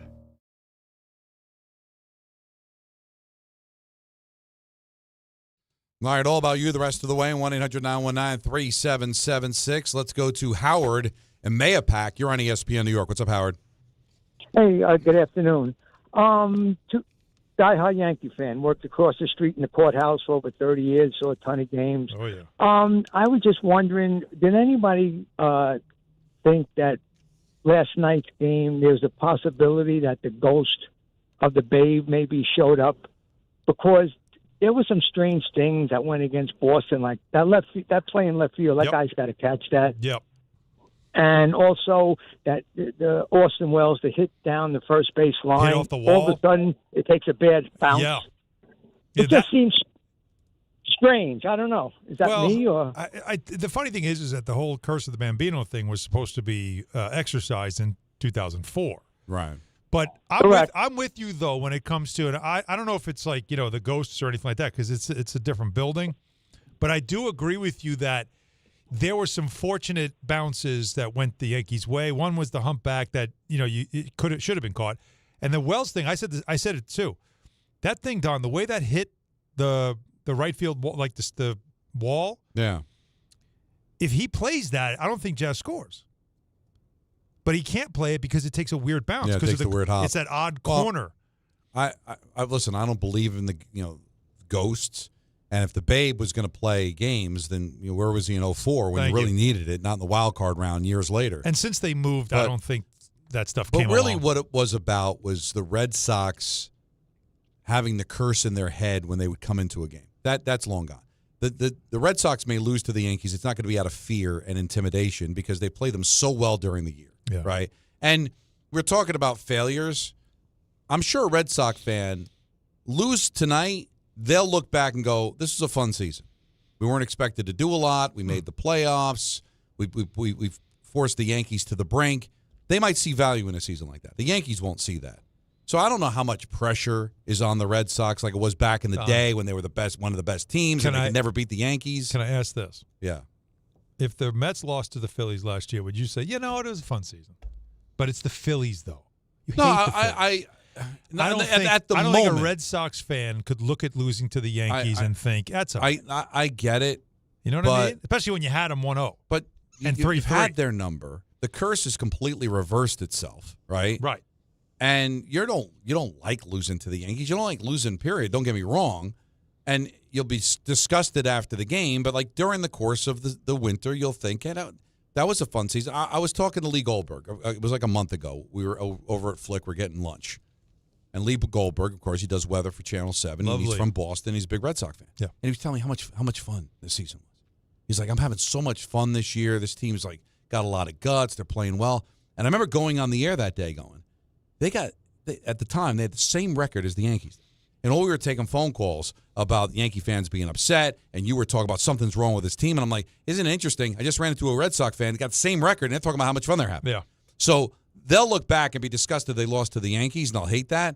But they'll look back and probably say, that was a nice season for us because I don't know what was expected of the Red Sox, right? Everybody's talking about how good the Blue Jays are going to be. Watch out for the Rays, and I could be wrong, but I remember Michael saying I think the Red Sox are going to be the worst team in this division. They got Bregman, Crochet, like they it wasn't like they had nothing. They made some late moves. Remember, Bregman was a really late move, right? But then when they traded Devers, that felt like even though he had to go. But they got better when they traded him. Right, and the Giants got worse, actually. Remember, they had the 3 prospects that everybody was excited about, and that was really what their season was going to be about, was these 3 blue chippers that they couldn't wait to bring up, and that was going to be their future. And they really miss, obviously, Roman Anthony. Let's go to Chris in Watchung. You're on ESPN New York. Hi, Chris. Hey, how are you? Good, man. Long-time listener, first-time caller. Awesome. Just wanted to ask you guys and bring up for conversation, what do you think this game means for Aaron Judge's legacy as a Yankee? A lot of Yankees have made their name in the playoffs, and he's been one who hasn't been able to do that yet. That's what I said earlier in the show, is I felt like is tonight one of the first moments for Judge, a tone setter, a big hit, something that just sort of lets you know that the captain's leading the way. He hasn't had many of those, and this would feel like a night where it's like, how about a take the pressure off kind of at bat? He hasn't hit a home run yet. He's 4 for 8. It's been good, but only 2 strikeouts. But I do feel that. I do feel like you want to see them win the game, but you want to see him have a hand in it as well. Some type of statement. Well, here's the thing. At bat. You got to win the game, right? Of course.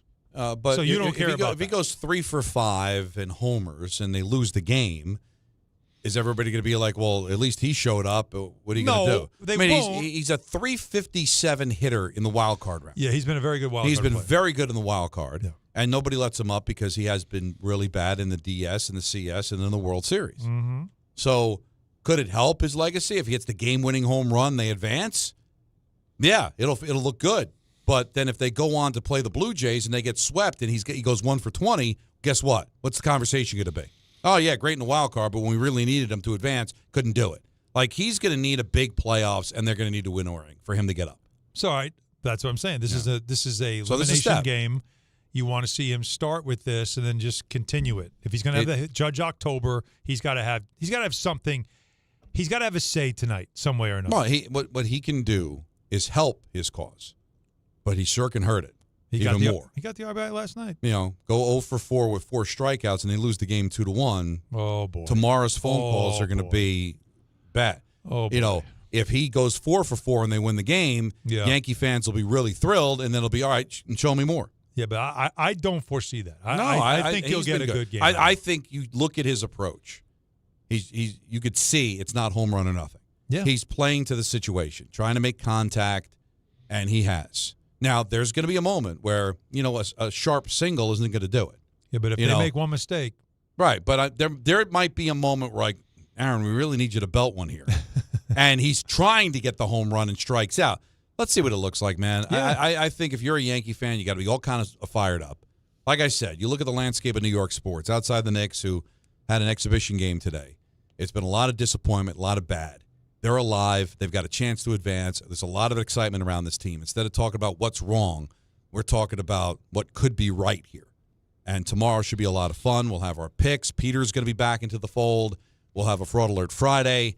But we're going to have a lot of baseball, either a post-mortem or a preview. Because if the Yankees win tonight, guess what? Saturday, bang, they're in Toronto, game 1 of the divisional round. So you're not going to have a lot of time to celebrate. It's going to be hop on a plane, go to Toronto, and let's go.